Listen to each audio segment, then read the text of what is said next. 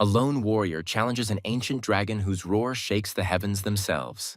The arrogant swordsman recalls his past victory, considering even the gods an insignificant obstacle. The determined hero decides to skip the boring introductions and take his fate into his own hands right away. Suddenly, the boy finds himself in the midst of chaos, where he must make a choice that will change everything. In a panic, the young man realizes that he almost missed the most important step in his new life. With boundless confidence, the young man tries to give himself the most absurd and great name. The system mercilessly destroys his dreams of a legendary title, returning the guy to harsh reality. A new power awakens within the adventurer as he rises from the digital ashes. The journey begins with the appearance of a mysterious old man who offers him his first task. The hero's optimism clashes with the old man's disdainful gaze, hinting at future difficulties. The guy's explosive nature does not allow him to tolerate humiliation, and he challenges the old man. To prove his strength, the young man receives his first, seemingly simple task to defeat the slugs. The hero looks with disdain at the cute-looking monsters, unaware of the hidden threat. Winter River, with complete confidence, takes out her first weapon from her inventory. The first blow brings only disappointment because the damage turns out to be negligible. In response to the attack, the harmless slug turns into an enraged monster. The slug's counterattack is 10 times more powerful, leaving the guy in shock. Realizing that he cannot win, the young man flees in terror. In despair, the hero opens the status window, trying to understand the reason for his failure.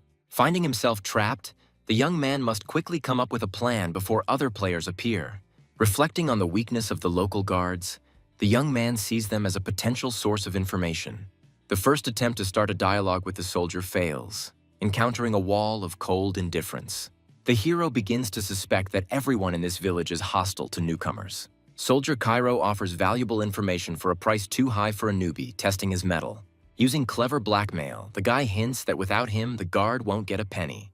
The guard realizes that he is missing a unique chance to make money on the only newcomer in the village. Seeing that his ploy had worked, the young man triumphantly stops the bewildered soldier. With a devilish grin, the hero declares that he needs not just advice, but full-fledged training. Strength overwhelms the adventurer as he instantly masters new combat skills. Devastated and shocked, Cairo demands payment from the boy for the priceless knowledge. Penniless, the young man offers the soldier a dubious deal, promising to pay him back in the future. Cairo's anger flares at the thought of being deceived, but the boy remains icy calm. Having agreed to the contract, the guard sets harsh conditions, threatening the hero with reprisals for failure to pay the debt. With a charming smile, the young man ups the ante, demanding equipment in addition to training. Having achieved her goal, Winter River triumphantly tries on her new armor, completely transforming. New equipment significantly increases his stats, giving him a real chance of winning.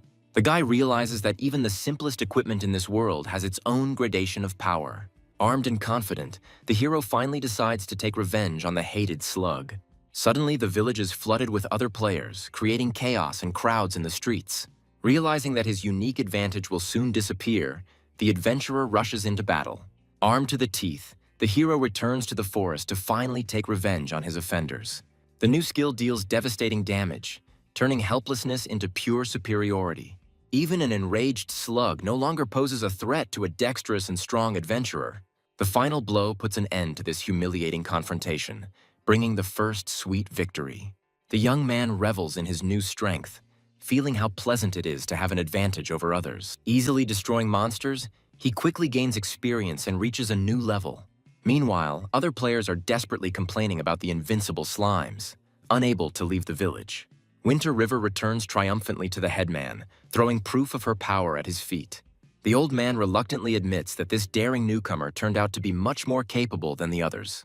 Having completed the task, the guy contemptuously demands a more difficult mission, considering this a warm-up.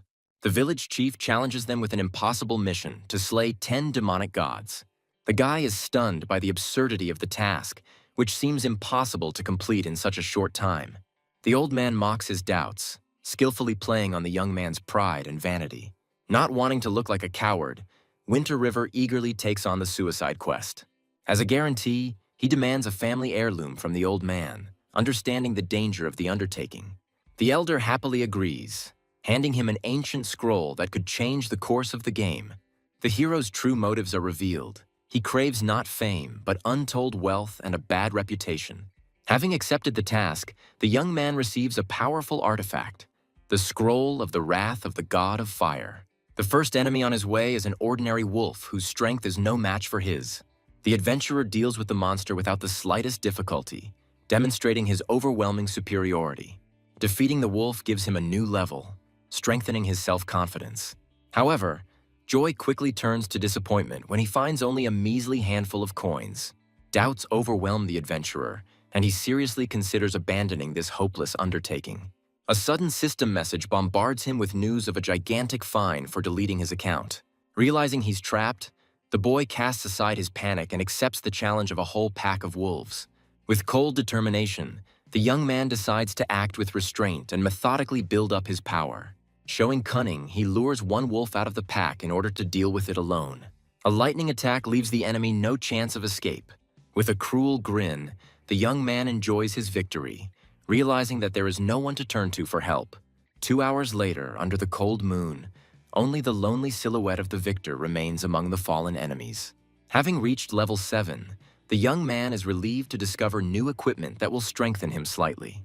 But the peace doesn't last long, as the demonic Wolf King, a bronze-tier boss, appears before him. Having assessed the colossal difference in strength, the guy understands that his attacks are unlikely to penetrate the monster's defense. Casting aside his doubts, the hero decides to take a risk, because such a chance to use the first mover advantage only comes once. The ferocious boss rushes into the attack, intending to tear the impudent upstart to pieces. The first blow seems crushing, but reality turns out to be much more cruel. To his horror, the young man sees that he has only dealt 9 points of damage due to the wolf's incredible defense. The monster's counterbite takes away a significant portion of the adventurer's health, proving mortally dangerous. Instead of panicking, Winter River displays inhuman strength, stopping the beast with her bare hands. With complete dominance, he effortlessly takes down the boss, earning a new, unexpected title. Using a small wolf as a human shield, the hero enters into a tense confrontation with the enraged boss. Despite the insignificant damage, the young man continues his tactics, wearing down the monster and playing on its indecision. The boss's rage reaches its limit, but he is powerless against the young man's cold-blooded cruelty. After 2 hours of grueling battle, the wounded beast begins to change, accumulating dark energy. When the boss's health drops to half, he enters his second phase, becoming even more powerful. Horror grips the boy when he realizes that the rules of the game are much more complex and deadly than he thought. The new ability turns the monster into a killing machine, leaving the hero no chance. The battle becomes even more hopeless as the Wolf King's aura weakens the adventurer, depriving him of his advantages. In desperation, the boss sacrifices his kinsman, dealing a crushing blow to the hero's living shield. This cruel act plunges the monster into sadness, paralyzing him for 5 seconds and giving the boy his only chance for salvation. On the brink of death, with only a tiny amount of health left, the hero realizes that any mistake will be his last. Realizing that he cannot win head-on, the young man switches to exhausting tactics, provoking the beast into a long chase. The enraged monster pursues him, giving him no time to rest in this deadly game of cat and mouse. The battle of attrition drags on, and the adventurer doubts whether he has enough strength to last until the end. Every step he takes is calculated to the millimeter, because the slightest mistake will cost him his life. 5 hours later, the grueling chase continues, turning into a true test of will and endurance. Finally, the exhausted monster falls, and triumph brings the guy not only victory, but also an instant jump in levels. Without a second's hesitation, Winter River decides to announce her feat to the entire server, seeking universal glory. The news of the first boss kill shocks all players who still can't escape the starting location. Sudden fame brings a barrage of friend requests upon the young man, which he rejects with irritation. Barely catching his breath, the hero heads towards the defeated boss, anticipating a well-deserved reward. Suddenly, an angry voice is heard, and a mysterious necromancer appears in front of the astonished guy. With icy contempt, the powerful enemy sentences him to death, considering him an insignificant insect. The young man realizes that the real boss of this location has just revealed himself in all his dark glory. Despite the mortal threat, the adventurer maintains his composure because he has an ace up his sleeve.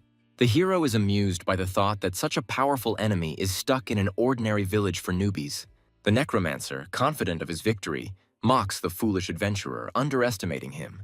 Feigning humility before death, the young man turns to his enemy with a final, unusual request. Intrigued, the arrogant necromancer condescendingly allows him to speak before his inevitable death. Hiding his true intentions, the boy asks only to look at the enemy's characteristics, preparing to deliver the decisive blow. The necromancer is enraged by the hero's insolence and decides to immediately grind him into dust. Breaking through the magical attack, the young man finds himself face to face with the enemy, mocking his self-confidence. The guy takes out his main trump card, an ancient scroll, warning that it is not too late to stop. Horror distorts the necromancer's face when he recognizes the legendary forbidden artifact in the hands of the newcomer. Sensing the enemy's fear, the adventurer, with a devilish grin, demands complete submission. Trying to hide his weakness, the necromancer bluffs, claiming that the scroll's curse will not harm him. He continues to provoke the young man, doubting that he has the courage to sacrifice himself. With cold determination, the hero accepts the challenge, preparing to activate the scroll and drag the enemy into oblivion with him. The necromancer's confidence evaporates, because in his weakened state, he may not survive such a powerful curse.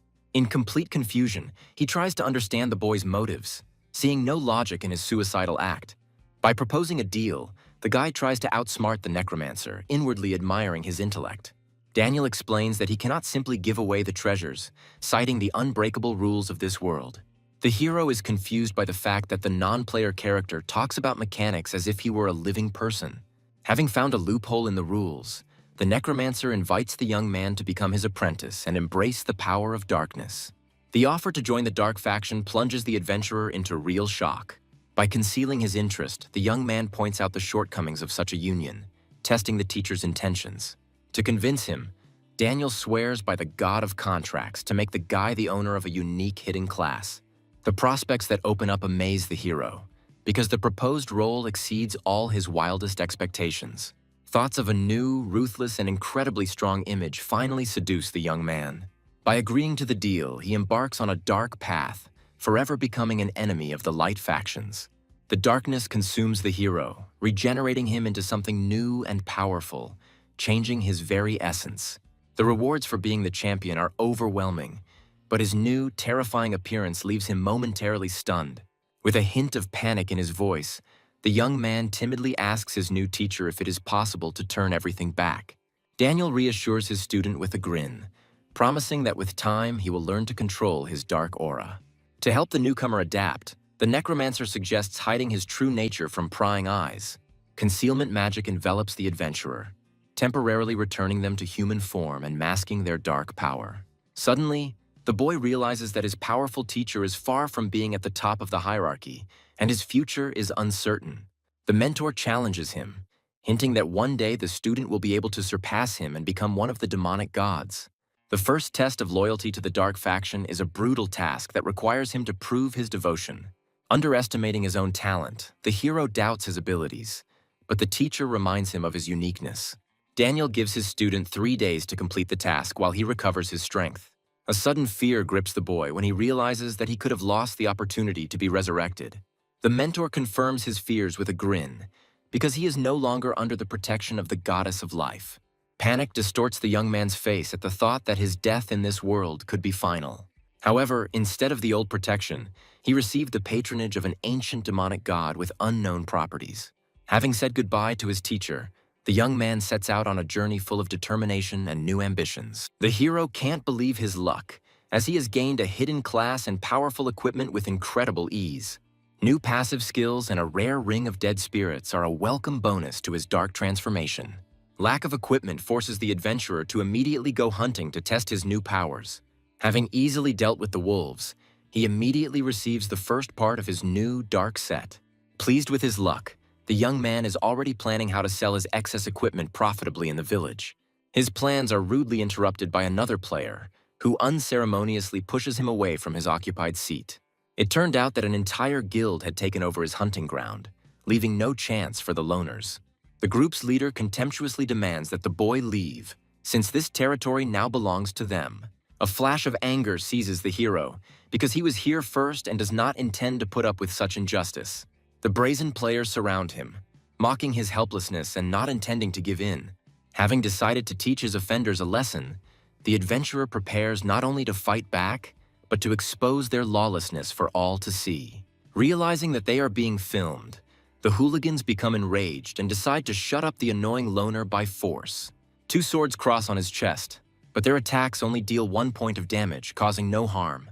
The counterattack of dark energy tears opponents to shreds, demonstrating a monstrous gap in power. The hero looks at his new stats in amazement, realizing that he has become incredibly strong for his level. The new discovery delights him. Now he can gain experience by mercilessly killing other players. The enraged crowd rushes at him, but in his eyes they are just faceless walking experience points. Like a dark whirlwind, the young man rushes through the ranks of enemies, leaving them no chance. Left alone with the last survivor, the guy notes with satisfaction the progress in his bloody mission. A crushing blow puts an end to this carnage, and a cruel smile plays on the face of the victor. Having preserved a recording of the massacre, the adventurer coldly declares that his opponents brought trouble upon themselves. Under cover of night, he returns to the village, intending to profitably dispose of the accumulated loot. Without wasting any time, the young man loudly offers equipment for sale, demanding payment in cash only. His appearance causes a sensation, as everyone recognizes him as the legendary Winter River, the first player to defeat the boss. A crowd of players organizes a real auction, vying with each other to offer fabulous sums for his trophies. With a sly smile, the young man announces that the winner is the one who offers the highest price. Suddenly, a representative of a large guild appears, offering to buy everything wholesale and inviting him to join. The hero politely declines, fully aware that joining the Light Guild would be suicide for him. Without backing down, the player offers to at least exchange contacts for future profitable deals. The deal is successfully completed, and Winter River not only receives money but also makes a useful acquaintance. The satisfied buyer readily agrees to transfer the huge sum directly to his bank account. Taking off the virtual reality helmet, the guy returns to the real world with relief. Having sold his gaming equipment, he looks with satisfaction at his account, which has been replenished by 40,000. It's time for revenge. He uploads the video with a sly grin. Tension reigns in the guild office as an assistant reports Winter River's brazen antics to an enraged president. The challenge is thrown down. The loner not only mocks them, but also sets the scene for the decisive battle. In a fit of rage, the guild leader decides to gather all his forces in the newcomer's village to make a show of destroying the insolent man. An unheard of reward is announced for the hero's head, 50,000 gold for each kill without any restrictions. The president explains that in this game, money is power, and he is not afraid to spend it to protect his reputation. The goal is to gather at least 100 players, because this daring loner should become a stepping stone on the path to glory.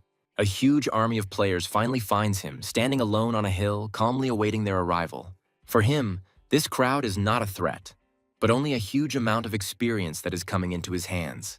Blinded by greed, the players rush to the attack, but the young man only grins, anticipating an easy victory. Like a dark reaper, he bursts into their ranks, and the first movement of his blade takes dozens of lives. The surviving players are horrified to realize that they are facing a real monster and fear losing their levels upon death. The group's leader tries to boost morale by promising compensation and reminding them of the rich spoils to be reaped from such a powerful enemy. The hero mockingly notes that while they dream about his equipment, he is simply farming invaluable experience on them. Mocking their pathetic tactics, he suggests they line up so he can pick them off one by one.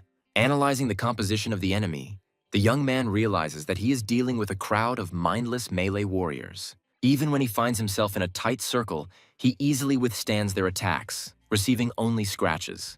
Boredom and disappointment are reflected on his face, because their pathetic blows are not even able to entertain him. After 20 minutes of grueling battle, his health finally gives out and the crowd begins to hope. Just when victory seems close, a golden glow envelops the boy. He levels up, completely healing. Panic reigns in the enemy camp, but their leader does not give up, convincing everyone that this was only a one-time reward for primacy. The guild leader figures out his trick and calls on everyone to attack to deplete his armor. The kill counter grows inexorably, bringing the hero closer to completing his dark mission. 15 minutes later, the last of the 100 enemies falls, and the task is considered complete. The The young man notes with satisfaction that he has finally proven his loyalty to the dark faction. But his thirst for battle and experience does not subside. He's not going to miss such a chance for easy leveling. A new wave of enemies arrives on the battlefield, but their resolve is shattered by his invincible might. His health is running low again, and players blinded by greed are already preparing to divide up his gear. Once again, a golden glow envelops him, and the new level gives him back all the strength to continue the slaughter. With a mad grin, he taunts his enemies, hinting that their pitiful efforts won't even be enough to break his armor. Confusion and horror reign among the enemy. No one can understand how he manages to gain experience for killing players. He kills their fighting spirit with a caustic taunt, shaming them for their cowardice, which will be seen by the entire internet. The guild leader is in despair and can't believe that the reward for the first boss has given him such a monstrous advantage. Having admitted complete defeat, the commander gives the order to retreat, unable to resist this monster. With triumph in his voice, the young man bids farewell to the losers, promising that he will be the one to laugh last. The victory earned him 2 levels, but he understands that killing such weak players will no longer give him much experience. To his surprise, he finds that his evil level has remained at 0. It seems that factional warfare is not considered a sin. A sudden alarm interrupts his thoughts. His new teacher is on the verge of death. Realizing that he is trapped in the newcomer village, the adventurer desperately rushes to the mountains in search of a way out. Meanwhile, in the gorge, a powerful priest of light corners the weakened necromancer Daniel. The priest eagerly anticipates the reward for the necromancer's head, which will open the way for him to the highest ranks in the church. The priest of light revels in his triumph, having spent months tracking his prey. Even on the brink of death, Daniel does not lose his composure and boldly looks the enemy in the face. Winter River suddenly appears on the battlefield, surprised to meet the old man from the village. The elder turns out to be a powerful pyromancer, whose true power is hidden from the eyes of ordinary players. Sensing a dark aura, the priest looks at the boy with disdain, while he innocently denies his involvement in evil. The pyromancer sees them both as easy prey that will bring him glory and honor in the church. The appearance of the apprentice completely ruins the necromancer's chances of victory, dooming him to certain death. Realizing the hopelessness of the situation, Daniel offers his student the only escape plan. Looking reproachfully at the mentor, the young man suddenly hands him the very scroll he received from the headman. With feigned indignation, he declares that he will not risk his life without a worthy reward and quest. The necromancer, touched by his offer, gives him an official quest with a generous but as yet unknown reward. With complete confidence, the young man stands up to defend his unreliable teacher, preparing for battle. The pyromancer is furious that these two dare to ignore him and make plans right under his nose. Threatening with a scroll, the hero demands that the priest of light not move, otherwise he will not hold back. The old man panics and realizes that he himself gave this boy a weapon that could destroy him. With a devilish grin, the adventurer opens the scroll, declaring that it was created especially for the likes of the priest. A powerful spell unleashes a fire demon that descends upon the shocked pyromancer. Taking advantage of the moment, Daniel begins a teleportation ritual to escape the deadly trap. At this time, all players of the Light faction receive notification of Winter River's betrayal and declare a hunt for him. Having successfully escaped, the young man and his mentor find themselves on the Plain of Storms, where new dangers await them. The worldwide announcement of his betrayal makes him a prime target for all Light faction players. The thought of a generous reward for his head makes the guy realize that now everyone he meets will be his enemy. The consequences of his choice fall upon him: quest failure, loss of reputation and levels, and a huge debt. Dropped to the first level and with empty pockets, he only smirks, because his main trump card is himself. Approaching his mentor, the young man resolutely demands the promised reward for his risky rescue. Daniel calms his student with a slight grin, promising that he will not hurt the one who saved his life. Golden energy envelops the hero as he receives his reward, an incredible amount of experience and a rare talent. In an instant, he rushes through the levels, becoming stronger than ever before. The adventurer is overwhelmed with delight, because he has not only regained his strength, but also received a legendary talent. The new skill grants him inhuman speed and guaranteed critical hits. The young man admires the new talent, because its main strength is not in damage, but in a humiliating blow directly to the enemy's face. Daniel explains that this skill was lost for centuries, and he only kept it, unable to use it. The hero is concerned that the talent does not receive bonuses from weapons, but the mentor dispels his doubts. It turns out that the power of the Devil's Trample depends not on the equipment, but on the strength of spirit of its owner. The insatiable adventurer asks with a smile if the teacher has any other generous rewards. With a light heart, he admits that he does not consider his losses a defeat, but only an incentive for rapid growth. Daniel decides to take the student to a safe place protected by the dark gods. They set out on a journey to find a shelter where the young man can train in peace and become stronger. An hour later, they reach their destination, the gloomy and lifeless Badlands. After giving the student the medicine, the necromancer sends him to hunt local monsters so that he can quickly level up. Having received the priceless medicine, the young man thanks his mentor for such a generous gift. A new mission is not long in coming. He must single-handedly exterminate 500 demonic lizards. The monsters' stats are impressive. They're even much stronger than the wolf boss he fought for so long. Despite the danger, the hero is confident of his victory, because now he has become immeasurably stronger. Dark energy envelops him as he prepares to unleash the full force of his newfound power upon his enemies. Like a shadow, he takes off, closing the distance with his first victim in the blink of an eye. The very first blow is devastating, demonstrating a colossal difference in strength. The skill Mad Kill turns him into a killing machine, dealing thousands of points of damage. Even strong scales do not save the lizard from its merciless attacks, which tear it to pieces. With a devilish grin, he looks at his defeated enemy, realizing that the monster was simply unlucky enough to become his opponent. His first victory only gives him a meager 500 experience points, which seems like a mockery given his strength.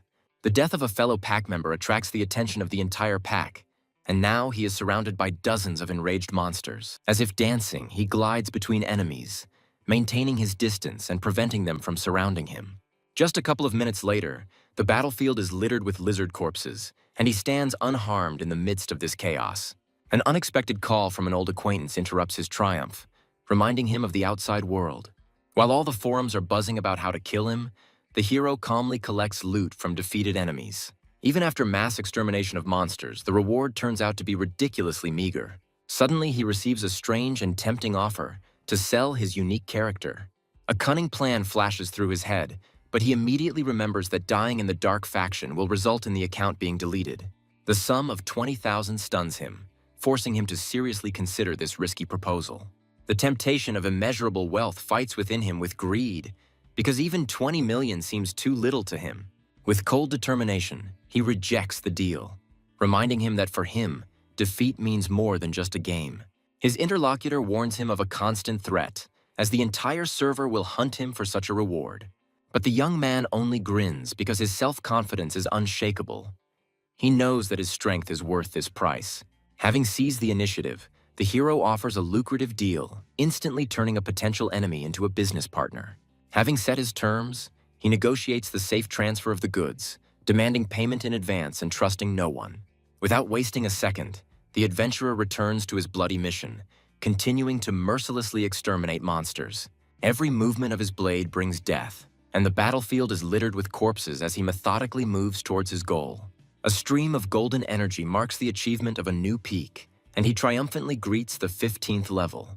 A sudden transformation envelops him in darkness, awakening an ancient power and granting him a new, deadly talent. A new divine talent grants him near immortality, allowing him to regenerate health even in the thick of battle. The deal is completed successfully, and the guy, having received his money, points the buyer to a cache of equipment. By completing the deal, he's reminded of future opportunities, strengthening his business ties with a powerful guild. An hour later, the tireless warrior continues his mission, slowly but surely approaching the cherished goal. The long-awaited reward finally drops from the monster, but joy is mixed with disappointment from the low probability of extraction. The new equipment, bronze sand boots, proves to be a modest but useful addition to his arsenal. A slight disappointment mars his triumph, as he still has some growing to do before he can use the new armor. A friendly message from the real world reminds him that even in the pursuit of power, he must not forget about himself. In a luxurious office overlooking the city at night, the humiliated guild president admits his fatal mistake. Taking the blame, the leader of the heroic community listens to the reproaches, realizing that his miscalculation cost them too much. Behind a mask of calm, the guild leader hides a cold rage, absolving his subordinate of blame for the recent failure. As soon as the door closes, his face contorts with humiliation and he is left alone with his dark thoughts. With his eyes blazing, the president declares a personal vendetta, vowing that the hunt for Winter River will never end. Unaware of the storm brewing in the real world, the lone warrior continues his tireless journey across the barren lands. A crushing kick demonstrates his new strength, which seems capable of splitting rocks themselves. His attention is drawn to a young lizard whose cunning hints that the battle will be far from fair. From the depths of the gorge emerges the true master of these lands, the king of demonic lizards, exuding an aura of death. A shadow of arrogance appears on the hero's face, because for him, this bronze boss is just another step to the top. His body is enveloped in dark energy, and he unleashes his signature move on the monster, paralyzing it for a split second. But triumph is marred by searing pain. The boss's poisonous skin becomes a deadly reminder of his carelessness. A healing potion instantly restores his strength, allowing him to recklessly launch into the most dangerous attacks. As if playing with fire, he dodges the deadly jaws, delivering precise and accurate blows. His sword, shrouded in darkness, pierces the monster's flesh again and again, bringing him closer to certain death. The final blow puts an end to this battle, and he looks at the fallen beast in triumph. The boss's body disintegrates, leaving behind a cloud of digital particles and the anticipation of victory. The long-awaited reward exceeds all expectations. A whole rain of silver coins showers him. Among the treasures, he finds strong armor and a powerful staff, each of which has unique properties. Disappointment is mixed with excitement, since most of the trophies are still beyond his level, and the staff is completely useless. Without wasting any time, he contacts his business partner, offering him a new batch of valuable equipment. Like an experienced salesman, he convinces the buyer of the value of the goods, asking him to name a fair price himself. The terms of the deal are accepted, and he, without wasting any time, demands immediate payment and the dispatch of a messenger for the goods. 100,000 earned in a couple of days only strengthens his belief in the limitless potential of this virtual world. The mission is almost complete, and he decides to finish off the last monsters to report to his mentor. Like a machine, he continues to exterminate lizards, and each kill brings him closer to a new peak. The long-awaited 16th level is finally reached, and he triumphantly tries on his new boots. Now he is fully equipped, and his self-confidence grows with every minute he spends in this world. Returning to reality, he feels hungry and decides to rest a little before new achievements. A message from an old friend makes him smile. It seems his gaming fame has reached the real world. An unexpected meeting with a childhood friend brings with it not only memories, but also a tempting offer. The secret is out. His friend is offering him not just a job, but a dizzying career as a professional player. A friend offers him a unique chance to join a professional studio that is preparing to blow up the world of eternity. To his surprise, the guy calmly refuses, preferring his own path to the top. Trying to convince him otherwise, his friend describes all the benefits of a stable job, a high salary, insurance, and a pension. Even the promise of earnings exceeding 10,000 cannot shake his determination. With an awkward smile, the young man explains that it's not about money. He simply prefers to work alone. A sudden revelation strikes his friend. He realizes that he has long been immersed in this virtual world. The hero speaks with delight about eternity, calling it a second world. So realistic and skillful it is. When asked about his game name, he only smiles mysteriously, preferring to keep his identity a secret for now. With a sly grin, he thinks that revealing his name now would be tantamount to suicide. The friend, sensing that he is hiding something, begins to suspect that he is being followed in the game, but is immediately distracted by something else. Leaning closer, the friend shares the main secret. Rumors of a secret area for the most powerful players. The secret turns out to be even deeper. You can get there not through luck, but only through true talent. The source of this valuable information is his work at a professional studio that is determined to make a splash in the game. Reality calls, and the friends say goodbye, agreeing to meet in the virtual world later. Returning to the game, he appears before his mentor, who is surprised by his lightning-fast completion of the task. With feigned disgust at the endless grind, the young man impatiently demands his well-deserved reward. Daniel reassures him with a fatherly smile, promising that he will never hurt his students. The generosity of the reward is staggering. The huge amount of experience and the rarest ring of storage exceed all his expectations. A stream of golden energy once again lifts him to new heights, instantly raising him to level 17. He looks with delight at the new silver ring, which is not only valuable but also incredibly useful for any player. Wanting to learn more about the world, the young man asks his mentor about talents and their origin. Daniel is surprised by his curiosity, since most players don't even think about it at such an early stage. He explains that talents are not a gift from above, but a reward for passing a special test in a secret space. A whole hour to choose from seems like a generous offer, but most of the talents turn out to be completely useless. As an example, he cites the legendary talent Heart of the Sword, which increases damage by a whopping 80%. When the student suggests that it is an S-rank talent, the mentor only smiles condescendingly. With reverence in his voice, he reveals the truth. Sword Heart is a talent of the highest SS rank. It turns out that in this world there is a whole hierarchy of ranks, and those who hold the highest ranks can be counted on the fingers of one hand. With a slight grin, Daniel reminds his student that his own S-rank talent is also incredibly rare. When asked how to become as strong as the inhabitants of this world, the mentor gives a simple but profound answer. Strength is more important than level. Daniel promises to reveal all the secrets as soon as the student is strong enough to accept them.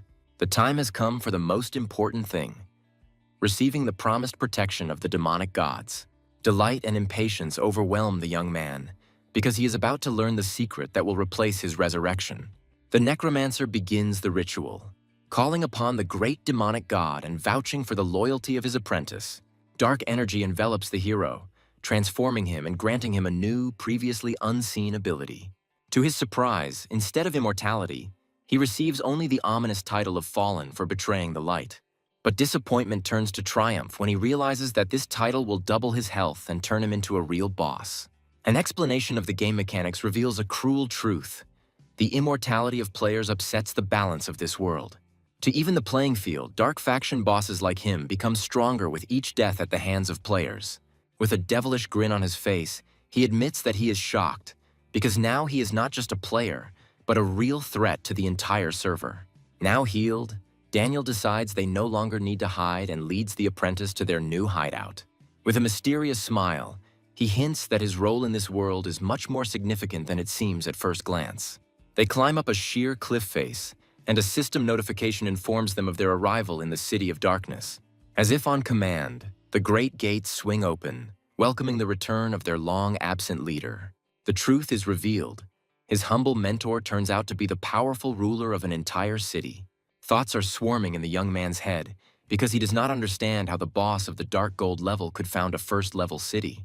It turns out that settlements in this world are divided into 6 levels, and conquering the main city is the key to world domination. The undead army greets their lord with reverence, rejoicing at his long-awaited return. Among the guards, he notices a powerful undead knight, a gold-tier boss who turns out to be the deputy chief. Bowing respectfully, the deputy greets his master, demonstrating absolute loyalty and devotion. Anxiety grips the young man, as he realizes that even with such powerful allies, their city remains vulnerable. The city's ruler shows respect to his subjects, thanking them for their loyal service and assistance. Daniel proudly introduces his new apprentice, officially inducting him into the highest circles of the City of Darkness. The powerful undead knight immediately senses the boy's immense potential, recognizing his dangerous and evil aura. The thought of the legendary strength of the Dark Swordsman gives the hero confidence, because in history, there has never been a weak one. Left alone with his mentor, the young man prepares for a serious conversation about the future and the dangers. The city's location in the heart of enemy territory makes the adventurers seriously concerned about their survival. Daniel declares with cold determination that death is but a small price to pay for unlimited power. Fear for his life wars within him with the realization that even the dark faction has its outcasts and internal strife. He recalls his past gaming experience with irony, realizing that he once again found himself among a tribe of rowdies and outcasts.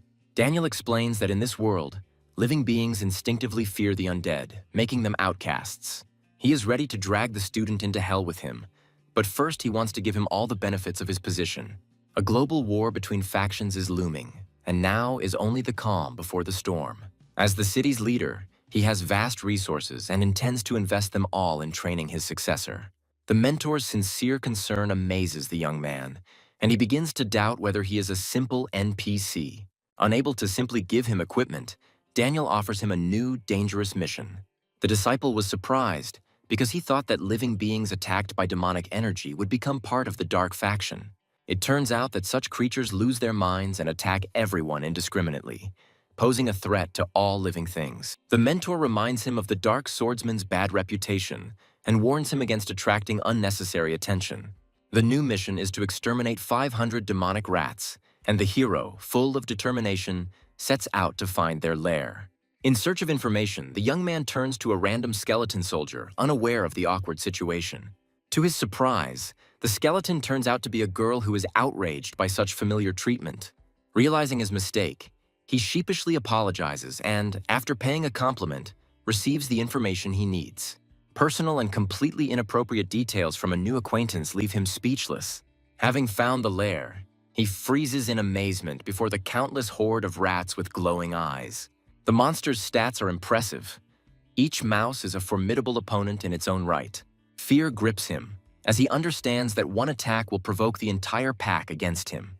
But instead of the expected aggression, the rats suddenly begin to run away in panic, sensing his aura. He realizes with surprise and delight that his evil aura acts as a repellent to monsters. Not wanting to let easy prey go, he gives chase, preparing to unleash his most powerful blow on them. A powerful blow shakes the earth, and like a predator, he rushes towards his fleeing prey. With a grin on his face, he turns the hunt into a bloodbath, because the fleeing enemies pose no threat to him. An hour later, the tireless warrior continues his grind, and each kill only fuels his thirst for battle. 2 hours later, among the mountains of corpses, he finally finds his first rare reward. Disappointment hits him again as the new bracers require level 20 to use. A sudden system message interrupts his thoughts, announcing the first player to receive a talent. This news takes him by surprise. He didn't expect that anyone could overtake him in this race for power. The mass extermination of rats does not go unnoticed, and his actions awaken the wrath of a powerful boss. From the depths of the earth emerges the demonic Mouse King, a silver-tier boss with monstrous stats. Despite the terrifying numbers, he maintains his composure, as his own level and skills are hidden from the enemy's eyes. Determination burns in his eyes. He will not allow anyone to steal his glory as the first silver-tier boss killer. The giant mouse rushes forward with a deafening squeal, intending to crush the insolent creature. The new talent, Devil's Trample, proves its effectiveness once again, momentarily paralyzing a powerful enemy. Even with double health, he understands that without constant healing, he cannot withstand such power. His sword, shrouded in darkness, strikes the boss again and again, dealing colossal damage. An hour later, the grueling battle continues, with both opponents at the limit of their strength. He knows that the worst is yet to come, as the bosses activate their hidden talents in a rage. A deafening roar shakes the gorge. The Mouse King goes berserk, calling on his horde to help. Hundreds of rats begin to crawl out of every crack, turning the one-on-one battle into a real battlefield. But instead of the expected attack, the summoned flock freezes in place as if waiting for something. His evil aura is so powerful that even a silver-tier boss flees in terror. Rage and passion overwhelm the hero. He will not allow his prey to simply leave and deprive him of his glory. By clinging to the tail of the fleeing monster, he does not give it a single chance of salvation. A hail of crushing blows falls on the boss's back, and each hit brings him closer to victory. Pursuing his prey, he rushes along the gorge, not paying attention to the enemy's rapidly depleting health. Suddenly, he feels a powerful surge of energy coming from the very heart of this cursed place. Before his eyes appears a giant purple diamond, exuding incredible strength and power. The energy of the crystal flows into him, filling every cell of his body and awakening hidden potential. The system message shocks him. All his stats are temporarily increased by 1,000%. The new stats turn him into a true god. Now he's not just a fallen, but a bronze-tier boss. With a maddened rage in his eyes, he pounces on the enemy, his enhanced blade bringing certain death. Victory brings him not only tons of experience, but also an instant jump to level 19. The reward for being the first is beyond all expectations, reputation, stats, and a rare S-rank item. The new artifact, the Power of Goodness, proves to be a true treasure, capable of enhancing his skills. He is filled with delight, as he can now make his already powerful abilities even more deadly. Not wanting to hide in the shadows, he decides to announce his triumph to the entire server with a devilish grin. The news of his feat shocks all players, who cannot believe in the existence of such a monster. He looks at the defeated boss with satisfaction, anticipating what kind of prey this glorious hunt has brought him. A sudden system notification interrupts his triumph. In 3 minutes, the test of his talent will begin. Excitement and anticipation flash in his eyes as he prepares for any challenge this world throws at him. With a sly grin, he decides to use the remaining time to prepare for the main test. He knows that items can't be used in the talent test, but no one talked about skills. Without thinking, he activates the power of goodness, intending to use its power to enhance his talents. His choice falls on the most valuable and unique skill, Dark Sword Skill. In an instant, his passive skill evolves into killing art, becoming even more deadly. He is filled with delight, because now his attack has doubled, and he is no longer tied to one type of weapon. Before the test, he decides to take his prize, a lilac diamond that gave him incredible power. It turns out that this gem has a limited number of uses and temporarily enhances hidden power. To his surprise, he receives not the entire diamond, but only a fragment of it, since he was not its original owner. A clever thought occurs to him. If he could use the diamond's power in the test, his chances of success would skyrocket. The countdown has begun, and he eagerly awaits the start of the test that will determine his fate. Like a flash, he is transported to a mysterious forest, where he must face an unknown enemy. The first opponent is a harmless-looking rabbit, and he has only 10 minutes to win. The enemy's stats are laughable. He's weaker than even the first slime he encountered. Despite being reset to level 1, he retained all of his titles and unallocated stat points. With a devilish grin, he pours all his points into the attack, intending not just to win, but to destroy the enemy. The second opponent turns out to be much more serious, a skeleton, whose strength promises a more worthy fight. The system levels their odds, and he understands that each test will become more difficult. Clenching his fists, he prepares for battle, because the outcome of the battle will determine the talent rank he will receive. Excitement and anticipation flash in his eyes as he eagerly awaits what talent awaits him at the end of this journey. The third opponent is a demonic wolf whose strength will prove whether he is worthy of a B rank. With a grin on his face, he accepts the challenge, because for him, this monster is just another step to the top. His fists strike the enemy with incredible force, proving his overwhelming superiority. The fourth enemy, an armored warrior, becomes the final obstacle to reaching S rank. In an instant, he dispatches him, easily fulfilling the requirements for achieving the highest rank. Excitement burns in his eyes, and he eagerly awaits the next challenge, hoping for an SS rank. But he is in for a disappointment. The system only offers him a promotion to S rank, with no chance of more. The fifth enemy turns out to be a powerful Dark Gold tier boss, Young Tiger. A sudden revelation strikes him. He understands that this test determines not the maximum but the minimum rank of talent. The system evens their chances again, raising his level to 40 and giving him a ghost of a hope of victory. A battle with a tiger turns into a real test of strength, where every move could be your last. Like a tamer, he seizes the moment and subdues the ferocious beast, not allowing it to escape. A powerful knee strike knocks the boss out, proving that brute force doesn't always decide the outcome of a battle. Defeating the tiger opens the way for him to reach SS rank, but the test is far from over. An explosion of digital energy marks his triumph, and he receives well-deserved stat points. With a devilish grin, he pours all the points he has gained into the attack, preparing to meet the final enemy. What appears before him is not just a boss, but a true deity. The Water Kilin, exuding an aura of primordial power. Shock and disbelief are reflected on his face, because he did not expect the test to be so difficult. The system intervenes again, raising its level to 50th and returning it to its original state. With a new level comes new power. But will it be enough to defeat a divine-ranked creature? A new 600 attack and a 100% boost from his talent give him confidence in an easy victory. The boss's stats are astounding. Even at level 1, he possesses power that exceeds all imaginable limits.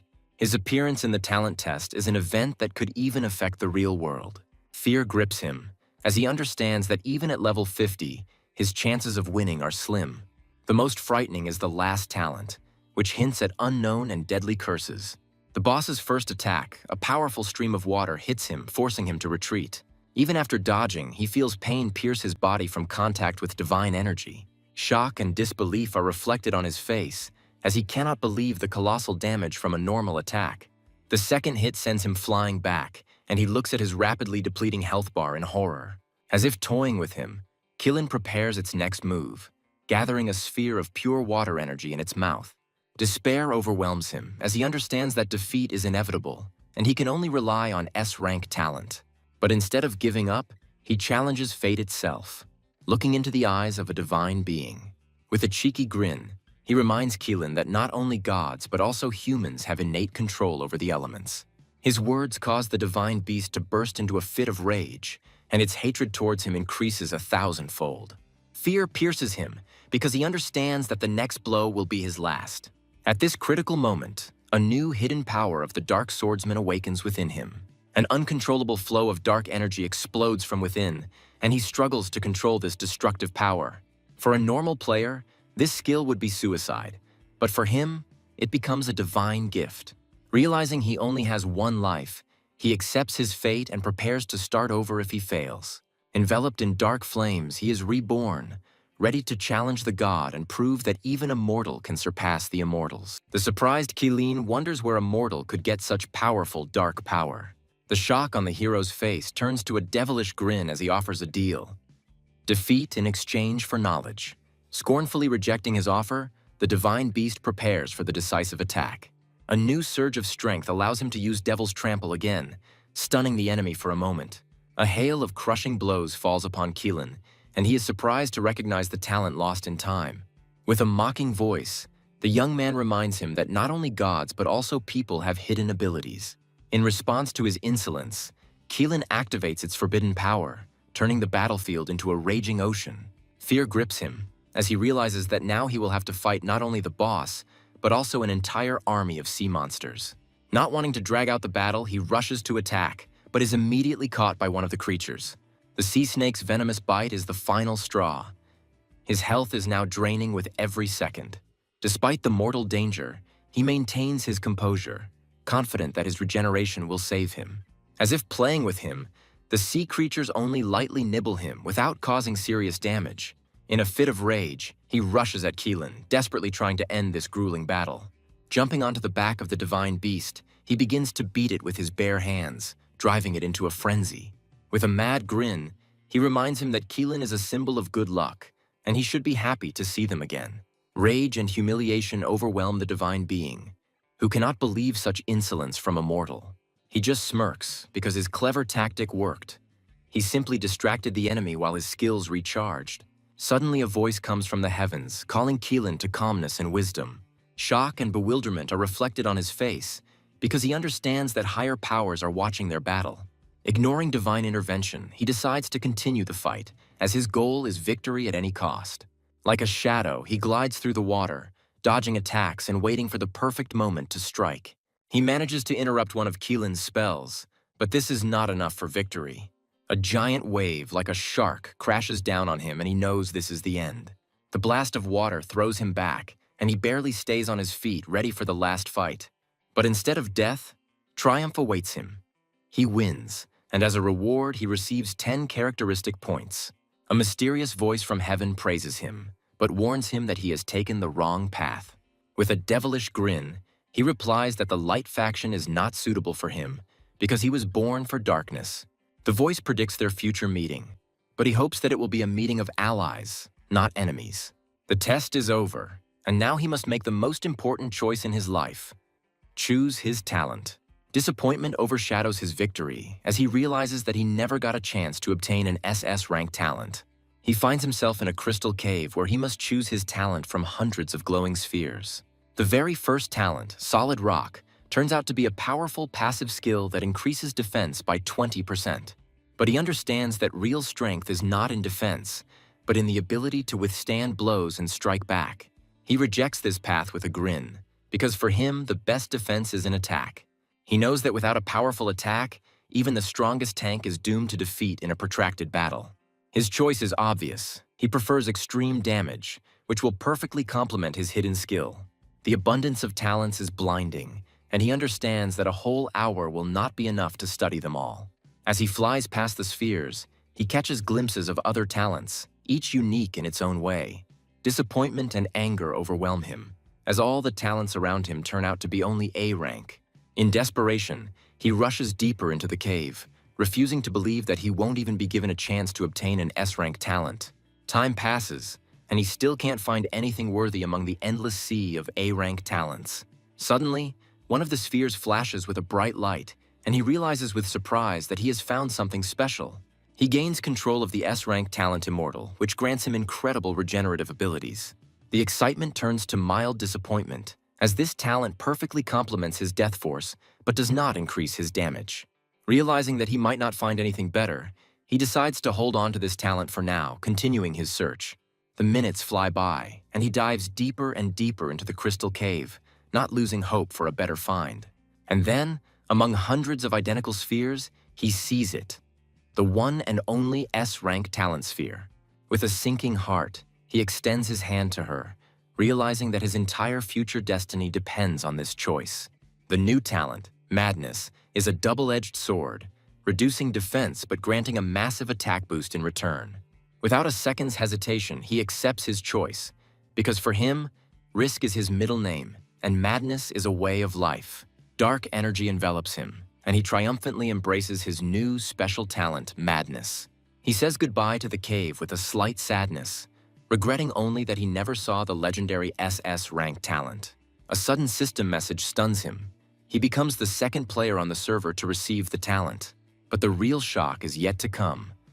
His talent, Madness, evolves to the incredible SS rank, Domination. The test is over, and he prepares to return to the real world, full of excitement and anticipation. Returning to the gorge, he hears the frightened squeaks of the rats, who are still afraid of his dark aura. He eagerly opens the status window to take a look at his new, improved talent. Domination ends up being a pure and simple 50% attack increase, with no negative effects. With a devilish grin, he realizes that his new talent is much stronger than even the legendary Swordheart. In a fit of euphoria, he thanks the system for such a generous gift and immediately remembers the forgotten loot from the boss.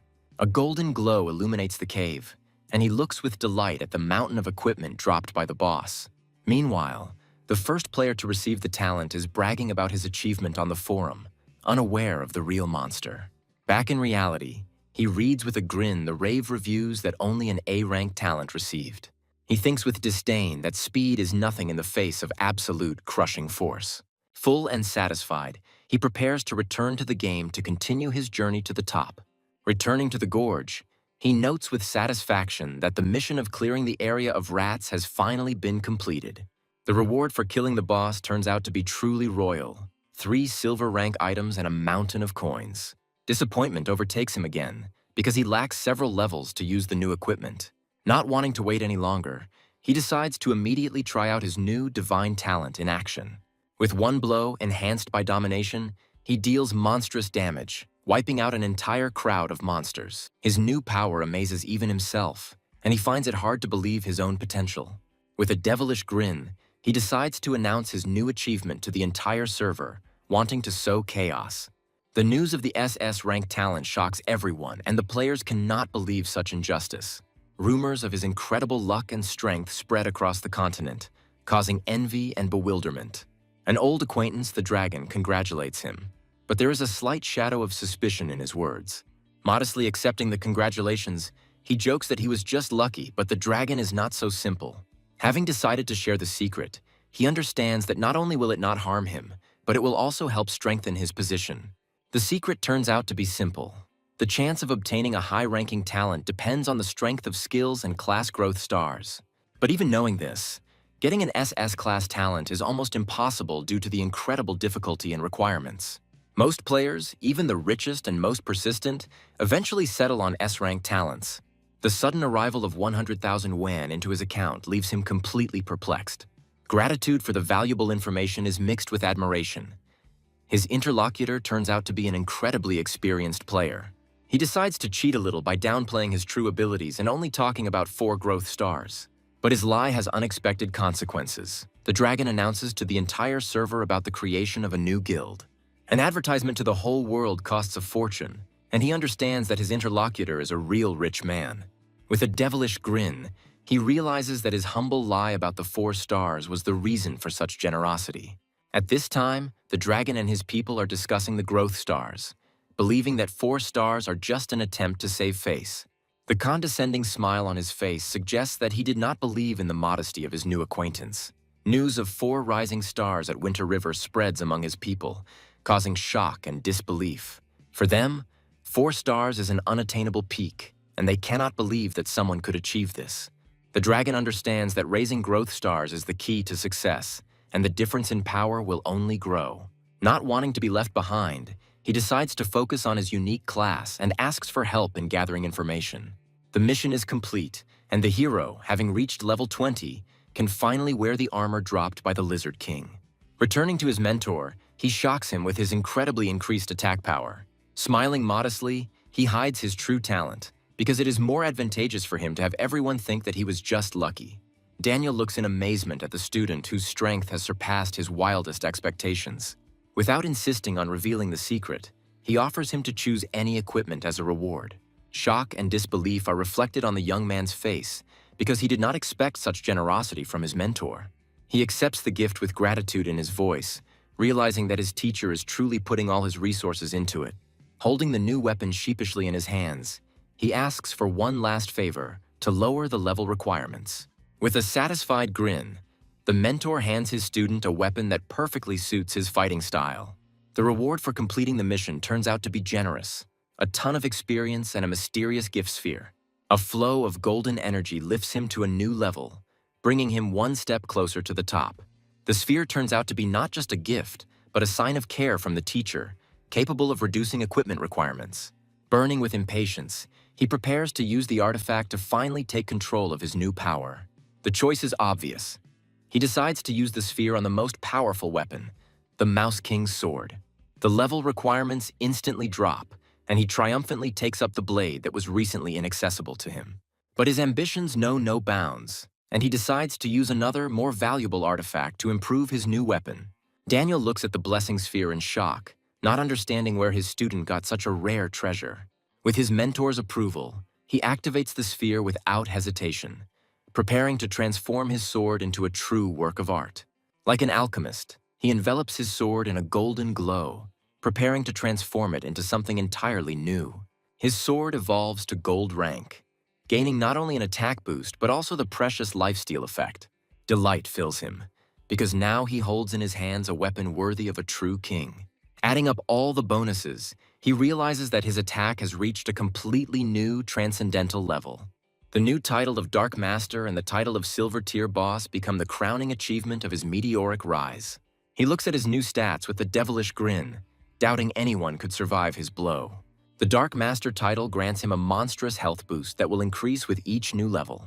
Modestly accepting praise from his mentor, he understands that all his achievements are the result of his own efforts and talent.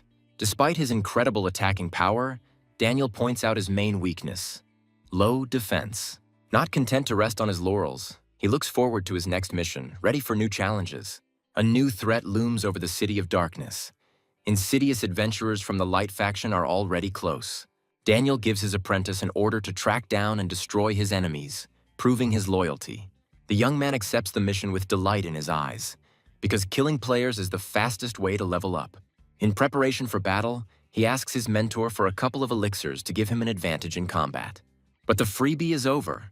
Now you have to pay for the precious potions, albeit with a generous teacher discount. He gratefully accepts his purchase, realizing that these elixirs could save his life. The price is exorbitant, even with a discount. The elixir of life costs a fortune, which seems like a real robbery to him.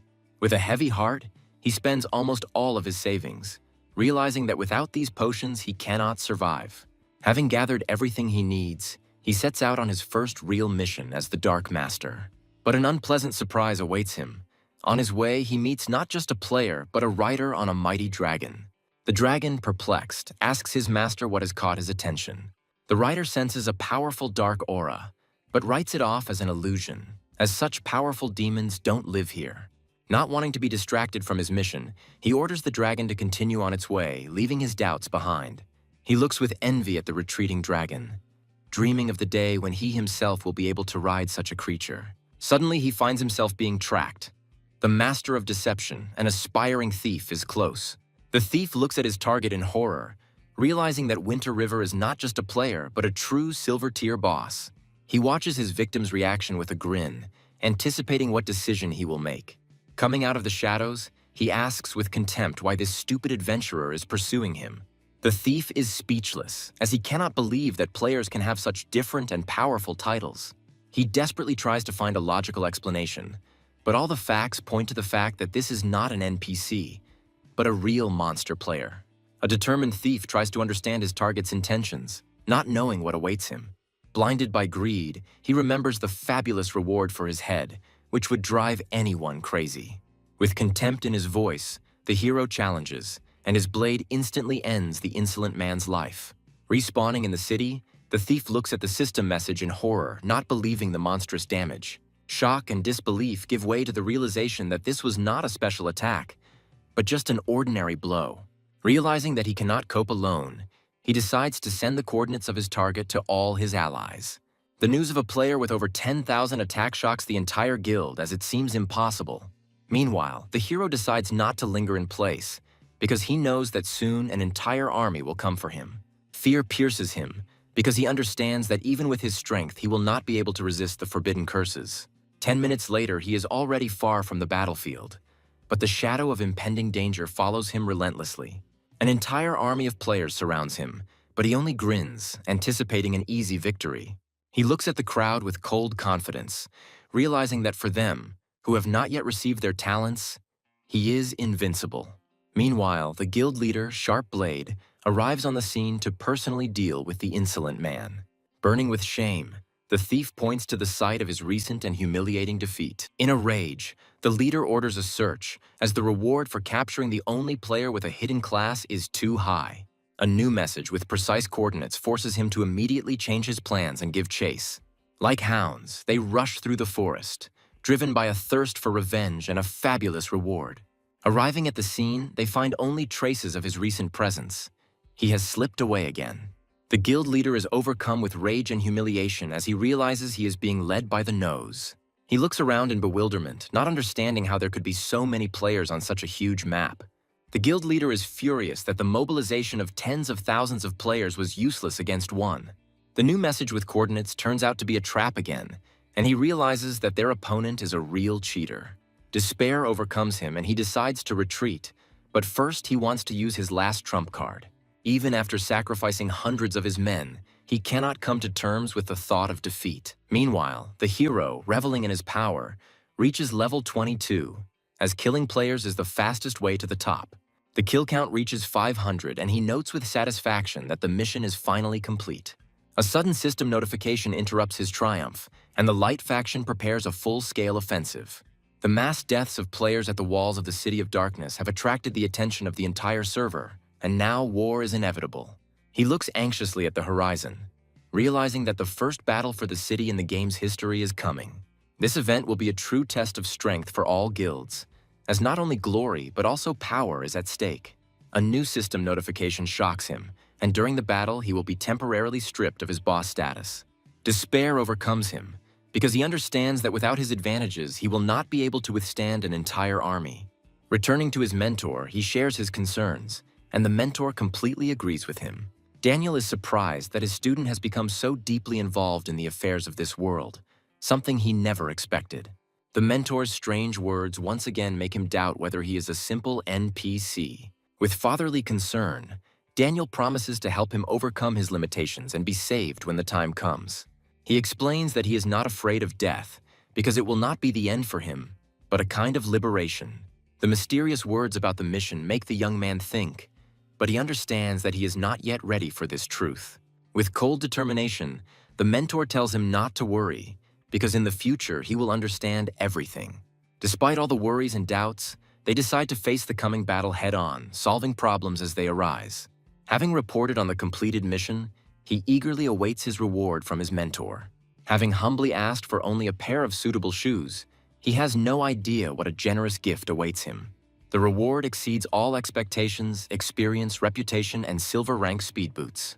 He is filled with delight because he has received another piece of rare equipment that will strengthen him. Now that he has reached the required level, he can finally don the full set of Mouse King armor. Even though most of his equipment is still bronze ranked, he is ready for new achievements. Daniel reminds him that talent alone is not enough. Sooner or later, he will have to learn the basics. He gives the student a letter of recommendation, sending him on a quest to find the mysterious undead swordsman. Gratefully accepting the new mission, the young man feels a thirst for new knowledge and power ignite within him. But before setting off on his journey, he asks his mentor the most important question: where to look for these ghost swamps? Having received instructions, he sets out on his journey because in this game there are no maps, and every step is an exploration of the unknown. Mysterious will-o'-the-wisps and an ominous atmosphere tell him that he has finally reached the ghost swamps. Rotting corpses rise from the murky water, exuding an aura of hatred for all living things. He realizes that these monsters are much stronger than they seem, because he can't even determine their level. Not wanting to engage in battle with the whole crowd, he decides to lure one of them out to test his strength. His sword, shrouded in darkness, falls upon the enemy, inflicting colossal, almost fatal damage. But the counterattack turns out to be surprisingly weak, and he realizes that his new armor is a real fortress. With a grin on his face, he realizes that these rotting corpses pose no threat to him. In an instant, he deals with an entire crowd, receiving a huge amount of experience as a reward. He quickly calculates that to reach the next level, he only needs to destroy 300 of these walking bags of experience. Like a predator, he pounces on a new crowd of monsters, because for him, they are just an easy way to level up. Half an hour later, the battlefield is littered with corpses, and he, surrounded by a golden glow, reaches level 23. Tired of the endless grind, he decides to finally find the one he came here for, the undead swordsman. Despite the marks left behind, the vast and confusing location forces him to wander in search of his goal. A sudden revelation strikes him. He realizes that he has misinterpreted the mission description. Not wanting to waste any more time, he shouts into the void, hoping that the mysterious swordsman will hear his call. An elegant figure with a purple sword appears from the mist, and he knows he has found his target. An icy gaze and a cold question make him freeze. This swordsman is clearly not happy with the uninvited guests. In an instant, he appears right in front of him, and the young man is shocked and cannot understand how he moved so quickly. Fear and admiration are mixed in his gaze, because he understands that in front of him is an incredibly strong and dangerous opponent. Handing over the letter, he explains that all the instructions are inside and hopes for understanding. Like a ghost, the swordsman glides towards him, and the young man barely dodges his lightning-fast attack. In an instant, the letter is in his hands, and he runs his eyes over the lines with cold calm. A smile touches his lips when he realizes that in front of him is not just a player, but a dark swordsman. He agrees to train him, but sets a condition. First, the young man must complete several of his tasks. The words about the rules of this place confuse him again, and he cannot understand how an NPC can be bound by them. Thoughts of the destruction of the world and the unpredictability of NPCs make him question the nature of this game. He decides to take a risk and asks a direct question about the rules, trying to understand what is really going on. The swordsman explains that the rules are an unbreakable law that even the great demon gods obey. A thought strikes his mind, and he asks with horror if he has ever tried to break these rules. The swordsman interrupts him, saying that it is too early to talk about such things since he is still too weak. To prove his strength, the young man must pass a new test, kill several rotting corpses. The new task turns out to be much more difficult than he expected. He has to destroy a whole 1,000 monsters. The swordsman acknowledges his attack power, but points out his main weakness: lack of training and experience. After telling him to go, he promises to wait for his call when he is ready to continue his training. Left alone, the young man cannot shake off the feeling that his new mentor is an extremely strange and mysterious person. Time is running out, and he knows he must become stronger as quickly as possible to be ready for the coming siege. With cold determination, he casts aside sleep and fatigue, setting out on his longest and bloodiest hunt. A loud roar attracts his attention, and he sees a new, even larger crowd of rotting corpses. Like a berserker, he bursts into their ranks, and every movement of his blade brings him closer to his cherished goal. The kill counter grows inexorably, and every movement of his blade brings death to an entire crowd of monsters. After several hours of continuous battle, he's already halfway to his goal, and his excitement only increases. Even in the heat of battle, he never misses an opportunity to profit. A new staff would be an excellent item to sell. 5 hours later, the last of the 1,000 enemies falls, and he triumphantly completes his grueling ordeal. He looks at his progress with satisfaction, as he is only 5% away from the next level. Suddenly, the concealment magic cast by Daniel wears off, and his true form is revealed in all its dark glory.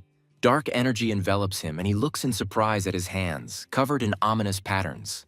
With a slight grin, he takes on his new demonic appearance, for this is the true essence of the Dark Swordsman. Oblivious to his transformation, he proudly reports on his completed mission, ready for a new reward. The swordsman, impressed by his strength, recognizes him as worthy and grants him the right to become his disciple. A golden glow envelops him and he reaches level 26, becoming even stronger. The swordsman humbly accepts the gratitude, inviting him to consider himself his unofficial teacher. He warns that one should not expect much, because a weak student will not be able to comprehend great techniques. With a devilish grin, he prepares to choose his new skill from hundreds of options. The abundance and variety of skills amazes him, and he can hardly believe such generosity from his new mentor. All the skills offered are unique and high-level, learned by Cheryl himself. The very first skill, Sinister Decision, turns out to be incredibly powerful, but requires a huge level and a fortune. Disappointment overwhelms him, as he realizes that most of these divine skills are beyond his means yet. In desperation, he searches for anything affordable, but even the most basic skills require exorbitant sums of money. Finally, he finds what he was looking for. Undead Grip, a powerful and accessible skill that will become his new trump card. The second skill, Necro Sweep, proves to be no less useful, dealing massive damage and slowing the enemy. With a satisfied grin, he realizes that these two skills will become his main weapons at the initial stage of the game. The training is complete, and the swordsman promises to show him new techniques as soon as he becomes stronger. Burning with impatience, he asks when he will finally be able to consider himself strong enough. The swordsman explains that true power will come to him when the dark swordsman's power begins to overflow within him. He remembers his dark reincarnation and realizes that to do so, he needs to reach level 50 again. Bowing respectfully, he says goodbye to his teacher, ready for new achievements and a long journey. Returning to reality, he realizes that he has gotten carried away and decides to rest a little because even heroes need sleep. A morning call from a friend interrupts his rest, and he struggles to understand what is happening. A friend reminds him of yesterday's big announcement, which he seems to have missed in the heat of his virtual battles. A friend talks about generous rewards for participating in the siege, which can even include gold equipment. Shock and disbelief are reflected on his face because he cannot believe such generosity from the developers. It turns out that this information is inside information obtained through closed channels, and the system did not announce it. Freedom from non-disclosure agreements allows his friend to share secrets without any consequences. Despite the tempting offer, he only sleepily hums into the phone, showing no particular interest. A sudden revelation hits him, and he can hardly believe that he almost missed such an incredible opportunity. With shining eyes, he declares that he has a brilliant plan that will bring them both untold riches. Without revealing all his cards, he only promises to treat his friend as soon as everything works out, and playfully says goodbye. Having shaken off sleep, he immediately returns to the game, full of determination and ready for new achievements. Without wasting a minute, he rushes to find his mentor to discuss his daring strategy with him. He proudly announces to his teacher a brilliant plan that will help them in the coming battle. Daniel agrees to listen with interest to his daring student's strategy. The young man explains that adventurers, although part of the Light faction, do not like to obey anyone's orders. He proposes to use their underestimation and disdain for adventurers to lure some of them to his side. The behavior of the NPCs from the first village only pushes players to start playing against the main plot. Daniel, however, is not so simple and points out that joining the Dark faction is not so easy. Ignoring the difficulties, the guy insists that the main thing is to offer them an incredibly tempting reward. With a devilish grin, he suggests another, more daring and radical way to attract allies. The reward for first place in the siege must be so great that players will not be able to resist the temptation. His final trump card, only the winner will have a chance to join the powerful Dark faction. Daniel explains that his power is actually much higher than the Dark Gold level than he could have ever imagined. Shock and disbelief are reflected on the young man's face as he realizes that his mentor has reached the legendary level of spirit. It turns out that adventurers cannot simply turn to the dark side due to an unbreakable contract with the goddess of life. With a sly grin, he points out a loophole. The contract does not prohibit receiving faction membership as a reward. Daniel agrees with a devilish smile, promising that the winner will receive more than just an introduction. With triumph in his voice, the young man confirms that his plan is not just a trick, but a true work of art. With a slight sadness, he thinks that his cunning is not deceit, but just a way to survive in this cruel world. Recognizing the genius of his plan, Daniel proudly acknowledges him as his best student. A system notification announces the start of recruitment for the Dark Faction, and the news spreads throughout the server. Leaderboards and generous rewards for city sieges become the main topic of discussion among all players. The reward for first place is truly royal, joining the Dark Faction and receiving a secret class. With a devilish grin, he posts the announcement, anticipating the chaos it will cause among the players. To avoid attracting unnecessary attention, he asks his mentor to renew the concealment magic on him. Daniel readily agrees, since with his current strength, showing himself to powerful enemies would be pure suicide. A new, enhanced magic envelops him, returning him to his human form and hiding his dark essence for a whole month. He looks at his hands in surprise, realizing that the spell's duration has increased due to the increased power of his mentor. With a satisfied grin, Daniel explains that his wounds have healed and his strength has increased, which has affected the magic. Having reported on his training with the swordsman, the young man eagerly awaits new instructions from his main mentor. Daniel's words about the swordsman not intending to return to the light make him think about his past. He realizes that Cheryl is not just a powerful NPC, but a key figure in this story who will become his new teacher. Daniel predicts that even after his death, their paths will cross again, because their destinies are connected. A thought strikes his mind, and he realizes that his mentor is not just an NPC, but a being capable of resurrection. But Daniel just brushes it off, saying that becoming a necromancer is not something you can just dream about. With excitement in his eyes, the young man understands that his abilities will become the main test for everyone in the coming siege. The new mission, Bring Turmoil, turns out to be not just a task, but personal responsibility for the fate of the city. With a heavy heart, he accepts his role, promising not to disappoint his mentor or dishonor the name of the Dark Swordsman. A system notification informs him of his arrival in the Radiant Forest, the place where he will face the enemy. Hiding in the shadows, he sees his first target, a camp of elite warriors of the Light Faction. The Star and Moon soldiers are much stronger than he expected, and he can't even determine their level. Like a predator, he chooses his first victim, deciding to start with lone patrolmen so as not to attract unnecessary attention. The first attack is successful, Undead Grasp momentarily paralyzing the enemy, giving them a chance. The Necro Swing hits the soldier with monstrous force, dealing almost 25,000 damage and raising the alarm. The wounded warrior calls for help in panic, and the young man understands that his time is running out. With fury in his eyes, he launches a final attack, intending to finish off his victim before reinforcements arrive. He looks at his defeated enemy with satisfaction, realizing that his new skills and combination are simply invincible. But his triumph is short-lived. A whole squad of elite warriors comes running to his cries for help. Realizing that he can't handle it alone, he decides to retreat, because the real boss may be hiding in the depths of the forest. Meanwhile, the soldiers are searching in panic for their general, not knowing that he has gone to play with his concubine. He looks at his confused enemies with disdain, realizing that for him, they are just a bunch of brainless ants. But even ants can be dangerous.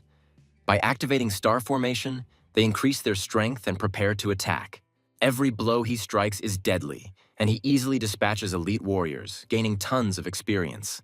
As if dancing, he glides between enemies, and his blade, shrouded in darkness, knows no mistake. 10 minutes later, the battlefield is littered with corpses, and he realizes with surprise that there weren't that many enemies after all. A powerful figure with a giant axe appears from the depths of the forest, and he understands that the worst is yet to come. The general's long-awaited return interrupts his thoughts, and he prepares to meet the real boss. General Kinton, a silver-ranked boss, proves to be not only strong, but also an incredibly resilient opponent. He is alarmed to find that his intelligence skills are becoming less and less effective against such powerful enemies. The general, recognizing his strength, offers him to surrender, but the young man only looks at him in bewilderment. Blinded by greed, Kinton dreams of a bounty on his head that would grant him a unique combat class and untold riches.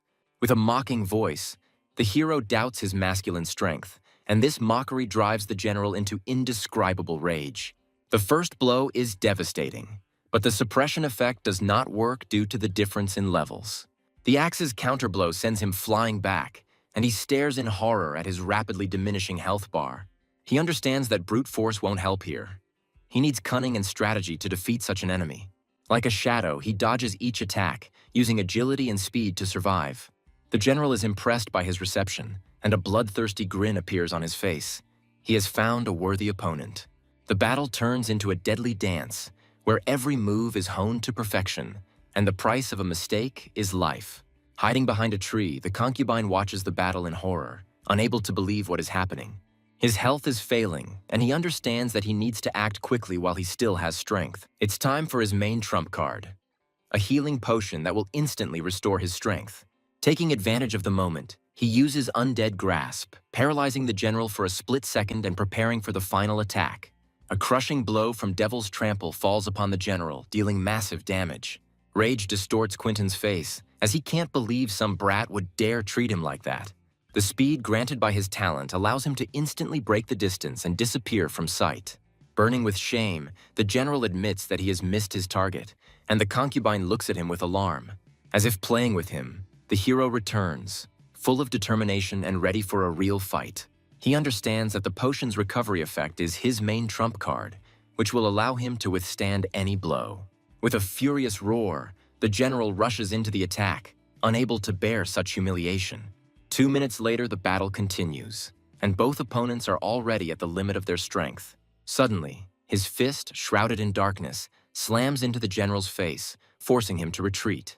Hiding behind a tree, he watches with a grin as his health rapidly recovers while the enemy comes to his senses.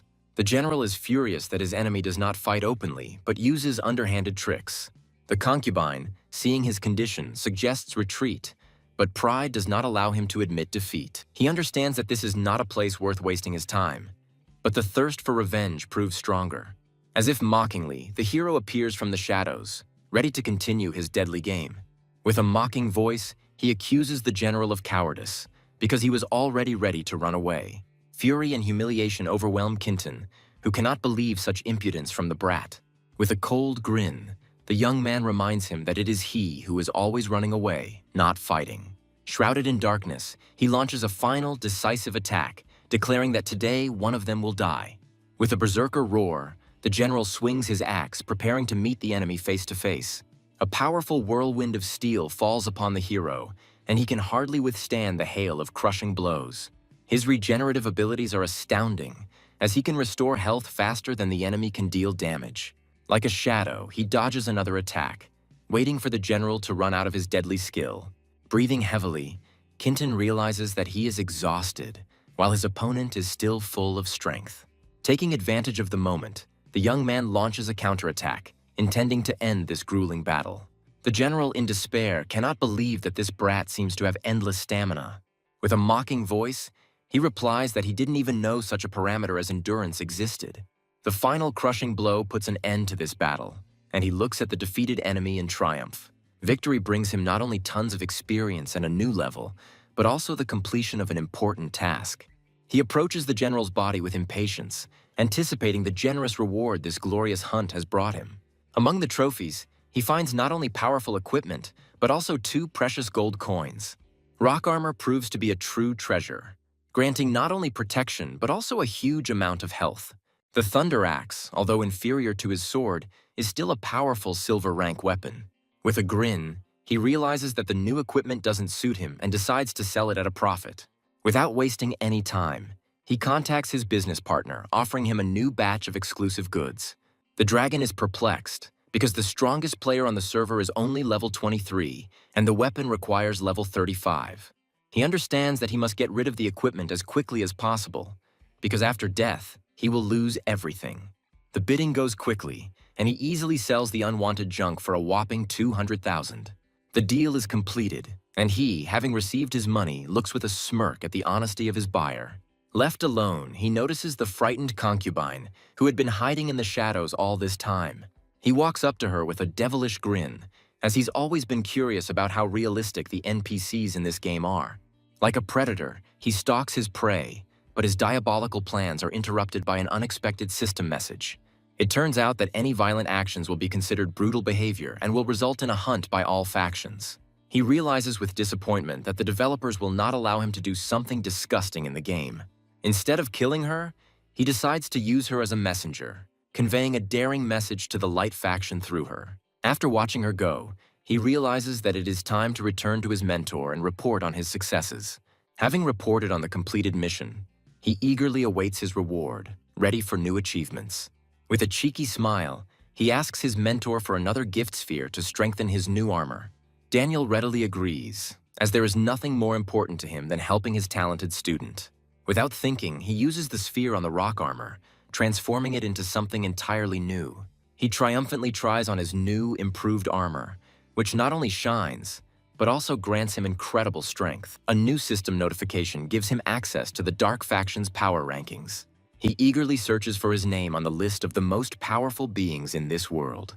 To his surprise, he finds himself in the impossible 9,999,966th place, which only makes him laugh. Daniel explains that he has every chance of getting into the top 10 in the future because he is a dark swordsman. It turns out that the previous dark swordsman was one of the 10 demonic gods whose name thundered throughout the world. When asked about his fate, the mentor only remains mysteriously silent, promising that he will find out everything in the future. The plan proves incredibly effective, with over 200,000 players already ready to defend the City of Darkness. With confidence in his voice, he states that players, unlike NPCs, are not bound by moral standards and only seek profit. Daniel agrees with a grin, realizing that at this rate they have every chance of saving the city. With icy calm, he hints that the real threat is not the players, but they, and the young man understands with horror who he is talking about. Fear grips him, because he understands that the main problem is not the players, but the plot of the game itself. Daniel entrusts him with training the skeleton warriors, as he is stronger than them and can teach them new techniques. Returning to reality, he decides to rest a bit and order some food to take his mind off the virtual battles. A friend suggests meeting for some spicy soup, and he happily agrees to the unhealthy but delicious food. While eating, his friend notices his thoughtfulness and offers to help, since everything is going well for him in the game. When asked about his level, he casually replies that he is already somewhere around 20-something. This news shocks his friend because it means that he is already at the top of the ranking leaders. The friend proudly declares that he himself is no slouch, level 19 and 39th position in the ranking. Having finally decided to reveal his secret, he makes his friend promise not to tell anyone. With cold confidence, he speaks 3 words that will change their friendship forever. Shock and disbelief give way to understanding. Now all of his friend's oddities make sense. Hardly believing his ears, he asks again if it is really that legendary player in front of him. Realizing the full danger of the situation, he promises to keep his secret so as not to bring even more problems upon him. Returning to the game, he immediately receives an alarming notification. The attack on the city will begin 4 days earlier. Panic grips him, because this means that the battle for the city will take place tomorrow and he is completely unprepared. He can't believe that the developers could change the event date because it violates all the rules. Realizing that there is no time to think, he rushes to the training ground, ready for battle. By order of the ruler, he is tasked with training the skeleton warriors in new combat skills.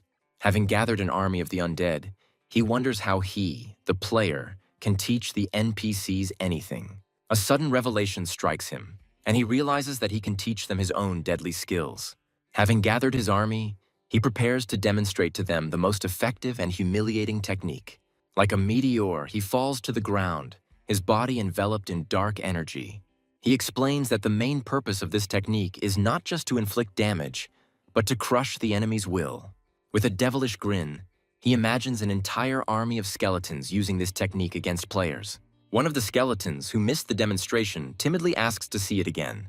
With a slight grin, he repeats his signature move, and the earth shakes from its power. The training bears fruit, and some of the skeletons successfully master a new deadly skill. He understands that even weak copies of his talent can become a decisive factor in the coming battle. Like a seasoned commander, he gives orders, and his undead army readily accepts the new tactics. The mission is accomplished, and without wasting a second, he rushes to his mentor for a well-deserved reward. Having reported on the completed mission, he eagerly awaits his reward, ready for new achievements. Daniel, impressed by his speed, decides not to put off the reward for later because the battle is already tomorrow. The reward turns out to be a mysterious and powerful artifact, a moon fragment of unknown rank. Shock and disbelief are reflected on his face because he realizes that this fragment is the key to immortality. The mentor explains that the rank is unknown because this artifact is only available for easy missions. He accepts this priceless gift with gratitude, realizing that his teacher believes in him like no one else. With a mysterious smile, Daniel talks about the fate that brought them together in this cruel world. It turns out he used this shard to escape powerful enemies, and his meeting with the student was not an accident. With concern in his voice, the young man asks why the mentor decided to give him such a priceless treasure. With a heavy heart, Daniel explains that his mission is complete, and he prefers to hand over the shard to him rather than give it to the enemy. Burning with curiosity, he asks his mentor the most important question: who he really is. Daniel only smiles mysteriously, promising that the truth will be revealed when the student becomes strong enough. As he leaves, he gives him one last piece of advice. In the coming battle, his main goal is to survive at any cost. Realizing that it's time to prepare, he decides to leave the game and get some rest before the big day. With a scream, he returns to reality, full of determination and ready for war. Returning to the game, he sees that his plan worked, but the system has imposed harsh penalties on him for failure. His appearance causes a real sensation among the players, who were eagerly awaiting their leader. The crowd greets him as a hero, and he struggles through the ranks of adoring fans. Ignoring the commotion, he heads to the wall to check his readiness for defense. Having found his mentor, he readily reports his arrival, and Daniel nods in greeting.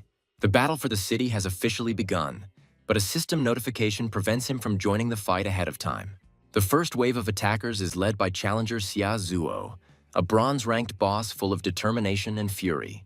With a wild screech, the army of skeletons rushes into the attack, ready to tear apart anyone who stands in their way. In an instant, they activate their new skill, Human Trample, leaving their enemies in shock and terror. Light faction players can't believe what's happening. The skeletons are not only strong, but also use dirty tricks. Daniel looks with pride at his student who came up with such a cunning and effective plan. Panic reigns in the enemy camp, and the players retreat in terror, unable to resist this new, unprecedented threat. Even pretender Xia Zuo cannot contain his rage as his army suffers massive losses. Meanwhile, the defenders hired by the Dark faction take up their positions, preparing to repel the attack. He looks at the defenders' ratings with interest, realizing that the battle has only just begun, and the most interesting is yet to come. Sensing something was wrong, he decides to play it safe and do something just in case. Approaching a random archer, he asks to lend him a spare weapon for the upcoming battle. Having easily agreed on a price, he receives an old wooden bow and a quiver with 10 arrows. The deal is completed, and he becomes the owner of the simplest but perhaps most important weapon. Even though changing weapons reduces his attack power, he realizes it is a necessary sacrifice. The very first shot from the bow proves fatal, and he easily kills one of the leaders of the enemy army. Panic reigns in the enemy camp because they cannot believe that their deputy leader was killed with one shot. Even the archer who lent him the weapon was shocked by the damage, as it was just an ordinary bow. With a satisfied grin, he pulls back the bowstring, preparing for the next shot, which will earn him even more points. A second shot and another enemy falls dead, proving that it's not the weapon that matters, but the one holding it. The ally is shocked by the incredible power of the hero, who destroyed the tank with one shot. The guy smirks smugly, realizing his boundless talent as an archer. The young man prepares to unleash a barrage of 3 arrows at his enemies simultaneously. The young man cold-bloodedly shoots his own allies for points. A mysterious stranger watches the protagonist's betrayal with a grin. The enemy general, in a rage, threatens the guy, demanding that he stop the attack. The hero ignores the threat, focusing entirely on destroying enemies. After 20 minutes, the enemy leader is on the verge of complete defeat. After defeating the boss, warriors rush in chaos to collect the precious loot. Basani leads the rankings by a huge margin, proving his superiority. The fearsome Angus Thunderaxe prepares to unleash his full fury upon the enemy. The mighty warrior Angus roars as he leads his invincible Thunder Legion into battle. 2 vast armies clash in a mortal battle for the future of the City of Light. On the orders of the commander, The sky darkens from thousands of arrows bringing death to the enemies. A mysterious commander orders his undead army to launch a decisive offensive. The terrifying skeleton general enters the fray, striking chilling fear into the hearts of the defenders. The warriors retreat in panic before the crushing power of the giant skeleton. Angus curses the undead in a rage, unable to resist their insidious attacks.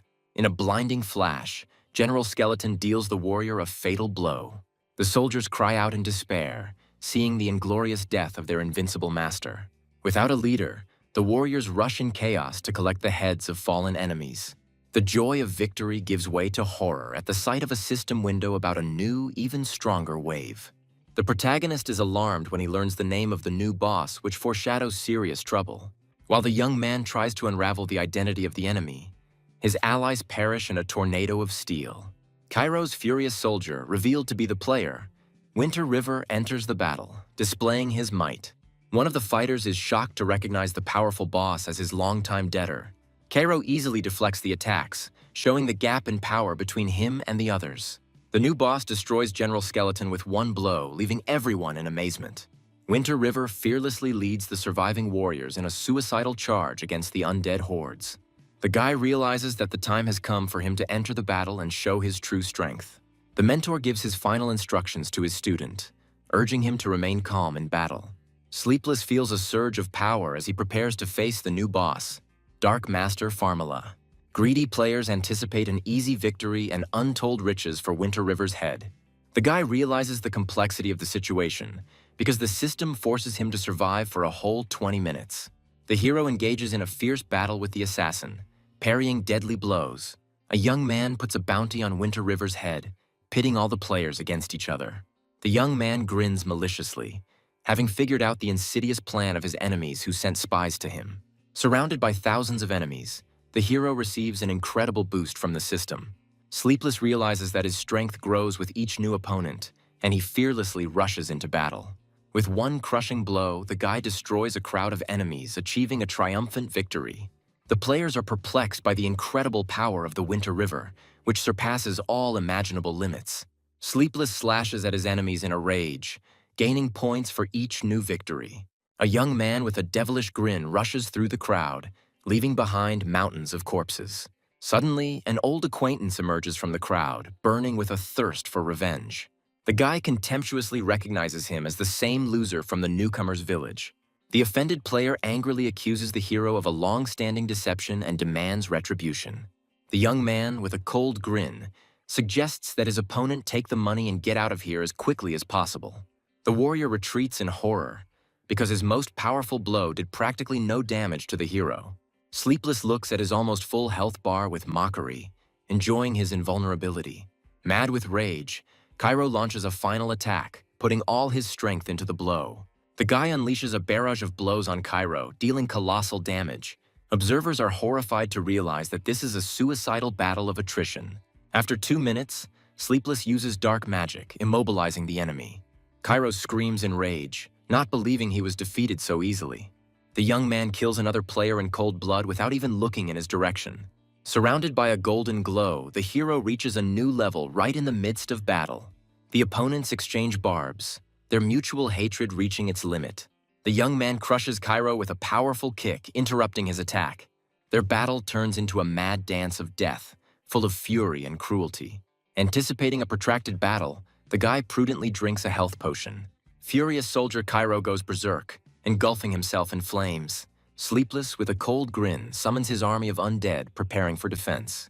Players watch in complete confusion as unprecedented tactics are unleashed, shattering all their understanding of the game. Hidden behind an impenetrable wall of skeletons, the young man looks mockingly at his helpless enemy. The hero coolly waits until his opponent's rage has exhausted itself, leaving him easy prey. The guy continues to put pressure on Cairo, turning his formidable strength into pitiful impotence. The warrior, maddened by rage, orders his allies to retreat so as not to strengthen his enemy. Greedy players decide to disobey the order, hoping to snatch the hero's head and become fabulously rich. The young man calmly counts down the last seconds of the enemy's reinforcement, anticipating triumph. In a desperate attempt to break through, Cairo unleashes all his might on the wall of skeletons. Desperately counting down the seconds, Cairo cuts through the wall of skeletons in a last-ditch effort to reach the enemy. Having broken through, the warrior swings at the hero in rage, but the time for his power-up is already running out. Sleepless interrupts the attack with a powerful blow, paralyzing the enemy and depriving them of their last hope. The defeated Cairo lies at the feet of the victor, humiliatedly begging for mercy. The young man mercilessly finishes off the enemy, achieving a crushing victory over the boss of the third wave. The allies look on in awe at the hero's triumph, unable to believe his incredible power. The young man stands over the precious loot, his very appearance discouraging anyone from taking it. The guy decides to hide the trophies for now because there are still 13 minutes of mortal combat ahead. The hero turns to the frozen crowd, seeing in them only a pack of experience for his leveling up. The mentor watches his student with anticipation, knowing that he will become a legend even before his return. The mentor notices with a grin on the wall another persistent ghost, thirsty for glory. After 4 minutes, the players scatter in panic, realizing that they are only feeding the invincible monster with their deaths. A smug Chungfeng Wutong enters the battlefield, eager to collect the bounty on the hero's head. The new enemy's stats prove his incredible strength, as he is the swordsman of the raging flame. Sleepless looks with cold contempt at yet another holder of a secret class who has stood in his way. Driven by the thirst for a unique reward, Wutong is willing to do anything to defeat another chosen one. The swordsman activates the skill of rage, putting everything on the line for one crushing blow. The guy understands that the enemy has gone all in and is preparing to take on the full force of his desperate attack. The flaming sword strike takes away a huge portion of the hero's health, revealing his vulnerability for the first time. The onlooking players are delighted by the appearance of another master, waiting for the right moment to steal the kill. The hero unleashes a crushing devilish trample on the enemy, trampling him into the ground. The defeated swordsman realizes in horror that he has been completely immobilized for 2 whole seconds. In a desperate attempt to survive, Wutong activates his divine protection, enveloping himself in protective flames. Without giving the enemy a second to breathe, the young man goes into a frenzied killing spree, delivering a flurry of blows. Wutong despairs, immobilized by undead grasp once again, unable to understand how his enemy could have so many control abilities. On the verge of total defeat, the swordsman, in a panic, calls for help from the mysterious Tanya. Suddenly, his wounds heal, and his health bar is fully restored thanks to a powerful heal. The divine priestess Tanyu appears on the battlefield, looking reproachfully at her hapless ally. Sleepless realizes with annoyance that he is confronted by yet another holder of the rarest secret class. Encouraged by the healing, Wutong orders all healers to focus on him to give the others a chance to finish the hero off. In desperation, the players conspire to wear down the hero, making it impossible for him to reach the city alive. Having gained near immortality under the protection of the healers, Wutong confidently challenges Sleepless. A guy with a predatory grin accepts the challenge, ready to wipe out the enemy along with his naive healers. Enraged by the hero's cowardly tactics, the swordsman furiously gives chase, demanding a fair fight. The mentor watches the attrition tactics with approval, foreseeing the enemy's inevitable defeat. After 2 minutes of pursuit, Wutong's level and strength drop to a critical point. Having exhausted his opponent to the limit, the young man delivers a crushing blow, putting an end to this confrontation. Without wasting a second, the hero immediately deals with the priestess, depriving the enemies of their last hope. Surrounded by a pillar of golden light, the winner triumphantly reaches the coveted 30th level. The young man is surprised to realize how many true masters of their craft there are in this region. System windows announce the arrival of 2 monstrous bosses at once, plunging everyone into a state of chilling terror. Players panic as they realize the event is over for them, as forces beyond their comprehension enter the arena. The mentor, in a rage, orders his student to retreat, because the next battle will be fatal for him. Seeing his name at the top of the rankings, the guy decides to return to the city and wait out the approaching storm. The hero's path is blocked by Sleepless, who admits with a predatory grin that defeating the young man turned out to be no easy task. The young man recognizes him as the second-ranked player and angrily demands that he get out of the way or say goodbye to his levels. The mysterious enemy mockingly blocks his path, clearly not intending to retreat without a fight. The hero's eyes widen in horror when he realizes what his opponent is holding in his hands. Sleepless delightedly shows off the scroll of the forbidden spell, doubting that the boy will be able to survive it. The skies open up under a holy storm, ready to rain down 2 million in pure damage on the city. The holy storm sows death and destruction, condemning everyone to a painful death. The sleepless man ecstatically anticipates victory, confident that the secret class is already in his hands. The sudden appearance of the mentor ruins all of Sleepless' plans, condemning him to just retribution. The traitor is in complete shock and cannot believe that his ultimate weapon was stopped so easily. The young man calmly explains that even the forbidden spell could not kill him. The mentor wisely advises saving the priceless artifact for a truly hopeless situation. The mentor's powerful allies arrive on the battlefield, their strength and grandeur mesmerizing. The guy realizes with trepidation that the difference in strength between him and the real masters is simply enormous. The loyal skeleton knight offers the hero a rest, taking the full brunt of the attack on himself and his master. The mentor orders the student to hide, preparing to face the new threat head-on with his allies. The guy is surprised to realize that the loyalty of the dark faction turned out to be stronger than that of the light one. The young man and his faithful knight prepare for battle, completely trusting their mentor. Brandy angrily orders the student to retreat, begging him to listen for once. The hero resolutely refuses to run, realizing that this is the only chance to finish off the enemy forever. The mentor reluctantly agrees to the fight, and he and his student decide to separate the powerful opponents. The enemy leaders accept the challenge with disdain, distributing targets for the upcoming massacre. The Ice Legion, at the command of their master, unleashes a deadly storm upon the battlefield. Players are pierced by icy terror as a hail of razor-sharp ice shards rains down on them. One of the adventurers flees the battlefield in panic, realizing the futility of resistance. Brandy orders his warriors to retreat into the city and take up defensive positions. Seeing the enemy retreat, the Ice Mage furiously orders his assistant to give chase. The trap snaps shut, but the hail of arrows bounces powerlessly off the invisible barrier protecting the bosses. The defenders watch in horror as their attacks fail to inflict any damage on their enemies, realizing their helplessness. The mentor strikes a devastating blow from the shadows, trying to catch the powerful mage off guard. The old man easily blocks the attack, looking with disdain at the undead's pitiful attempts to defeat him. The hero orders his loyal knight to launch a frontal attack, preparing a deadly support strike.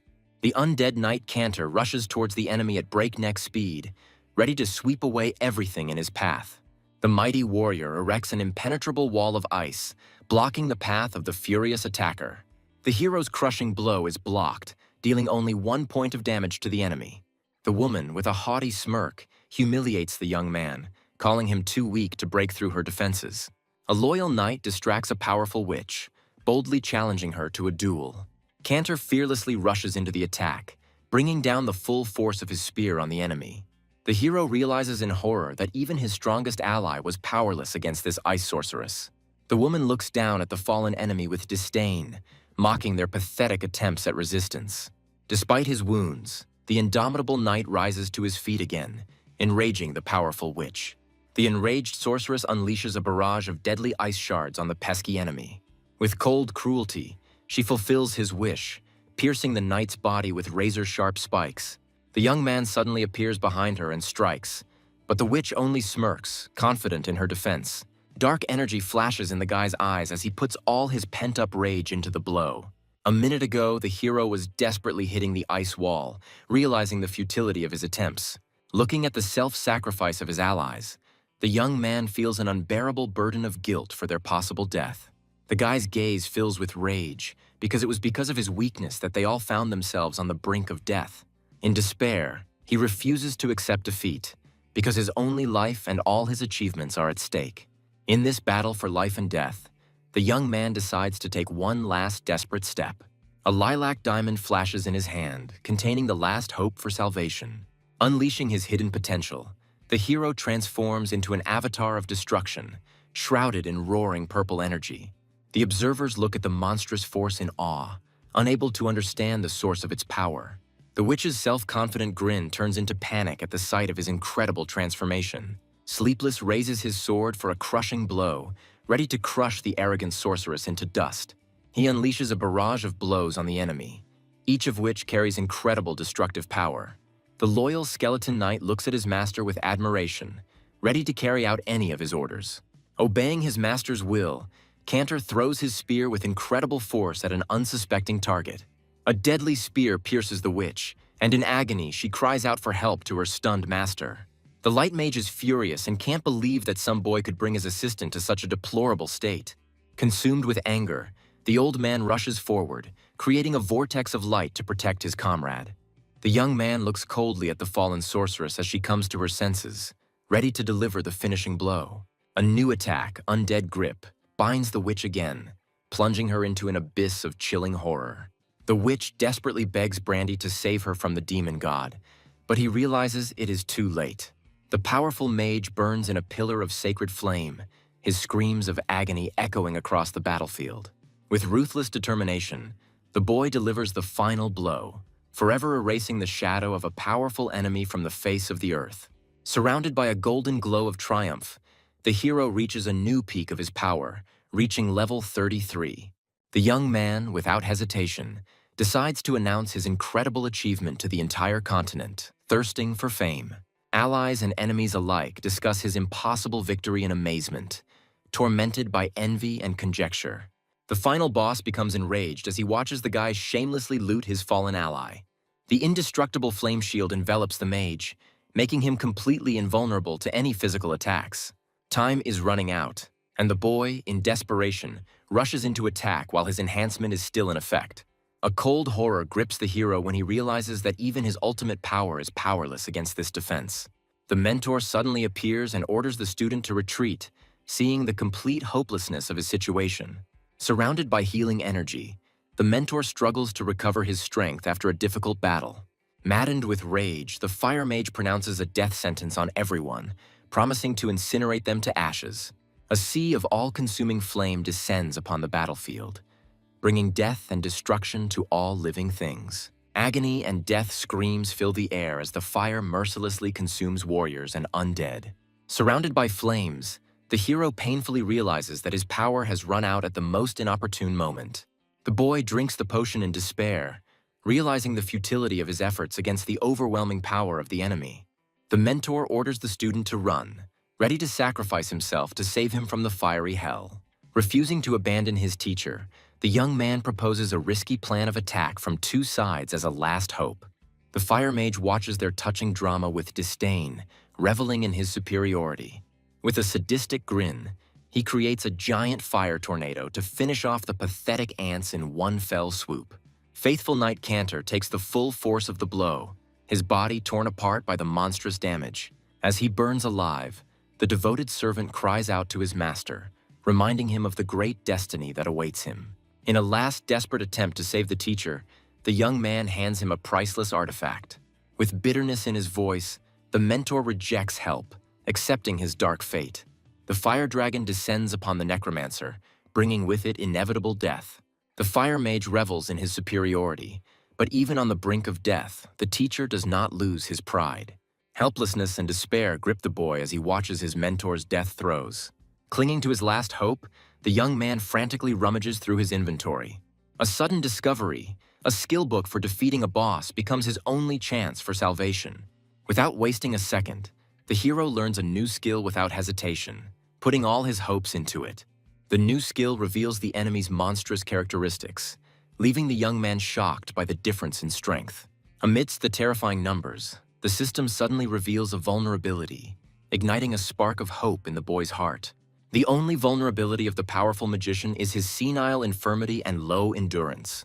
Inspired by the discovery, the boy suggests to the teacher to wear down the enemy from a distance, exploiting his weakness. Believing in his student's plan, the mentor, with renewed hope, calls upon his entire army of skeletons to attack. Legions of undead descend upon the mage, trying to break through his all-consuming fiery whirlwind. The old man easily incinerates his attackers, mocking their pathetic attempts to defeat him. With a contemptuous grin, the magician declares that no pile of bones can stop him, despite his old age. The mentor bitterly admits that the enemy's endurance alone will not be enough to achieve victory. The necromancer prepares for self-sacrifice, realizing that he is the main target, and his death will stop the enemy. The young man desperately tries to stop the teacher, shouting that their only hope is to survive at any cost. Suddenly, the mentor reveals his final trump card, hinting at another wave, shocking the student. The mage, maddened by rage, unleashes a fiery tornado on his mentor, leaving him no chance of salvation. Having fulfilled his duty, the necromancer, with a sense of mission accomplished, hands over the further fate of the battle to the apprentice. Suddenly, a mysterious knight appears, whose fierce hatred for the fire mage promises him a quick and painful death. An unbreakable barrier protects the hero and his teacher, reflecting the all-consuming flames and granting them precious moments. Necromancer Daniel receives a mysterious blessing. His strength increases hundreds of times, enveloping him in an aura of divine power. A flame of vengeance flares in the teacher's eyes, and he sentences his sworn enemy to death. Brandy stares in complete bewilderment at the incredible transformation, unable to comprehend the source of this monstrous power. The mentor, with a mysterious smile, promises his student a new meeting, hinting at his true, hidden essence. Suddenly, the divine power leaves the necromancer, leaving him completely defenseless in the face of an enraged enemy. Feeling the approach of imminent death, the teacher desperately begs the boy to run without looking back. The holy knight Herbert notes with admiration the incredible power of the final blow that shook the heavens. The hero realizes in horror that he is facing a hidden story boss whose power is beyond his comprehension. Even the all-seeing skill, insightful vision, is powerless to reveal the characteristics of this monster. With a devilish grin, Herbert anticipates an easy victory, considering the meeting with the swordsman and necromancer a real gift from fate.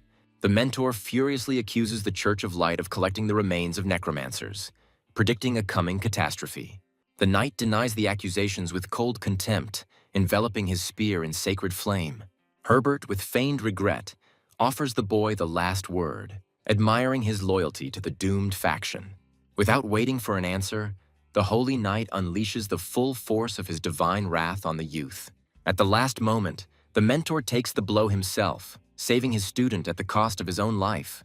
Overwhelmed by the undead swordsman's incredible power, Herbert furiously tries to unravel the mystery of his past life. Vanishing in a flash of violet flame, the mentor leaves his student with a final prophecy about their coming meeting. On the scorched earth, the holy knight discovers a mysterious dark sphere. Herbert clutches the dark artifact in his hand, his gaze filled with cold determination and a thirst for power. The knight, maddened with rage, orders the bounty on the dark swordsman's head to be increased, demanding that he be delivered dead or alive. A system notification reverberates throughout the world, announcing the crushing victory of the Light faction and the fall of the City of Darkness. Frightened to death, the players decide to flee without looking back, realizing that further participation in this madness threatens them with the loss of everything. One adventurer sees tragedy as a chance for glory, rushing to upload a video of the epic battle that will blow up the newsfeed. The savior reveals that he has been hiding in the shadows all this time at Daniel's request, waiting for the right moment to save his disciple. The boy, in despair, grabs his savior, unable to understand why he did not come to the aid of his doomed mentor. With a heavy heart, the mysterious ally explains that the necromancer's final blow was an act of self-sacrifice. The savior reveals the bitter truth. He could not save both of them, because the necromancers are the church's main target, and Herbert is just their puppet. A mysterious stranger offers the young man to become his new teacher.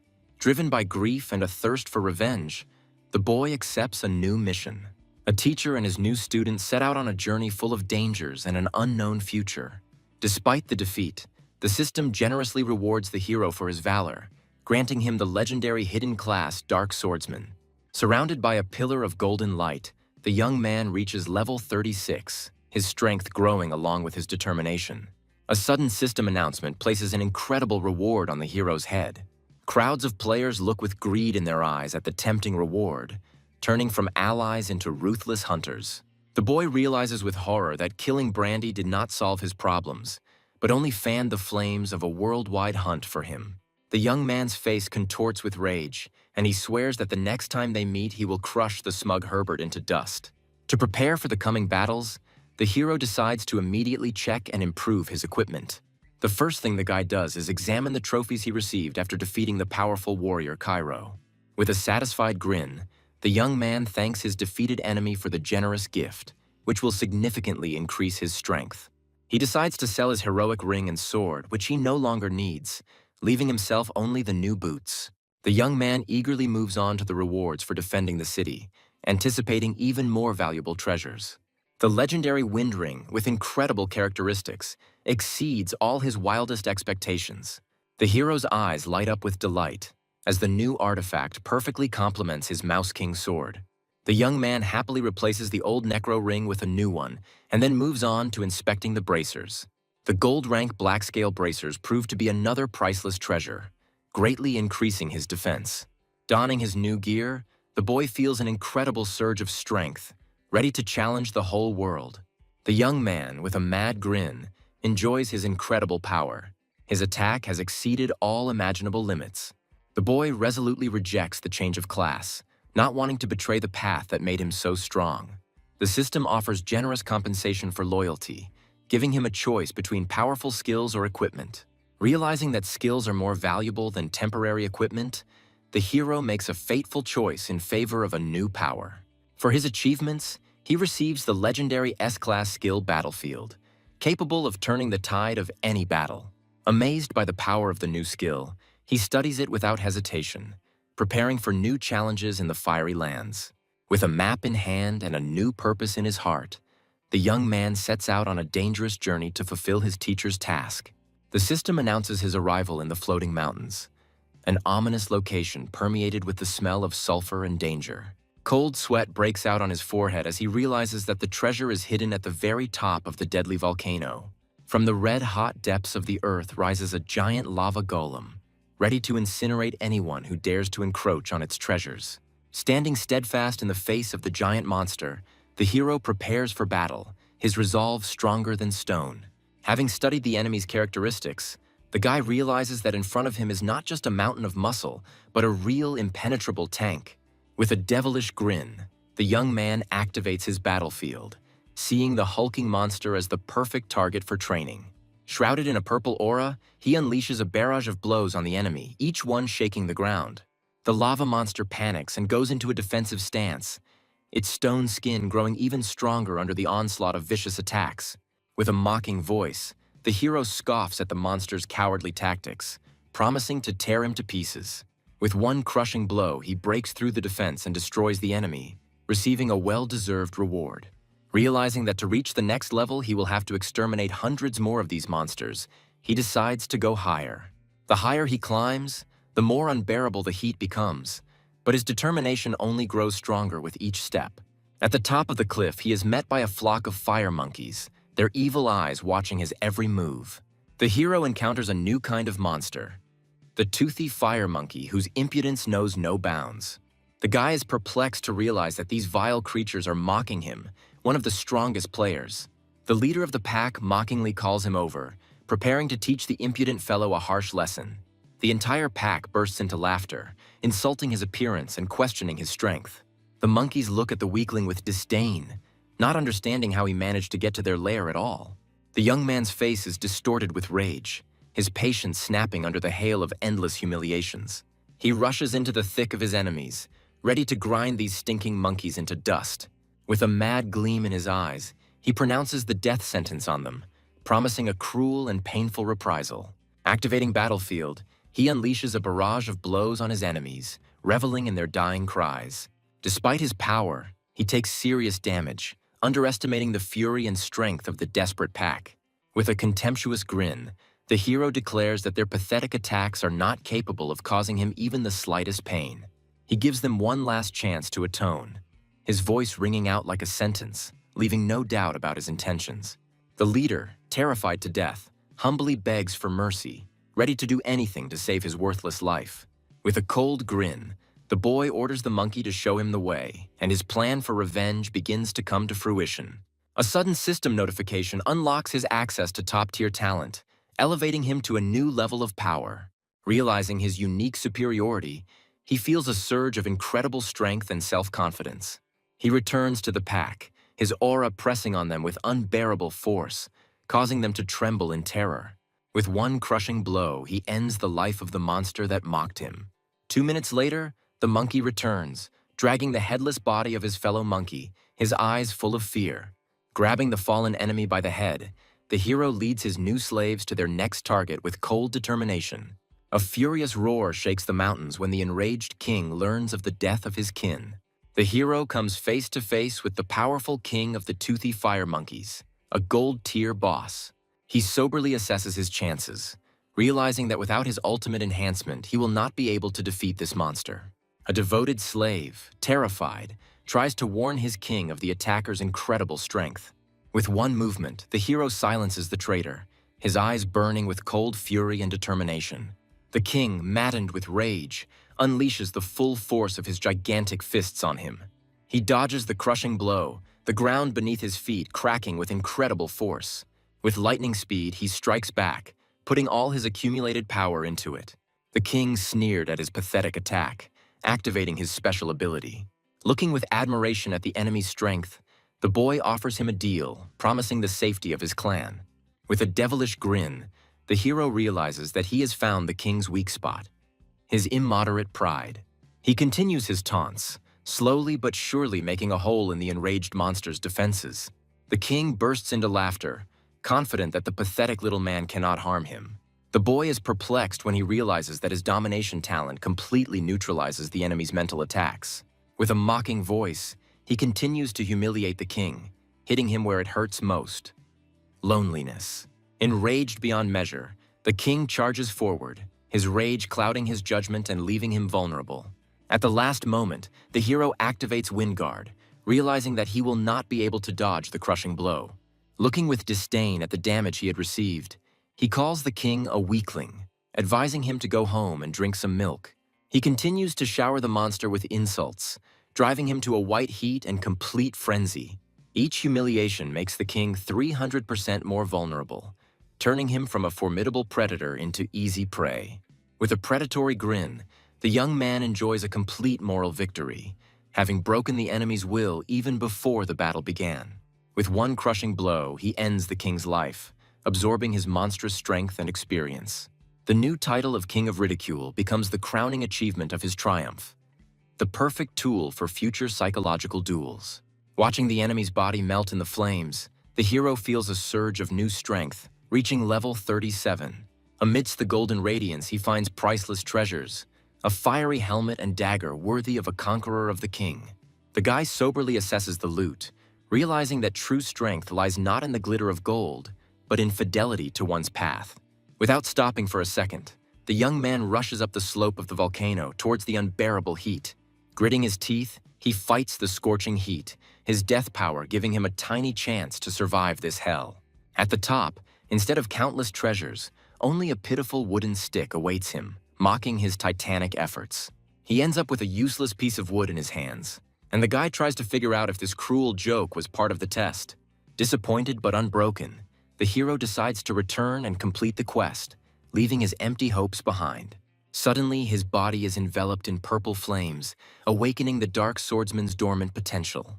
He feels a mysterious connection with something powerful, and a hunch arises in his heart that this is the real treasure. Guided by an unknown force, he follows the call, covering hundreds of meters, his determination growing stronger with every step. He stops a step short of his goal, his heart pounding in anticipation of an incredible discovery. There is only bare ground before him, and he is perplexed and trying to understand where that which so beckoned him is hidden. Suddenly, the ground beneath his feet opens up, revealing an entrance to a hidden location: the Tower of the God of Suppression.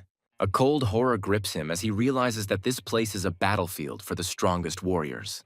Having overcome his fear, he jumps into the abyss without hesitation, ready to risk everything for a great goal. He falls into a fiery trap and his body is pierced by monstrous pain, but he survives thanks to his incredible resilience. Surrounded by a healing aura, the hero realizes with relief that only the Wind Guard saved him from certain death. Having regained his strength, he moves forward with caution, because his only defense has not yet recharged.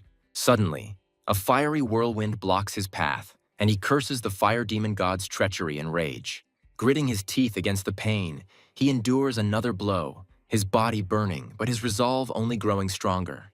He feels a mysterious call, realizing that the treasure he is looking for is somewhere very close. 5 minutes later, he continues on his way, his body covered in wounds, but his spirit unbroken. He realizes with relief that not every step in this cursed place activates deadly traps. But his joy was short-lived. Another careless step, and he again finds himself in fiery captivity. After half an hour of grueling travel, he finally reaches his goal, exhausted but not defeated. He stumbles against an invisible wall and a chilling horror grips him as he realizes he is trapped. In bewilderment, he runs into an invisible wall, desperately trying to unravel the secret of this mystical barrier. Suddenly, a blinding light flashes before him, and the legendary moon shard appears out of nowhere. With trepidation, he touches the shining sphere, and the invisible barrier collapses, opening the way forward for him. A powerful artifact rests in his hand, and he realizes that the barrier was created by its other owner. The walls, scarred with sword marks, silently tell of the incredible battle that took place here many centuries ago. At the end of his journey, a shocking discovery awaits him: the lifeless body of the Soul Reaper Karl, one of the most powerful demon gods. A chilling horror pierces him as he realizes that even such a powerful being could fall in this cursed place. With frustration, he realizes that he cannot even touch the fallen god's equipment. His power still protects the remains. Suddenly he feels a familiar call. Another entity like him is somewhere ahead. Guided by a mysterious purple aura, he continues his journey, delving deeper and deeper into the secrets of this ominous tower.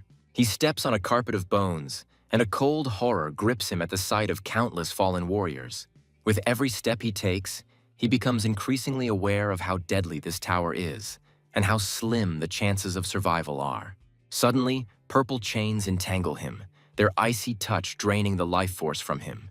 Gritting his teeth in pain, he feels that the source of this deadly aura is very close.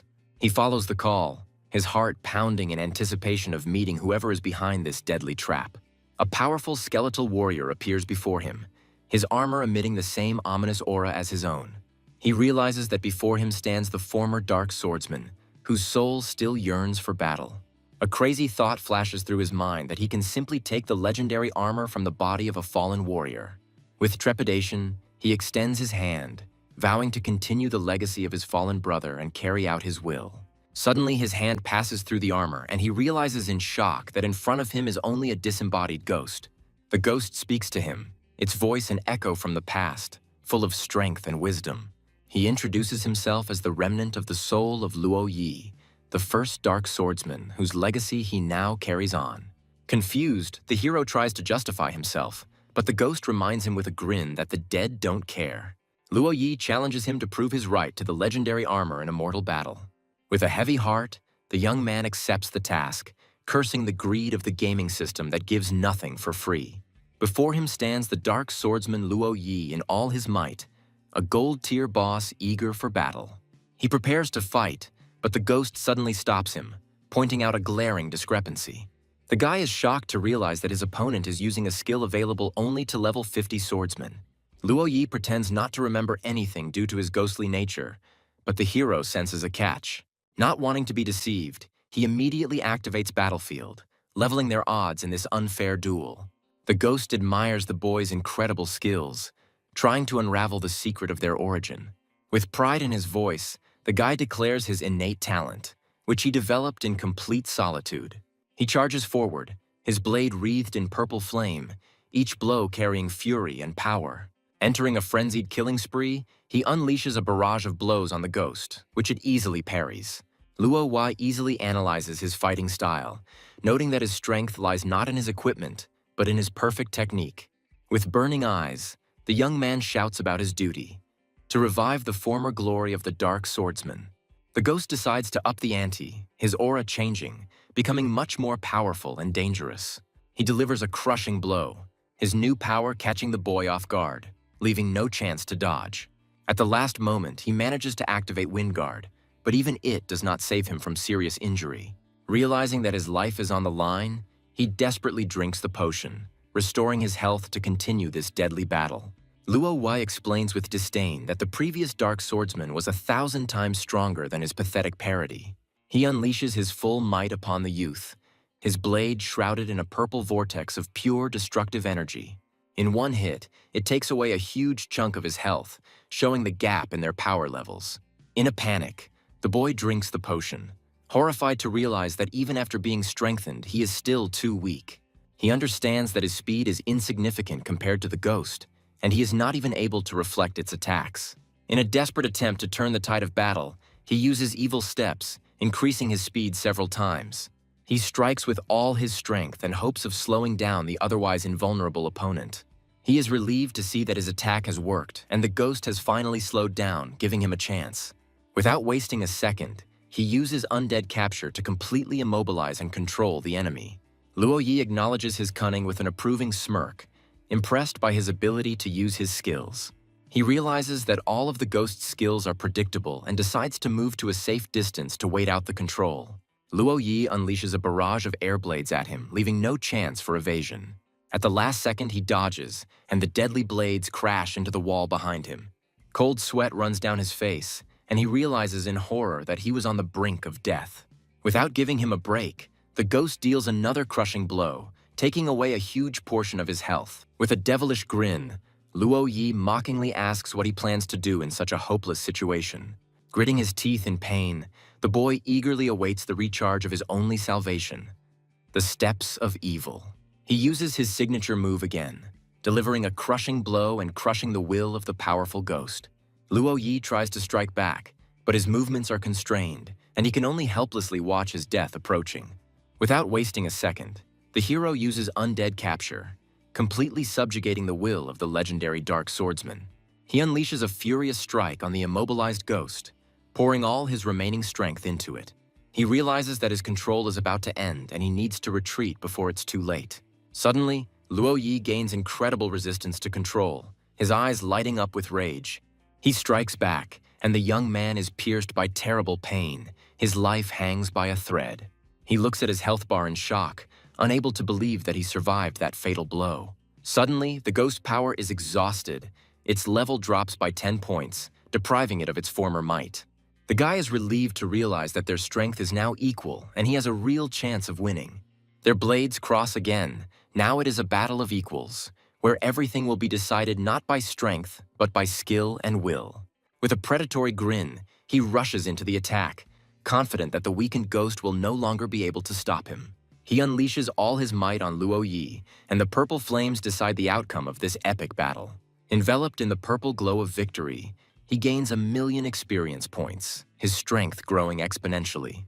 Luo Yi applauds his triumph with an approving smile, admiring his perfect balance of courage and strategy.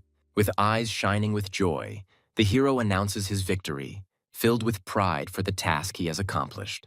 The ghost keeps his promise, and the long-awaited reward appears before the young man, the legendary dark armor. He receives divine equipment forged from dragon scales and gems, capable of becoming stronger. A flame of delight flashes in his eyes. He understands that he has gotten his hands on a real treasure. He is amazed to realize that this armor can be improved. Its potential is as limitless as his own ambitions. With awe, he realizes that the gold level is only the beginning, and this armor can reach unimaginable heights of power. A special skill that unleashes the dragon's soul hidden within the armor, striking terror into the hearts of enemies. He looks at the description of the new skill in awe, amazed by its incredible power and destructive potential. With mad delight, he shouts his admiration, because this armor is perfection itself, created for him. He dons the armor and it fits him like a glove, like a second skin made for battle.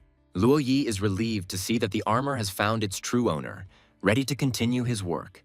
Suddenly his gaze falls on the sword, and he, unable to contain his greed, tries to take it. The ghost looks at his impudence in bewilderment, not understanding how he dared to encroach on his weapon as well. Luo Yi explains that the sword has weakened with age, but allows him to take it in exchange for one favor. He asks to return the jade pendant to the mysterious girl, his voice filled with tenderness and longing. Suddenly, a system window flashes in front of him, offering a new side quest related to this pendant. He considers the offer, as side quests are optional but can reveal important secrets of the world. Enticed by the reward, Luo Yi's own sword, he accepts the quest without hesitation, not knowing who awaits him. The confused ghost tries to deny his connection with the mysterious stranger, but his voice trembles with excitement. He admits that the girl skillfully hides her identity, and even he is unable to find out her real name. Suddenly, a thought dawns on him. Her rare weapon indicates that she belongs to the legendary Sword Pavilion. Luo Yi reveals that the Sword Pavilion is hidden in Qingfeng City to conceal the power struggle between the princes. With a satisfied grin, the hero realizes that even an ordinary conversation can provide invaluable information about the quest. Suddenly, he is overcome with anxiety. As a member of the Dark Faction, he will not be able to penetrate the enemy city unnoticed. The ghost offers his help with a grin, enveloping himself in a purple aura of power. He decides to teach the young man the art of hiding his aura, passing on to him part of his ancient power. Without hesitation, the boy accepts the gift, and his mind is filled with new knowledge, opening up limitless possibilities. He is delighted to realize the full power of the art of cunning, which will allow him to become invisible to his enemies. Feeling his time running out, the ghost urges the young man with his final questions before he disappears forever. The boy shows him the mysterious moon shard, trying to unravel the secret of its origin. Luo Yi is shocked to recognize the artifact, his voice trembling with excitement as he asks where he got it. He realizes that the boy is connected to them, and his face contorts with a mixture of fear and awe. In a panic, the hero tries to hold on to the disappearing ghost, begging him to reveal the secret of his enigmatic being. With his last breath, Luo Yi tells of the mysterious creature that killed him and countless warriors.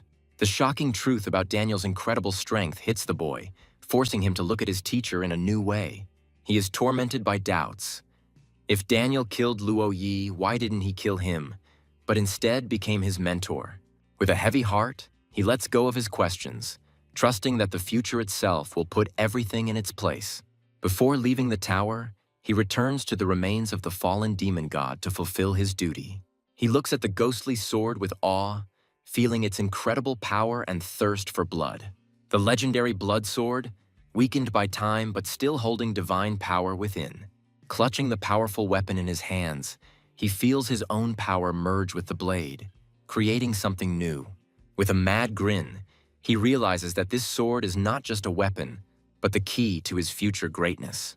He looks at his new arsenal with pride, realizing that all his suffering and risks were not in vain. Suddenly, he is overcome by the feeling that he is not alone, and he looks around in bewilderment. His gaze falls on the 5th floor, and he sees a mysterious turquoise flame, indicating the presence of living beings. A raging flame erupts from the depths of the tower, its powerful energy causing the hero to tremble with terror.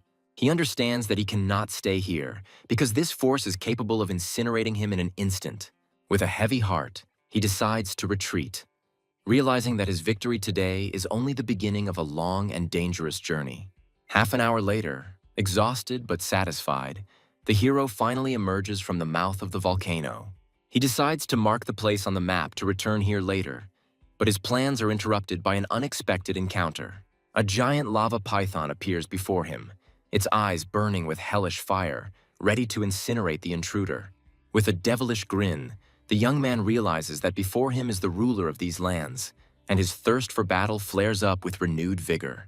He looks at his stats with confidence, knowing that his strength far exceeds that of this monster. Without wasting a second, he rushes into the attack, his blade whistling through the air, leaving a purple trail behind it. He unleashes his full might on the python, the devil's trample shaking the ground and causing monstrous damage. With a cry of victory, he delivers the final blow, and the giant monster crumbles to dust, illuminating everything around with a flash of light. With pride in his voice, he wonders if there is anything in this world that can frighten him.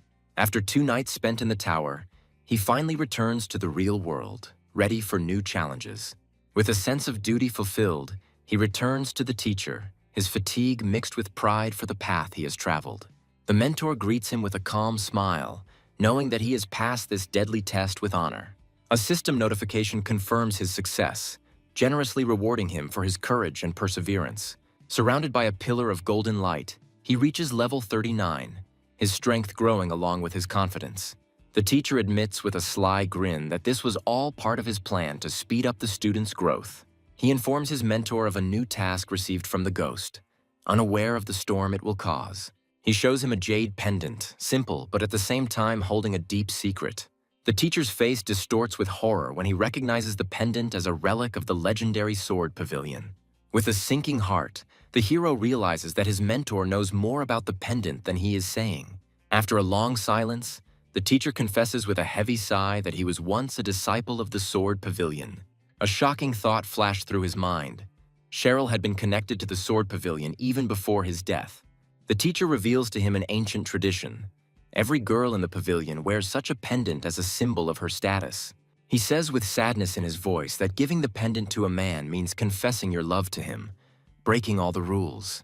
The guy is amazed to realize that the mysterious stranger was in love with Luo Yi and this was their tragic story. The mentor's gaze becomes icy. He understands that the owner of this pendant is not a commoner, but a person of high rank. The hero's heart sinks with anxiety. He understands that returning the pendant could turn out to be a deadly mission. The teacher declares with fatal determination that this is their destiny, and he is ready to go this way to the end. He draws his sword, also from the pavilion, and announces that tomorrow they will set out on a dangerous journey together. The mentor advises him to rest, since the grueling hike to Lava Ridge has taken all his strength. With a sense of accomplishment and anxiety for the future, he decides to switch off and plunge into a saving sleep. The next day, he plunges into eternity again, ready for new dangers and adventures. Together with the teacher, they set out on a long and risky journey into enemy lands. He decides to ask his mentor about his strange disappearances, hoping to get at least some explanation. The teacher, with a mysterious smile, calls this a privilege granted by the god of time and space himself. Suddenly, they arrive in the City of Radiance, and the boy is perplexed and tries to understand how they ended up here. With horror, he recognizes this place as the captured City of Darkness, now under the control of the Light faction. The city walls are swarming with enemy soldiers, their spears glinting in the sun, ready to pierce any stranger. The mentor explains that the only way to Qingfeng is through a teleport hidden in this captured city. He asks the student if he can hide his aura, because the success of their deadly mission depends on it. The boy activates the art of cunning, enveloping himself in an impenetrable veil, ready to become invisible in the enemy camp.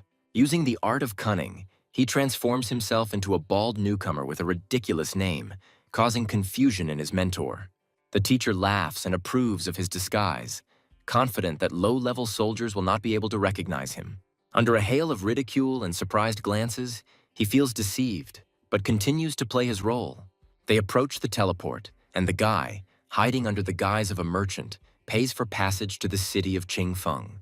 Shrouded in a turquoise glow, they are transported to a new location, where an adventure full of dangers awaits them. They arrive in Qingfeng City, the stronghold of the Light faction, where every step they take could be their last. He realizes with dismay that the sword pavilion is not marked on the map, and finding it will be no easy task. The teacher suggests acting under cover of night to avoid attracting unnecessary attention in this hostile city. The guy decides not to waste time and goes to replenish his supplies, depleted in the battle on Lava Ridge. They enter an alchemist's shop, where they are greeted by a good-natured merchant, unaware of the true nature of his customers. With ostentatious wealth, he asks the merchant for the best potions, confident that his fortune will allow him to do everything. He looks at the price in shock, realizing that even his countless treasures are just dust compared to real prices. Confused, he asks for something more affordable, and the merchant offers him standard healing potions. The teacher remarks with a grin that there are real masters hidden in this city, since such rare goods are available here. Suddenly, their attention is drawn to a vile bandit who is harassing a defenseless girl right on the street. The thought of easy money and the opportunity to become a hero in the eyes of others flashes through the hero's head. He intervenes, and the system offers him a new quest, to drive away the bandit and earn coolness points. The bandit bursts into laughter, mocking his bald head and ridiculous appearance, and stripping him of his glasses. The hero's face contorts with rage, and his terrifying appearance frightens the bandit, returning 1 point of coolness to him. Maddened by fear and rage, the bandit threatens him, not understanding who he is dealing with or what fate awaits him. With feigned arrogance, he declares that his true name is unworthy of the ears of a simple bandit. He decides to teach the impudent man a lesson by using his power to look into his worthless soul.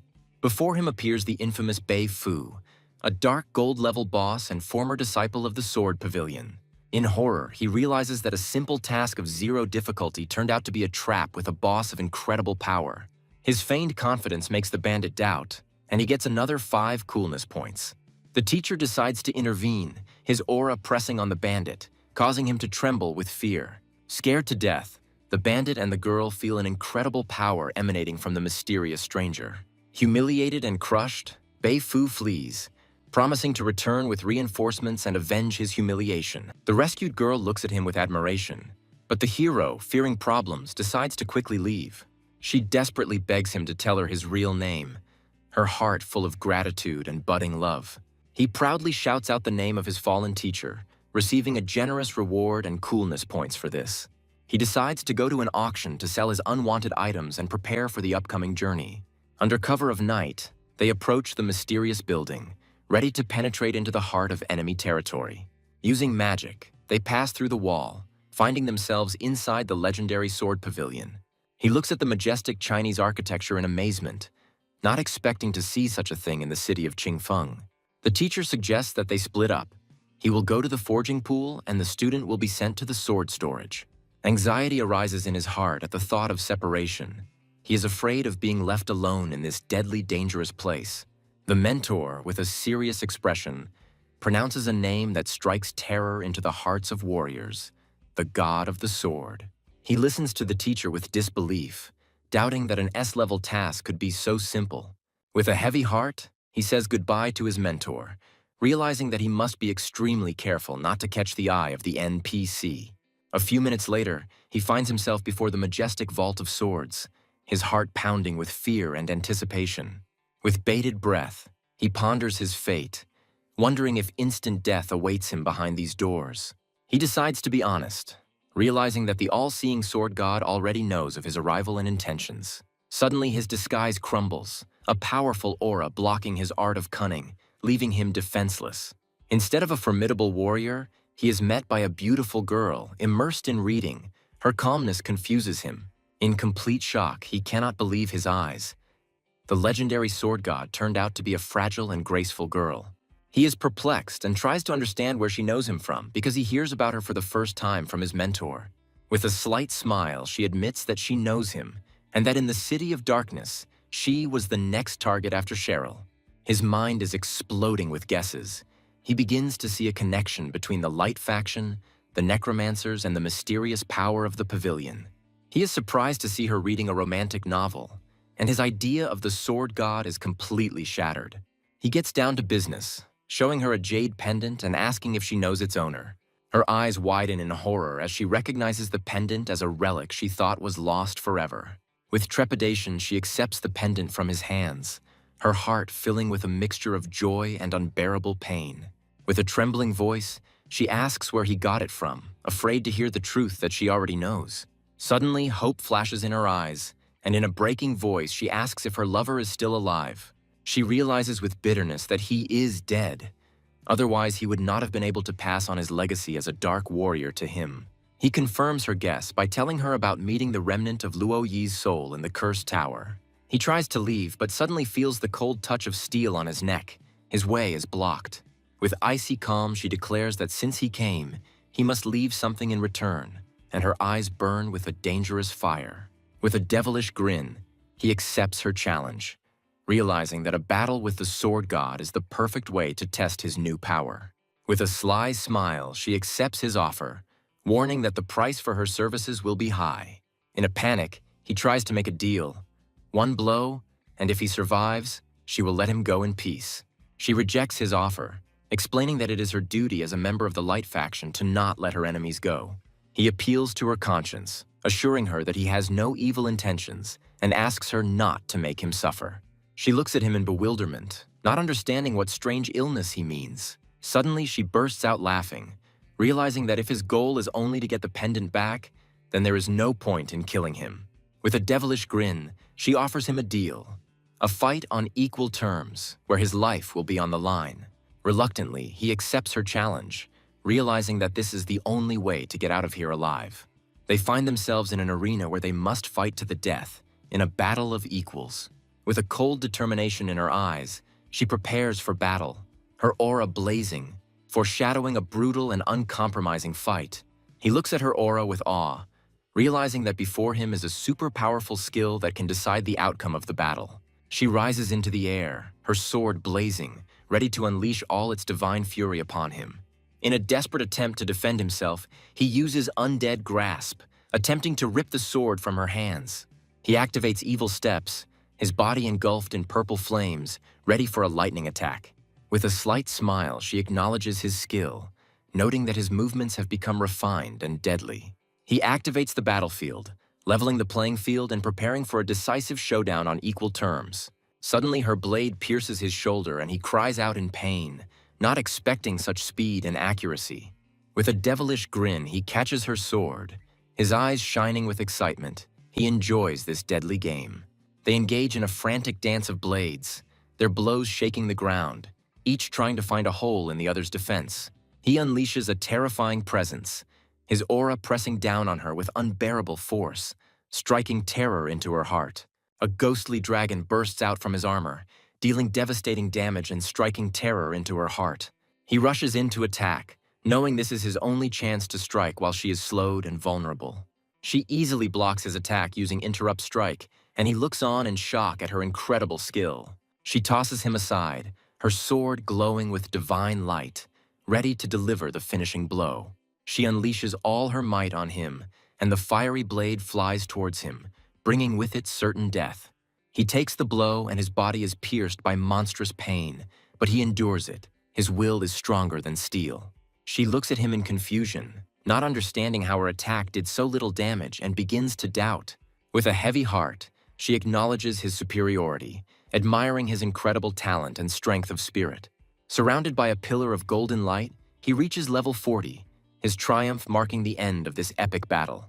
He looks at her in bewilderment, not understanding why she gave up, because she still had a lot of strength to continue the fight. She admits that the battle was just a formality, because her goal was to return the pendant, not to kill him. She lets him go with a slight sadness, marveling at the strange system that forces NPCs to follow the rules of the game. She throws him a cryptic warning. With his departure, a prologue of chaos will begin, and the world will plunge into war.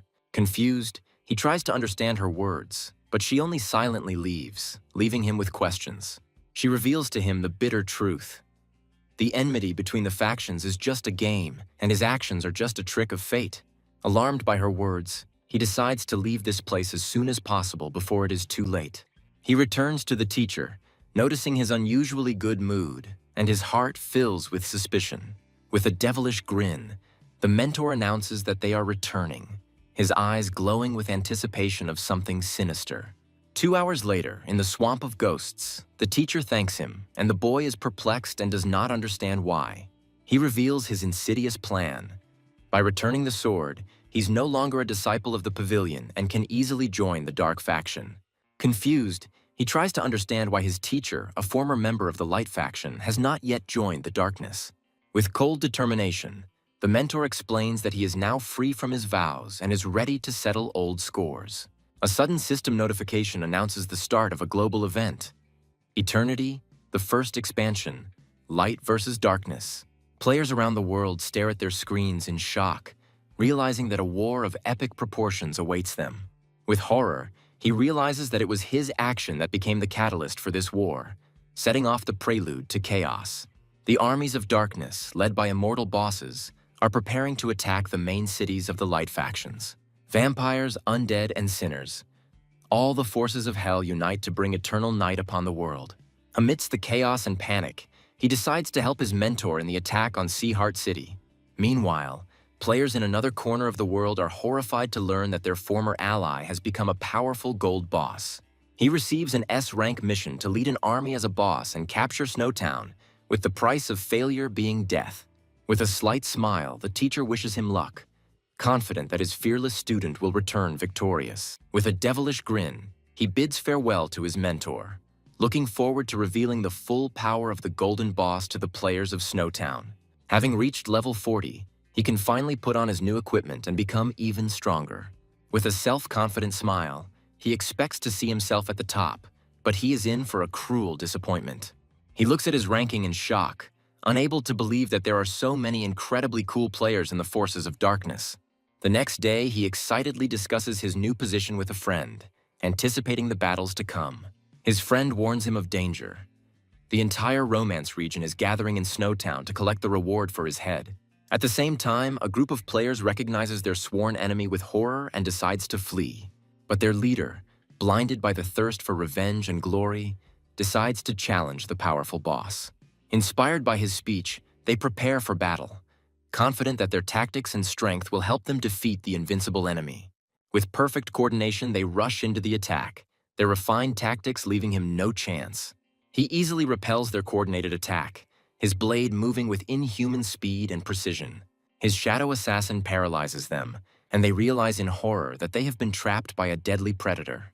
With a contemptuous grin, he declares that any tactics are powerless in the face of absolute, overwhelming force. Sudden system notifications about the sale of his things at auction leave him shocked by the incredible sum. Activating the currency exchange system opens up new horizons for him, allowing him to turn in-game gold into real money.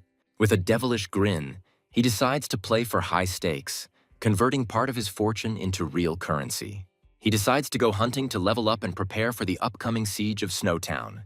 He enters the Silent Wasteland, a sinister location teeming with bloodthirsty monsters and deadly dangers. From the shadows, Dark Panther, an elite monster whose speed and bloodlust are unmatched, lunges at him. He looks at the elite monster's stats with concern, realizing that its power is much higher than expected. With a defiant gleam in his eyes, he rushes into battle, confident that his own stats are still superior to the monster's. One day later, he emerges victorious from the battle, having reached level 41, his power growing by leaps and bounds. A sudden system notification about the increased difficulty of the task throws him into confusion. He learns that the difficulty has increased to SS, and now he must fight a mysterious dark gold level boss. He thinks with anxiety that he must not face anything he cannot overcome. Otherwise, he will face inevitable death. Relieved, he thanks his friend for the information, promising to be extremely careful in Snowtown. Having received an order from the system, he immediately goes to the Ghost Swamps, where the Army of Darkness awaits him. Before him appears Cheryl with a massive army of Death Knights, their eyes glowing with a cold, sinister light. Among them stands the Death Knight, his stats hidden, his aura radiating an overwhelming unknown power. He realizes in horror that even his all-seeing eye cannot determine the level of these Death Knights. Their power is beyond measure. With disdain, the mentor explains that these knights are only weak souls who have failed to regain their sanity after death. A water imp appears before them, a pitiful monster that Cheryl uses to demonstrate her power. With a sly grin, the young man asks his mentor for a couple of Death Knights, hoping to strengthen his army. The teacher mockingly rejects his request, reminding him of the rules that do not allow him to interfere. Undeterred, he asks with a smile about other ways to protect himself, looking for loopholes in the rules of the game. Cheryl hands him a powerful artifact, the Demon Lord Summoning Scroll, which can change the course of any battle. A flame of delight flashes in his eyes. He understands that with this item he is not afraid even of a first-level city. But the teacher warns of danger. Calling upon powerful beings without respect is tantamount to suicide. He tells him a terrible story about a fool who paid with his life for his impudence in summoning the Demon Lord. With concern in his voice, he promises to be careful, realizing that this scroll is a double-edged sword. With a cheeky grin, he asks for something else safe, trying to wheedle more artifacts out of his mentor. The teacher angrily rejects his insolence, accusing him of trying to rob his savior. Pretending that nothing has happened, the mentor announces that it is time for them to set out. They join the vast army of darkness, their flags fluttering in the wind, heralding the coming battle. Surrounded by warriors, he asks the teacher about his opinion on the forces of darkness, trying to understand their true essence. The mentor contemptuously calls them rebels trying to overthrow the legitimate authorities. The boy, perplexed, tries to object, because the undead and demons have always been considered symbols of evil. The teacher bitterly explains that the line between good and evil is blurred, and history is written by the victors. He reveals to him the bitter truth. Among the demon lords there are those who were betrayed by humanity. He understands that the teacher's words are the key to understanding the main storyline and the upcoming trials. They arrive at the Evergreen Plains, their path leading through unknown lands full of dangers. The mentor creates a powerful rift in space, opening the way for them to another kingdom. He explains that this barrier divides the continent into parts, and only the strongest can cross it. Beyond this barrier, a new human kingdom awaits them, alien and hostile, where every step could be their last. They enter the Romance region, and the system warns of a double penalty for death in these lands. He realizes with a grin that for him, an immortal player with one life, this penalty does not matter. The teacher offers his help as a guide because he knows these lands like the back of his hand. They arrive in the snowy mountains and are met with a view of their destination, a snow-covered city awaiting its conqueror. With his eyes glowing with anticipation, He vows that he will capture this city, no matter what the cost. Looking down on the snow-covered city, he challenges its inhabitants, promising them a quick and painful death. The teacher wishes him luck, arranging a meeting at the Demon Lord's treasury after his triumphant victory. Greed flashes in his eyes at the mention of the treasury, and he eagerly inquires about its contents. The mentor tells of untold riches hidden within, rare items, skills, and even certificates for hidden classes. Blinded by the thirst for profit, he says goodbye to his teacher, dreaming of the millions he can get for the priceless treasures. He orders his army to set up camp, ready at any moment to repel an enemy attack and defend their positions. While he still has time, he decides to go hunting to level up and become even stronger before the decisive battle. In the snowy forest, he encounters a new enemy, the snow bear monster whose rage knows no bounds. He notes with alarm the monster's incredible strength, realizing that its high stats are due to its second reincarnation. Without wasting a second, the bear rushes into the attack, its roar shaking the mountains and its claws ready to tear apart anyone in its path. He unleashes evil's stride on the monster, his blow carrying all the fury and power of a dark warrior. A ghostly dragon bursts out of his armor, dealing a crushing blow and pulverizing the bear. He is surprised to discover that common monsters can drop rare and powerful skills. A sudden system notification interrupts his triumph, calling him to immediately return and protect his army. He encounters a group of players, their blades crossing, foreshadowing a brutal and bloody battle. With a slight grin, he notices that the system automatically translates the unfamiliar language of the Romance region for him. Players look at the meager damage in horror, unable to believe its incredible protection and doubting its very nature. He unleashes the all-crushing power, and purple energy rains down upon his enemies, bringing death and destruction. In horror, they realize that in front of them is not just a melee fighter, but the owner of a powerful AoE skill. He looks at the pitiful survivors with a contemptuous grin, disappointed by their weakness and lack of worthy resistance. He faces a new opponent whose speed and blade skill put him on edge. The assassin notes the hero's incredible strength with admiration, realizing that he has a worthy opponent before him. The players look on in disbelief at the Ghost King's miss, but their leader sees it as a chance to win. He realizes that he is facing one of the top players on their server, and his excitement flares up with renewed vigor. Their blades intersect in a deadly dance, each blow carrying incredible power and a thirst for victory. The players are thrilled to see their Ghost King surpass Jiang Han Shui in speed, and their hopes are ignited. Chanting the name of their god, they believe in his victory, unaware that they have become only pawns in someone else's game. With a devilish grin, he decides to play with their feelings, giving them false hope of salvation. He imagines how, at the very climax, he will crush their hope into dust, reveling in their despair. With cold cruelty, he prepares to deliver the finishing blow, his eyes burning with anticipation of their pain and disappointment. With a casual smile, he stabs the assassin, apologizing for his trembling hand and enjoying his death throes. He absorbs the experience of the fallen enemy, reaching level 42, and watches as the other players flee in terror. In a panic, they scream about his monstrous power, unable to believe that someone could gain experience for killing players. He decides to go deep into enemy territory to level up and prepare for the upcoming siege. 2 days later, the system announces the start of the main SS rank quest, Siege and Capture. He receives strict orders to attack in at least 5 waves, otherwise his army will be seriously weakened. He realizes with alarm that the system has imposed serious restrictions, and he will have to face incredibly powerful opponents. He gives the order to the first wave to prepare for the attack, his voice filled with cold determination and anticipation of battle. Bronze Boss Guj volunteers to lead the first attack, his eyes burning with a thirst for blood and glory. The Army of Darkness, led by a level 20 boss, begins the first wave of attack, their roar shaking the snow-capped mountains. With a contemptuous grin, the defenders rush into battle, confident of an easy victory over the pathetic 20-level weakling. But their joy was short-lived, and he realized with annoyance that he had underestimated the enemy, whose levels turned out to be much higher.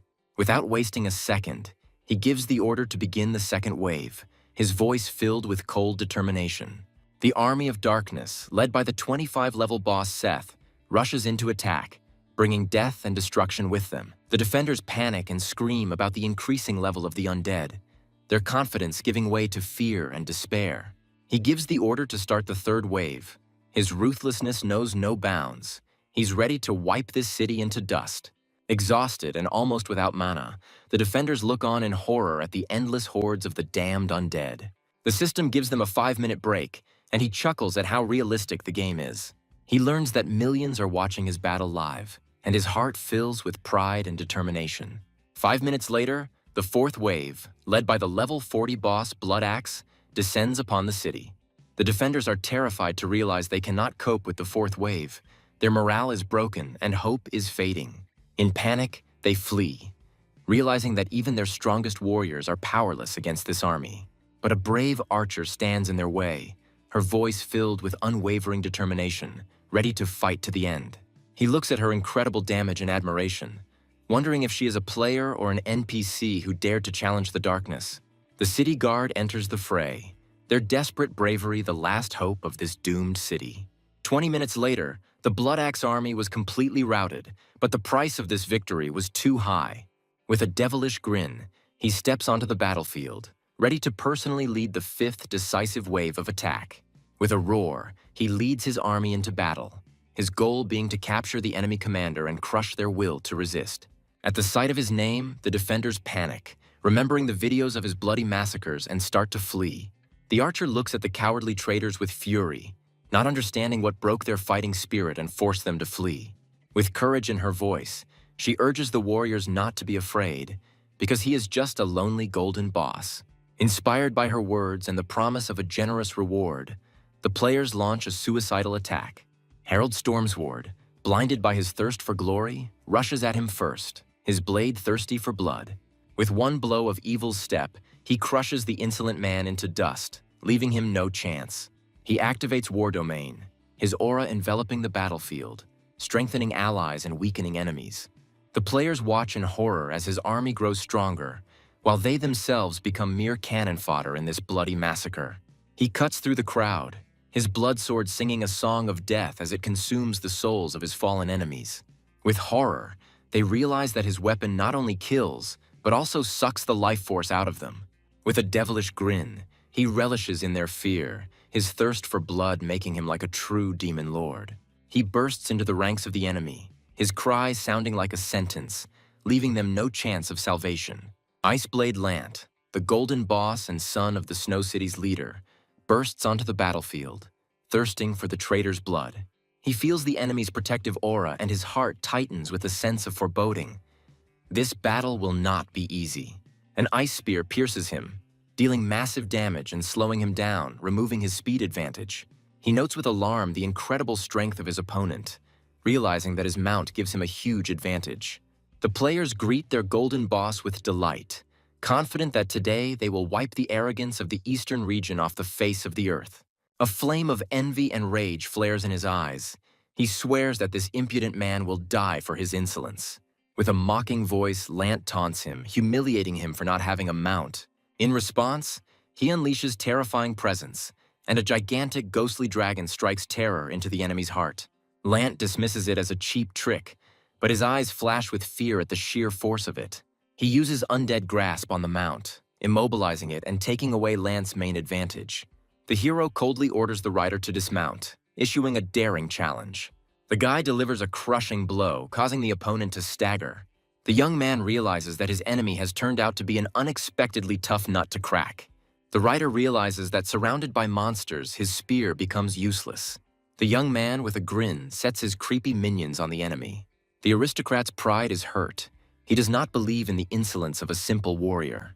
The enemy desperately tries to fight off the vile undead, but the forces are unequal.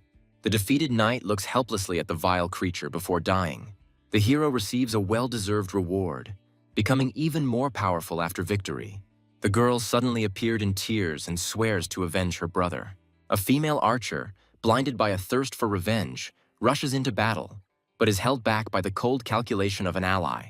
A new system notification befalls the hero, foreshadowing the appearance of even more deadly enemies. The boy looks at the city walls, realizing that behind them the last elite line of defense awaits him. Left alone, the young man recalls past battles, and this only strengthens his resolve. The young man calls out to his fallen comrades, promising that their sacrifice will be the beginning of his great ascent. A fiery arrow flies towards the hero as a mockery of his courage in the face of imminent death. The heroine, driven by grief and hatred, personally leads the attack on her brother's killer. A deadly rain of thousands of arrows falls upon the warrior and his army, leaving no chance for salvation. The hero is furious when he realizes that the enemy's barrage will destroy his army before the real battle even begins.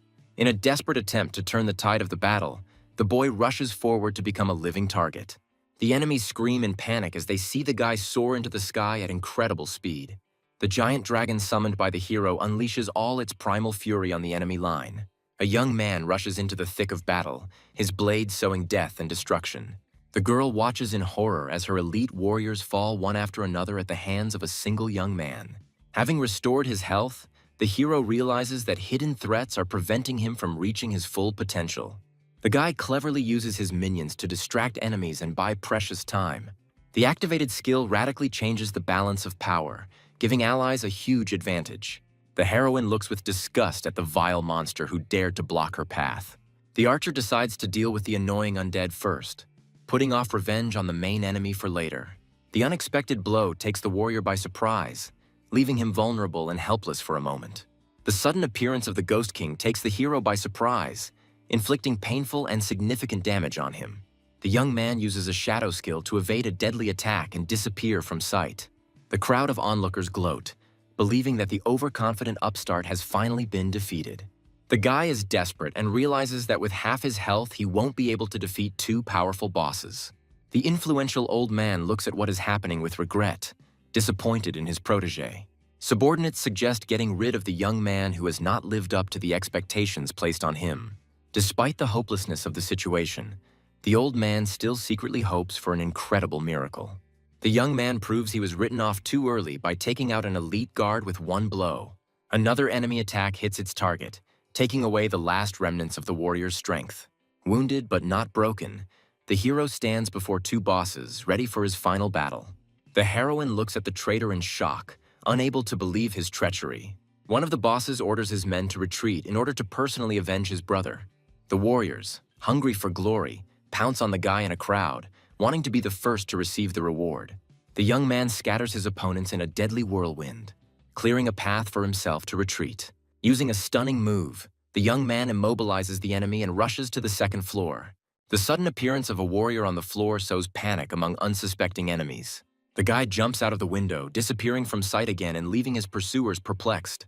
While the enemies search for him in vain in the rooms, the hero is already rushing along the rooftops, staying one step ahead. The pursuers notice with annoyance that their target has slipped away again and is heading towards another building. The enemies cannot believe his escape, because the punishment for failing the mission is too severe. After 20 minutes of futile searching, the patrolmen confirm that the fugitive has disappeared without a trace. One of the pursuers, in despair, suggests that their target simply vanished into thin air. The disguised hero approaches the enemy, pretending to be a frightened townsman and luring him into a trap. The unsuspecting warrior receives a crushing blow from the supposed simpleton, not believing his eyes. Behind the mask of a harmless resident lurked a ruthless killer who brought instant death. The guy gloats because his stealth skill not only changed his appearance, but also completely healed him. One by one, enemies fall by his hand, unable to withstand his sudden and deadly attacks. The young man mockingly addresses the remaining enemies, revealing his deception and enraging them. The young man confidently declares that the pathetic players are no threat to him, because his target is the boss. Like a ghost, he rushes through the ranks of enemies who are horrified by his fully restored health. The archer screams the hero's name in rage, her face distorted with hatred for her brother's killer. Having cleared his way, the guy is finally left alone with his main goal. The young man quickly closes the distance and delivers a crushing blow, paralyzing the girl. A mad attack falls upon the heroine, leaving her no chance to counterattack. The young man mocks the archer's helplessness in close combat, pointing out her main weakness. The girl, pinned to the ground, desperately cries out to her mysterious ally, begging for help. The warrior releases a powerful charge of energy, demonstrating his complete superiority in this duel. The hidden boss blackmails the heroine with a grin, offering help in exchange for her hand and heart. Having received consent, the mysterious ally enters the battle, calling the girl his bride. The hero soberly assesses the new enemy, realizing that there must be some kind of catch behind the incredible power. The hero listens to the enemies moralizing with mockery, giving him false hope of victory. The girl does not understand the young man's true motives, seeing in his sacrifice only blind obsession. A sudden betrayal befalls the heroine when an ally deals her a crushing blow in the back. Realizing that she has been cold-bloodedly set up, the archer looks in horror at her freezing silhouette. The mysterious ally drops his mask, confident that the young man now has no chance. An icy wave covers the boy, condemning him to a slow and painful death from the cold. Blinded and slowed by an enemy arrow, the hero finds himself in a deadly trap. Like vultures, other players decide to intervene to steal someone else's victory and glory. Pathetic attacks become the last straw a warrior needs for a triumphant transformation. Surrounded by a golden glow, the young man reaches a new level of power, completely changing the balance of power in the battle. The enemies look at the youth's transformation in bewilderment, arrogantly considering his latest trick useless. The hero accepts the challenge with a cheeky grin, ready to prove that his new power is not an empty bluff. The archer desperately tries to freeze the warrior, but his dark aura is already ready to absorb her defense. The girl watches in horror as her ice armor, her last hope, shatters into pieces with a single blow. Hidden potential awakens, turning the boy into a true battle demon with tenfold increased power. A deafening blow falls upon the heroine, and her desperate cry for help is drowned out by the roar of battle. The young man easily repels her weak attack, toying with her like a predator with helpless prey. A merciless series of blows crushes the girl, leaving her no chance of salvation. Completely broken and wounded, she begs for mercy with tears in her eyes, forgetting her pride. A cold refusal becomes her sentence, and the young man takes his reward, putting an end to this revenge. The magician is horrified and can't believe his eyes, because just a moment ago this guy was weaker than him. With a predatory grin, the young man turns his attention to the last target, anticipating an easy victory. A powerful blow falls upon the mage, proving that his vaunted defense is now nothing more than a myth. The mask shatters into pieces, revealing the haggard and frightened face of someone who thought himself invulnerable.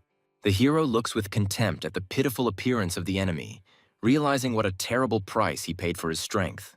With the last of his strength, the enemy uses a weakening spell in a desperate attempt to buy himself time. The mage's final trump card is the Ice Tomb, which grants him temporary invulnerability and healing. Hiding behind an icy wall, he tries to sow doubt in the hero, pointing out the temporary nature of his power.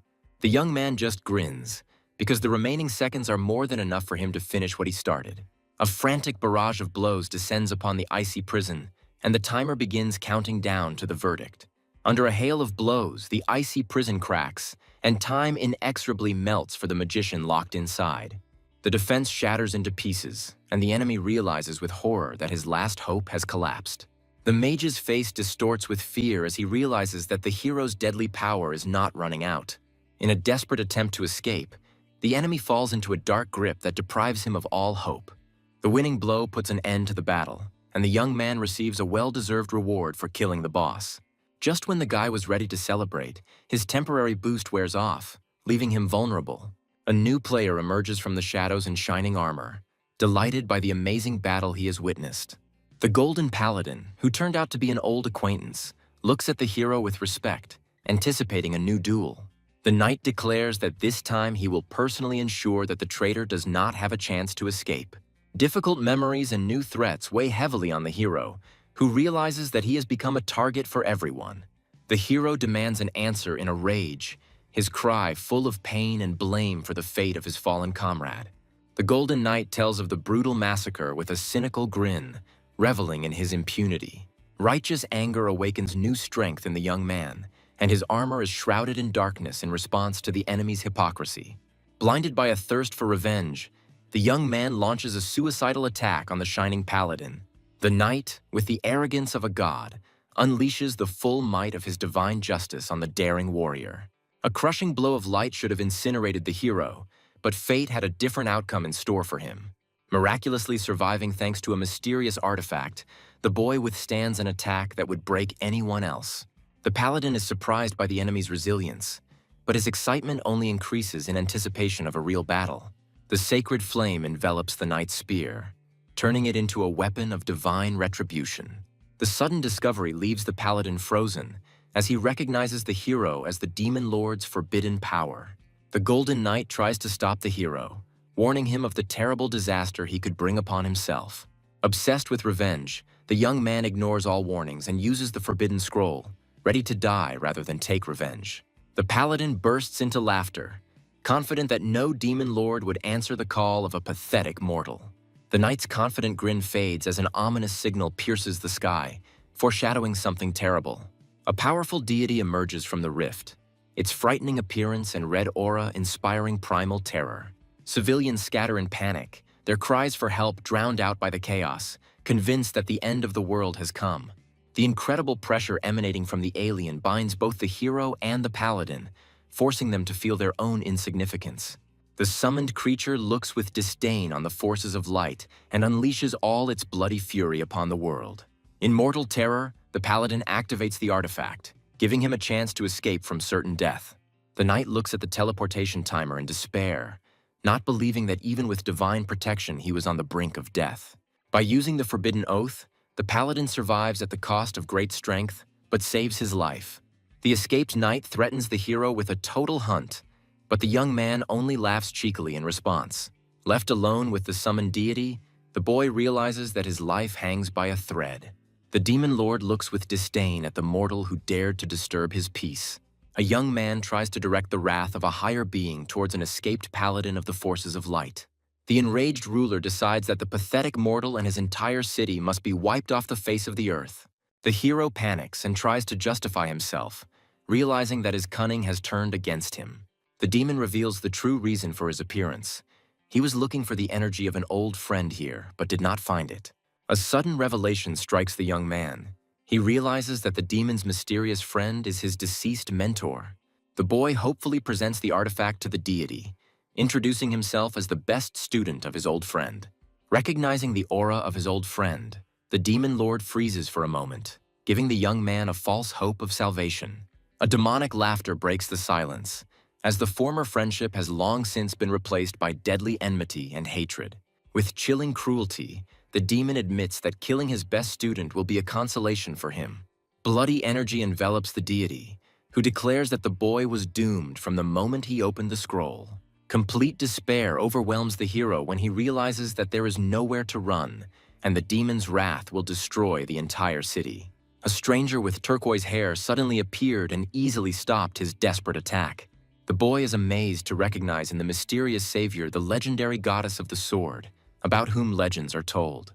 A mighty explosion shakes the earth as divine blade meets demonic power. Thrown back by the shockwave, the young man looks at the ruins in shock, not believing that the city could have been destroyed. As the rift in the sky closes, the young man thinks anxiously about the fate of the goddess who stood up for him. The hero runs up to the sword goddess with alarm, fearing that she has been seriously injured in the battle. The girl, with a mischievous smile, declares that now he owes her twice, turning the dangerous moment into a game. The young man, perplexed, tries to understand where the second debt came from, not grasping her cunning logic.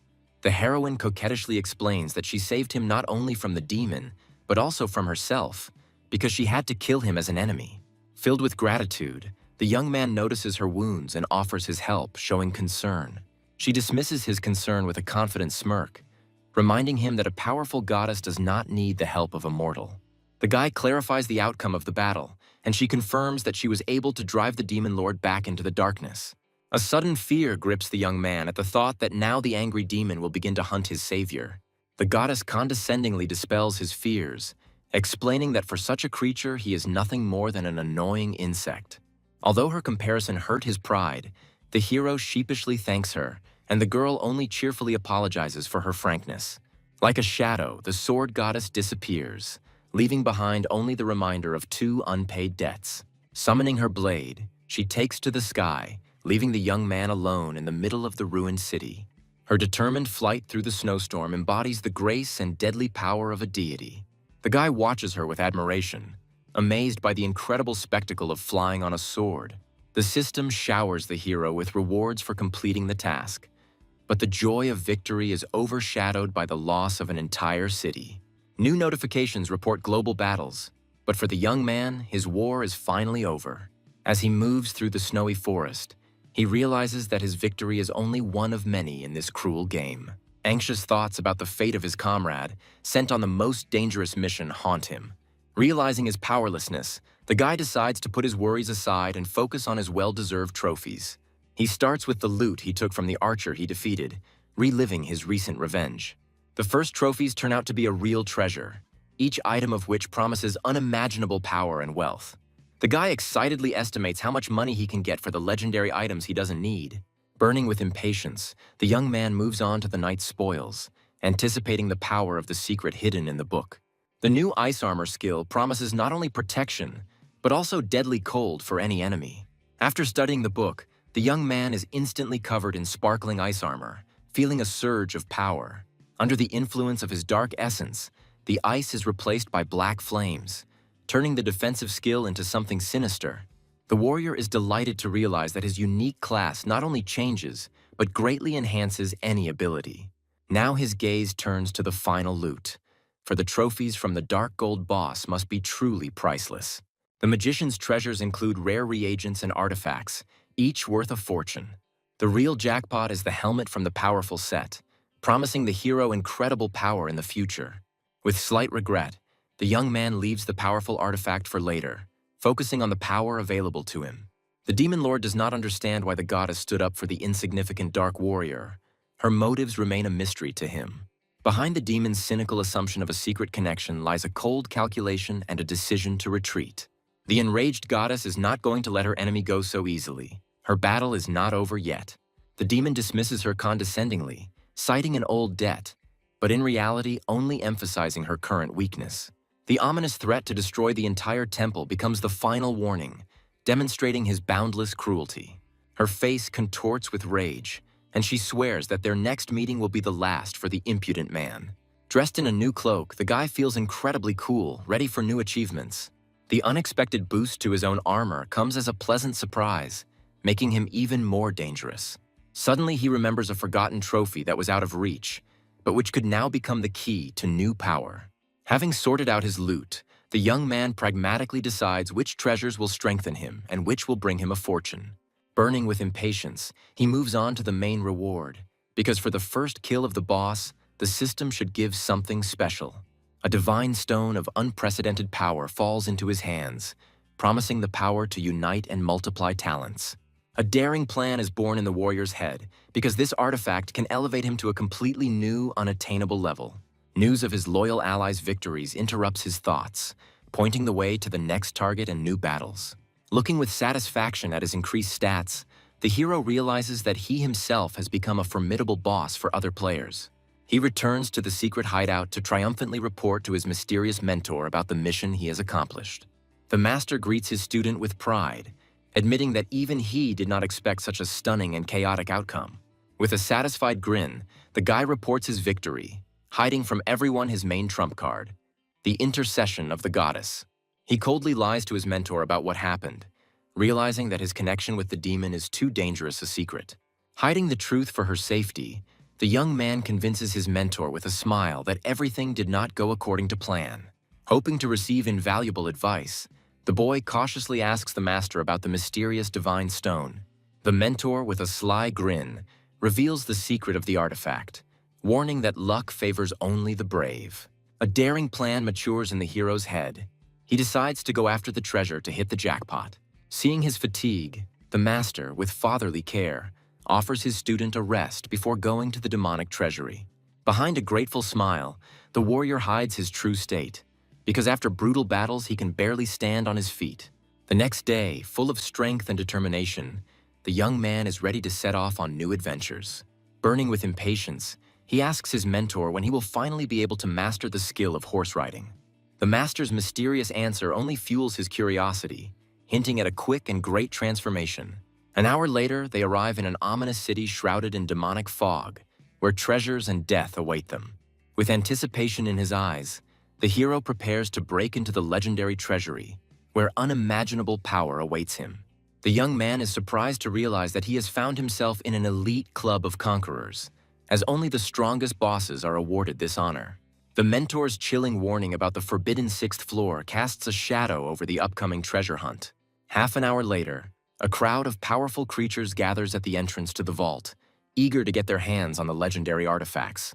Even among the bosses, there are real giants, and the hero looks with awe at his colossal competitor. The master dispels his fears with a smile, suggesting that they split up so as not to miss the most valuable treasures. Gathering his will into a fist, the young man steps into the fiery portal, ready to risk everything for the only chance. A ruthless system announces the rules of a deadly game, where everyone has only 10 minutes and one try. Realizing that time is his main enemy, the guy makes a risky decision to skip the first floor. The second floor with disposable potions also does not attract his attention, because he is looking for something eternal and powerful. His gaze is revealed to immortal elixirs capable of granting unprecedented strength and eternal healing. The guy is shocked to realize that one pill can raise his strength to stratospheric heights, inaccessible to others. Suppressing the momentary impulse, the young man coldly concludes that the temporary boost is not worth the unique treasure. The third floor awakens new hope in him, as it is here that the perfect skill for his divine stone may be hidden. The first skill books turn out to be quite good, but his soul longs for something truly legendary. Suddenly, his gaze falls on a glowing book, promising him the crushing power of the legendary Dragon Slayer.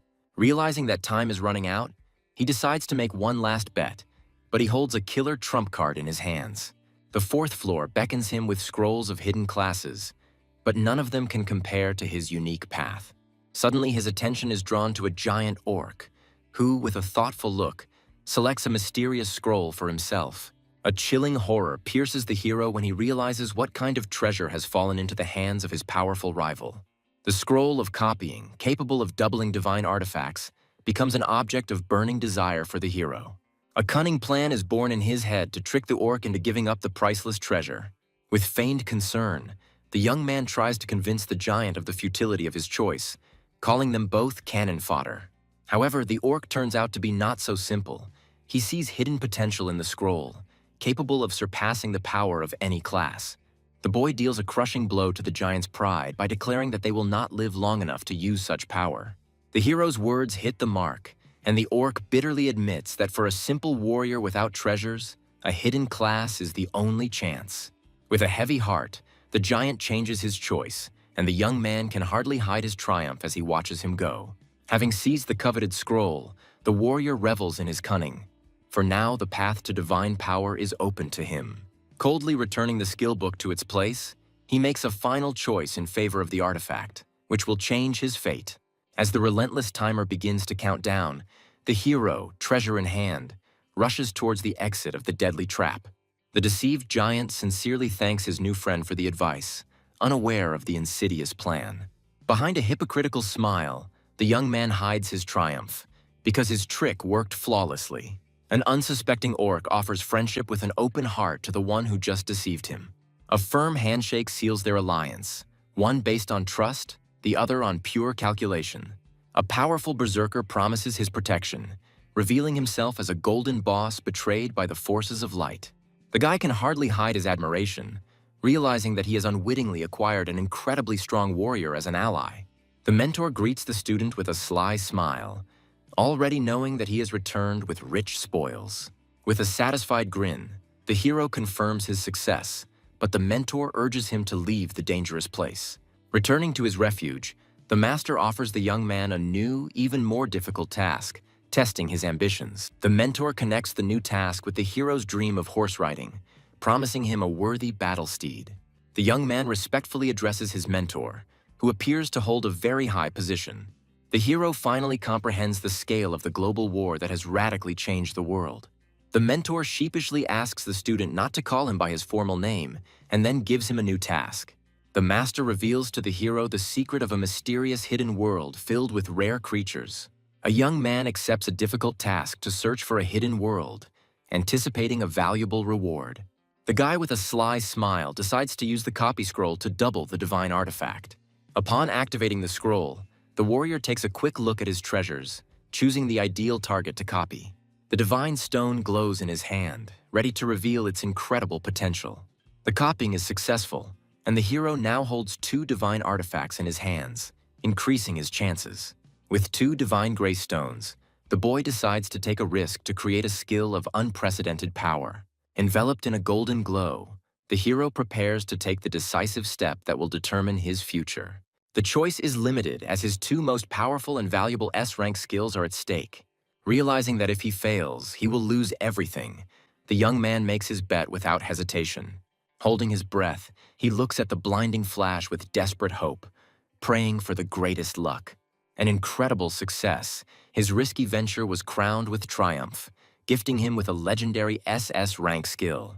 Euphoric about his success, the guy can't help but burst into jubilant laughter as he celebrates his incredible victory.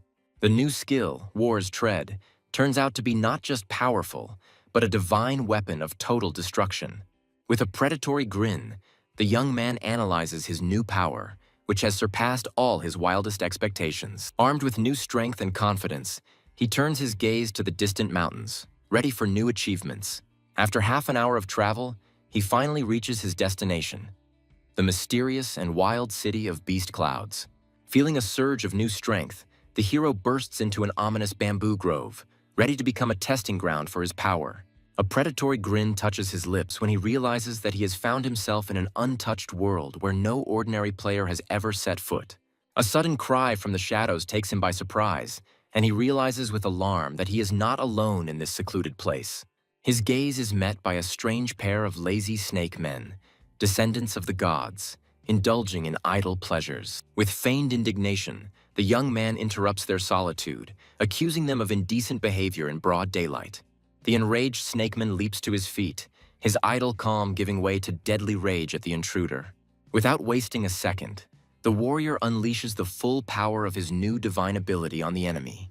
A crushing blow shatters everything around it, dealing colossal damage and proving the incredible power of combined skills. Even the young man himself was amazed by the result, because the skill he created turned out to be a truly destructive weapon. He looks in bewilderment at his stunned enemies, who seem not to expect such a swift and brutal reprisal. The description of the deadly snakes only fuels the hero's excitement, as he sees them not as a threat, but as a valuable source of experience. His title changes, turning words into weapons that can either strengthen or weaken any enemy. Armed with a new ability, the young man deliberately provokes a whole horde of monsters. He continues to hurl insults, driving the snakes into a frenzy and luring them deeper into his net. After 10 minutes of chasing him, a whole swarm of enraged creatures was already rushing after him, and the perfect moment to attack had arrived. With one crushing blow, he unleashes all his power on his pursuers, leaving them no chance. Like a reaper, he rushes through the ranks of enemies, and system notifications one after another inform him of his bloody harvest. The new skills complement each other perfectly, and the rapid leveling up becomes the best reward for the risk. Having achieved his cherished goal, he gains access to the Awakening Quest, which will open the path to true power. Burning with impatience, the boy contacts a friend to find out about the balance of power in the world and plan his triumph. The hero's ambitions know no bounds. He asks his friend for information about the strongest players on all servers. In a show of true friendship, his comrade offers him his guild as a reliable market for the sale of priceless trophies. As if casually, the young man shows off his extra belongings, each of which is the dream of any player. His friend stares at the treasure in mute shock, realizing that even the hero's useless items are superior to the best equipment in the game. A casual acquaintance is surprised to see the guild leader freeze while talking to the mysterious boss. Upon learning the hero's name, the boy freezes in awe because he is speaking with a true legend. By giving his friend exclusive rights, the young man offers to buy the treasures before they go to auction. Without bargaining, the comrade makes a generous offer because such artifacts are the key to the power of his guild. However, a real bargaining process ensues for the rarest robe, as its price goes beyond that of ordinary equipment. With an excited grin, the young man enters into a friendly squabble, knowing the true, exorbitant price of his trophy. Like an experienced salesman, he makes a final ultimatum offer that cannot be refused. His friend agrees with a grin, realizing that friendship with such a player is much more valuable than any money. The hero quickly converts virtual gold into real money, demonstrating the true value of his victories. The huge sum credited to his account becomes tangible proof of his success and changes his life. With determination in his eyes, he realizes that this game is not just entertainment, but his path to a secure future. However, behind the thirst for wealth lies true passion, for it is the adrenaline of battle that makes his heart beat faster. Information received from a friend about the strongest player on the server only fuels his passion and thirst for superiority. With cold confidence, he understands that his lead over the leader is not that great, and the speed of growth is incomparable. With a clear plan in his head, he decides to finish the cleanup and immediately begin carrying out his mentor's assignment. An hour later, the forest shakes with the roar of the creature he summoned, whose all-crushing power leaves no chance for enemies. Like an unstoppable whirlwind, he rushes through the forest, and each blow brings him a new, higher level. A sudden system notification cuts short his triumph, heralding the arrival of the angry master of these lands. From the depths of the grove emerges the mighty king of snakes, his fury a harbinger of impending death. The boss looks with disdain at the pathetic mortal, promising to sacrifice him to his dark god. With a cheeky grin, the young man walks away from the battle, leaving the enraged monster completely bewildered. Returning to reality, the guy cold-bloodedly decides to wait until the boss leaves, demonstrating his tactical genius. A short conversation with his mother in the real world reminds him why he is fighting and risking his life. After a short break, he returns to the task with renewed vigor, ready for any challenge. After making sure the boss is gone, he faces a new problem. He now needs to find the elusive hidden world. Drawing on his experience, he notices a suspicious tree that may be the key to solving this mystery. His hope of finding a clue is dashed when a scan reveals that the suspicious tree is merely an illusion. Suddenly, he notices a lone snake man, who appears to be the last survivor of his bloody harvest. The terrified monster recognizes him as a ruthless killer and decides to immediately report to his king. With a cold threat in his voice, the young man stops him, offering his life in exchange for one small secret. Burning with curiosity, he asks his main question, hoping that this pathetic monster will lead him to his goal. Fearing for his life, the snake man reveals the secret without hesitation, pointing the way to the hidden world. With a mocking grin, the hero gives the monster a head start, forcing it to count to 10,000 before running. By releasing the witness, he takes a calculated risk so as not to attract the attention of the Snake King prematurely. Following the instructions he received, the boy quickly finds 3 giant trees that serve as gates. He approaches the middle tree, and the system triumphantly announces that the entrance to the hidden world has finally been found. Having completed the task, the hero faces a new obstacle. The system deems him unworthy of entering the hidden world. With slight disappointment, he decides to postpone the invasion since the main goal, receiving the reward, has already been achieved. As he leaves, he realizes that without the cunning and interrogation of the weak monster, his search would have dragged on for a long time. 2 hours later, he returns triumphantly to his mentor, who is amazed by his incredible speed. The system generously rewards him for the completed task, granting him invaluable experience and a rare skill book. In his hands lies the legendary horsemanship skill he had long and passionately dreamed of.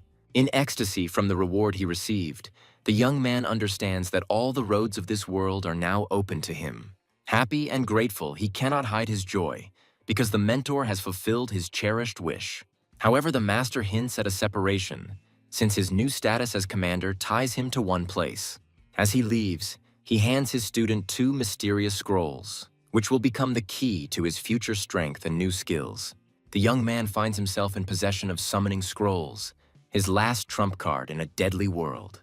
The mentor, with a sly smile, warns that his help will not be immediate, testing the student's endurance. The master explains that these scrolls are merely compensation for the impossibility of giving him new tasks for the time being. With a piercing gaze, he asks the main question, checking to see if his student's spirit has been broken on the dark path.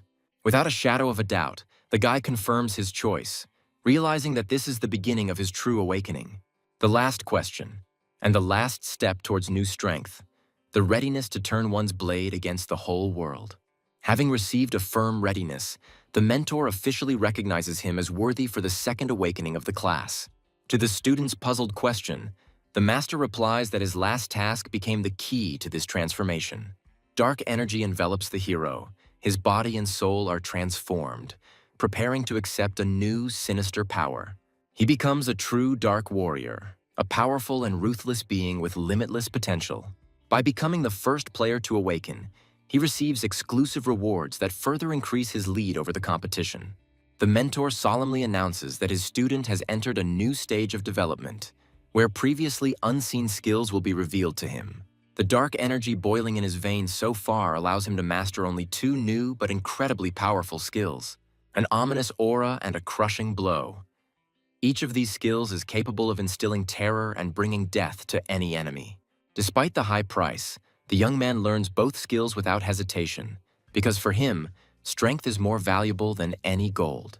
The master, with slight reproach, reminds us of his ruined city, where he never became mayor. With cold restraint, the boy confirms that the demon he summoned did indeed cause total destruction in the city. The mentor, with paternal concern, advises the student to find a faction for himself in order to avoid unnecessary problems in the future. With confidence in his eyes, the young man assures his teacher that he already has a plan for this. Having mastered new skills, he says goodbye to the master, who goes to defend his city. Having said goodbye to this place forever, the young man decides first to appreciate his reward for awakening. The rarest pearl of enhancement falls into his hands, and he realizes that now is the perfect moment to use it. Without a shadow of a doubt, he chooses his trusty sword of bloodthirst to transform it into the perfect killing weapon. The blade flares with a new, sinister power, its stats skyrocketing, promising its enemies a swift death. His new passive ability makes him even more deadly, turning every kill into a source of power. Now his attack will increase with each defeated enemy, turning protracted battles into his personal bloodbath. With a terrifying power that surpasses all known bosses, he becomes a true nightmare for any opponent. The realization of his incredible power intoxicates him, because now it is only a matter of time before he rises to the dark gold level. With cold determination in his eyes, he returns to the purple forest to finish what he started and challenge the Snake King. He finds his purpose, and now nothing can stop him on the path to revenge and absolute domination. The hero's words, like poison, weaken the enemy even before the battle begins, turning insults into a deadly weapon. His title changes, granting him incredible resilience and turning him into an invincible Dark Lord. The stomp of war falls upon the boss's head, signaling the beginning of a brutal and uncompromising duel. A mad slaughter follows the first strike, each swing of his blade carrying pure, unadulterated fury. The Snake King retreats in shock, not believing that the pathetic coward who ran away from him is now breaking through his defenses. The new crushing blow not only deals colossal damage, but also significantly slows the powerful boss. Despite the hero's obvious power, the Snake King disdainfully calls his attacks pathetic monkey tricks. A deadly poisonous fog envelops the battlefield, condemning the young man to a slow and painful death. Realizing that he can't win with brute force, the boy relies on the vampirism of his sword to survive this attack.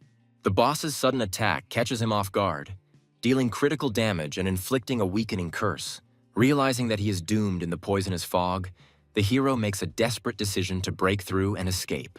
As if mocking his pathetic attempt, the Snake King calls upon his children to enjoy a bloody feast. An entire army of warrior serpents emerges from the mist, ready to tear to pieces anyone who challenges their master. For the young man, this army becomes not a threat, but a salvation, because each creature is a source of priceless health. Like a god of thunder, he unleashes all his might on his enemies, and every kill heals him, making him stronger. With his health fully restored and a sinister grin on his face, he's ready to continue the duel with the discouraged boss. In desperation, the Snake King calls upon his god, sacrificing his own speech for the chance of victory. With confidence in his eyes, the hero understands that even with divine power, his enemy is doomed due to his slowness. The tramp of war shakes the earth once again, and now victory in this grueling battle is only a matter of time. After 30 minutes of continuous carnage, he delivers the final decisive blows, completing his bloody dance. The final blow ends the battle, and the defeated Snake King crumbles into golden dust at his feet. Victory earns him a new level and the anticipation of priceless loot from the Dark Gold boss. Suddenly, he receives a new title and an exclusive reward for an achievement that no one else has ever achieved. He ends up with a scroll that can cause a duel to the death, where the winner takes absolutely everything. With cold calculation, he understands that for his unique class, this agreement is not so profitable. Putting the scroll aside for later, he finally begins to sort through the loot dropped by the defeated boss. The only trophy, a powerful blade, turns out to be beyond his level, and he angrily hides it in his backpack. A new system event gives him the perfect chance to safely infiltrate the enemy faction's city. As he leaves, he is surprised to stumble upon the very same snake man who had been obediently counting to 10,000 all this time. This simple-minded persistence touches him, and he watches with a smile as the faithful servant hurries to his king. With a cold smile, he announces the death of the king, giving his faithful servant one single chance at life. Having lost everything, the snake man, with tears in his eyes, swears allegiance to his new ruthless master. Seeing honesty in his eyes, the young man takes the oath, gaining his first, albeit strange, subordinate. With a submissive voice, the monster accepts his new fate, ready to serve his king's killer without question. With his gaze downcast shyly, the snake man introduces himself to his new master, revealing his ridiculous name. With difficulty holding back his laughter, the hero gives him his first task, to wait until he is needed for something important. The naive servant does not understand why such a powerful warrior still does not own a single city. With a devilish grin, the guy explains that his power is too destructive, but promises to make him a general. The simple-minded snake man blushes with embarrassment, enchanted by the promises of power and beautiful warriors. A sly smile never leaves the hero's face, as he already imagines how he will share all the trophies with his new general. Leaving his new servant to wait, the hero sets off to meet new adventures, knowing that he will return here again. He arrives in White Town, a neutral territory that will become his temporary refuge and a field for intrigue.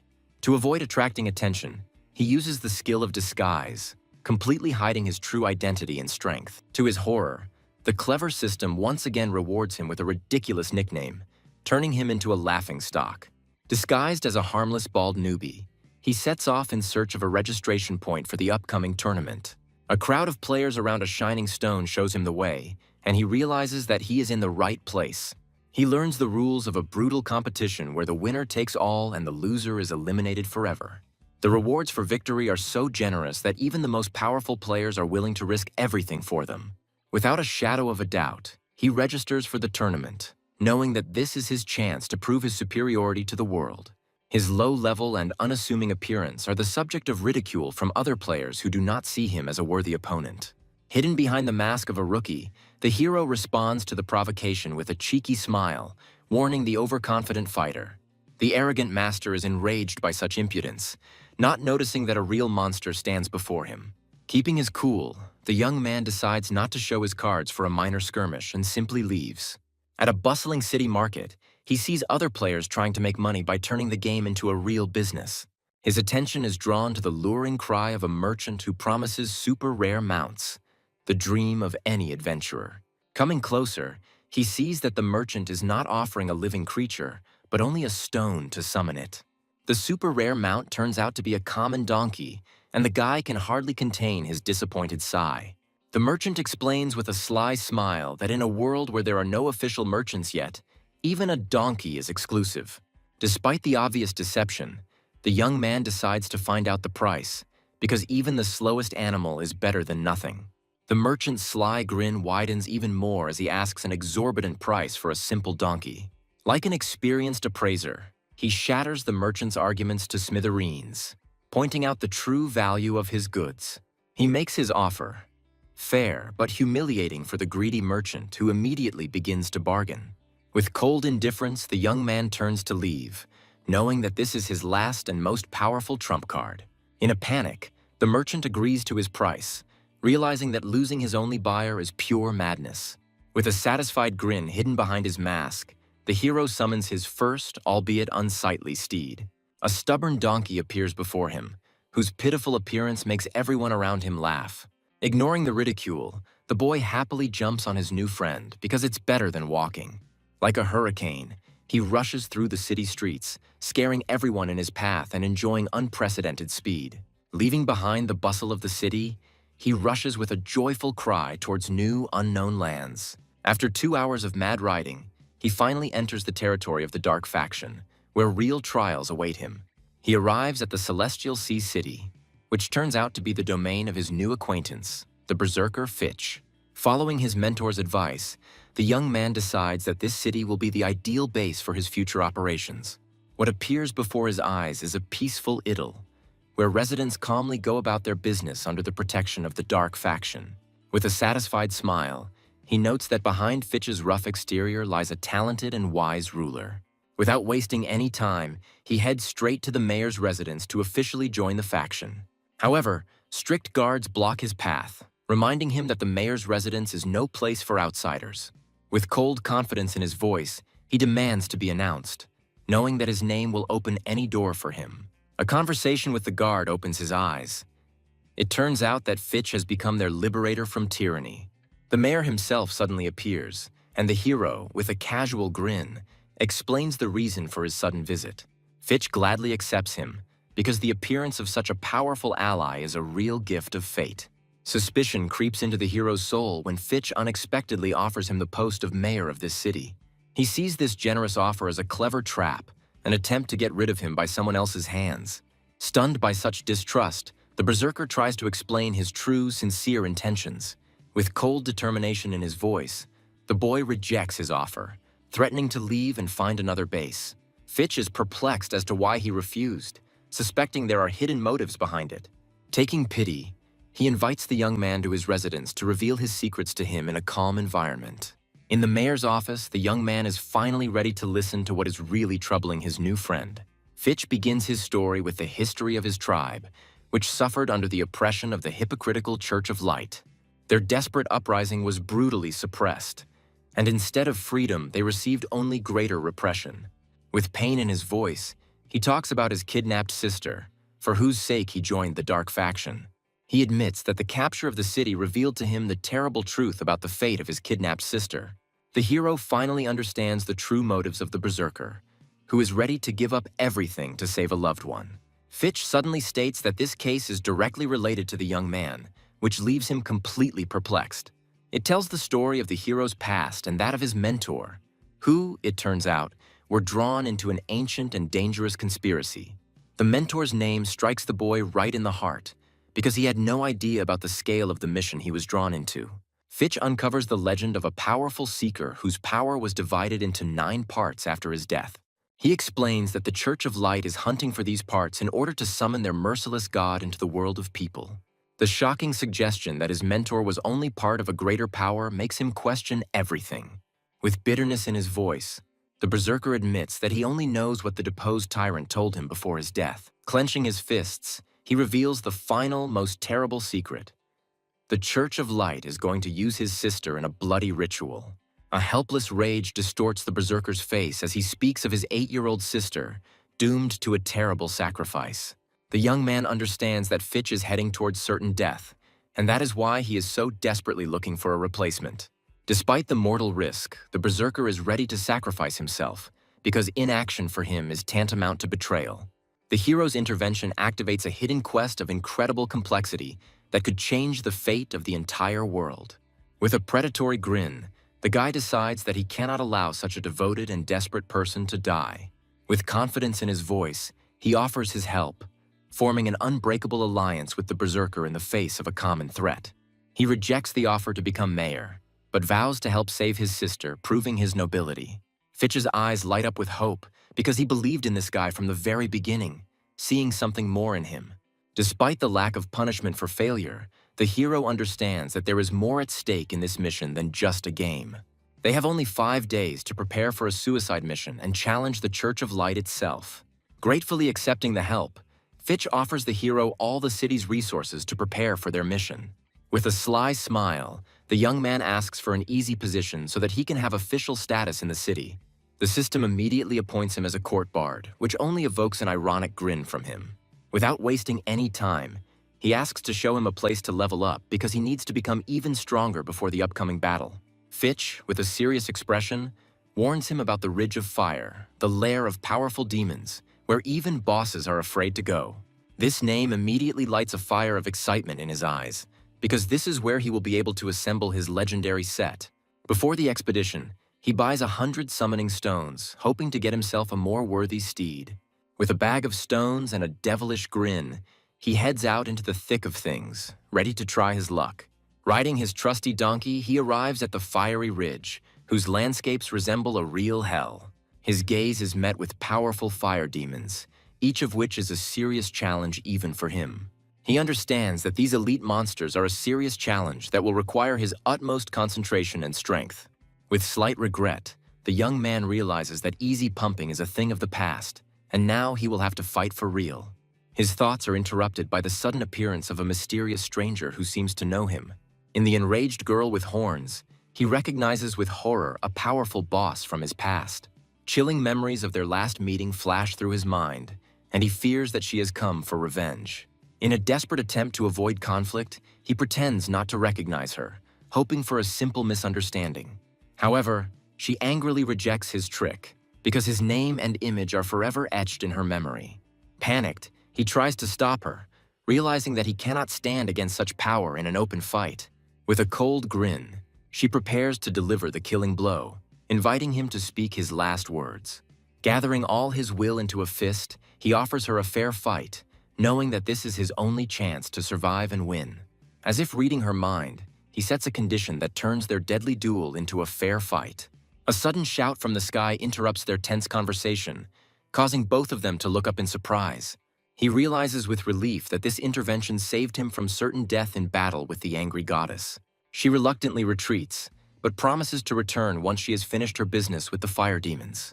With a cheeky grin, he challenges her to a competition, turning their feud into a high-stakes hunt.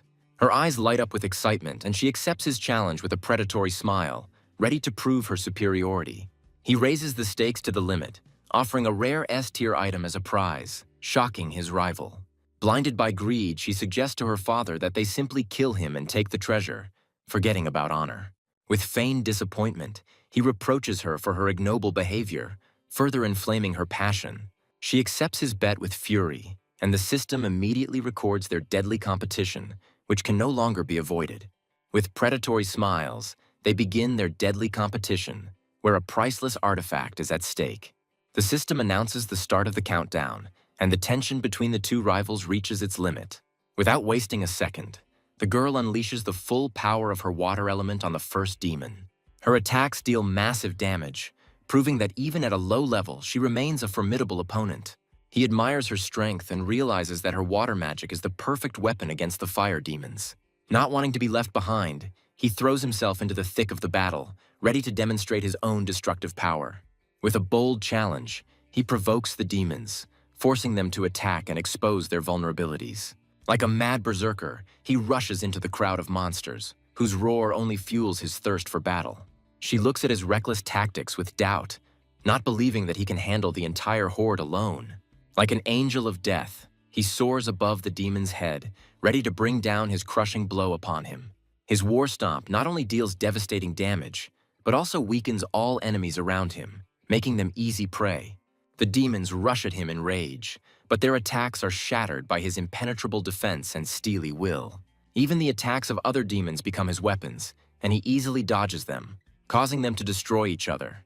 With cold confidence, he understands that these slow creatures are nothing more than a light warm-up for him. She watches his dance of death in amazement, amazed at how powerful the skills of a simple seeker can be.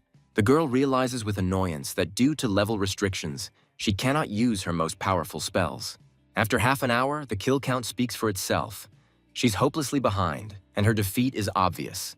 He admires her tenacity, because even in a hopeless situation, she continues to fight without giving up. It suddenly dawns on her that mounts could be the key to winning this competition.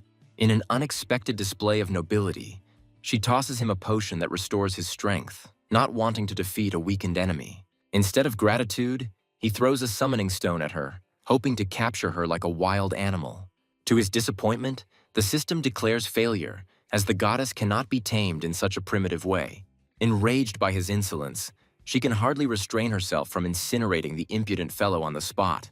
After an hour and a half of grueling hunting, he is significantly ahead of her, proving his complete superiority. An unexpected stroke of luck, the defeated demon drops a piece of the legendary set he so dreamed of. The new bracers prove to be much more powerful than his old ones, bringing him closer to creating the perfect armor. When time runs out, the system declares him the winner, and he eagerly awaits his reward. With a devilish grin, he demands the promised S-tier item from the loser, reveling in his victory. She pouts and refuses to pay, declaring that she has nothing but her own life. The sudden appearance of her father interrupts their argument, and he reproachfully reminds his daughter of honor and her word. The guy is stunned when he meets a mysterious god-level NPC, A mysterious stranger with horns begins a conversation full of hidden hints. The hero plunges into memories, regretting his fatal choice in the past. The young man receives unexpected praise, which sounds more like an assessment of his potential. A powerful patron bestows a gift on a young man, blurring the line between defeat and reward.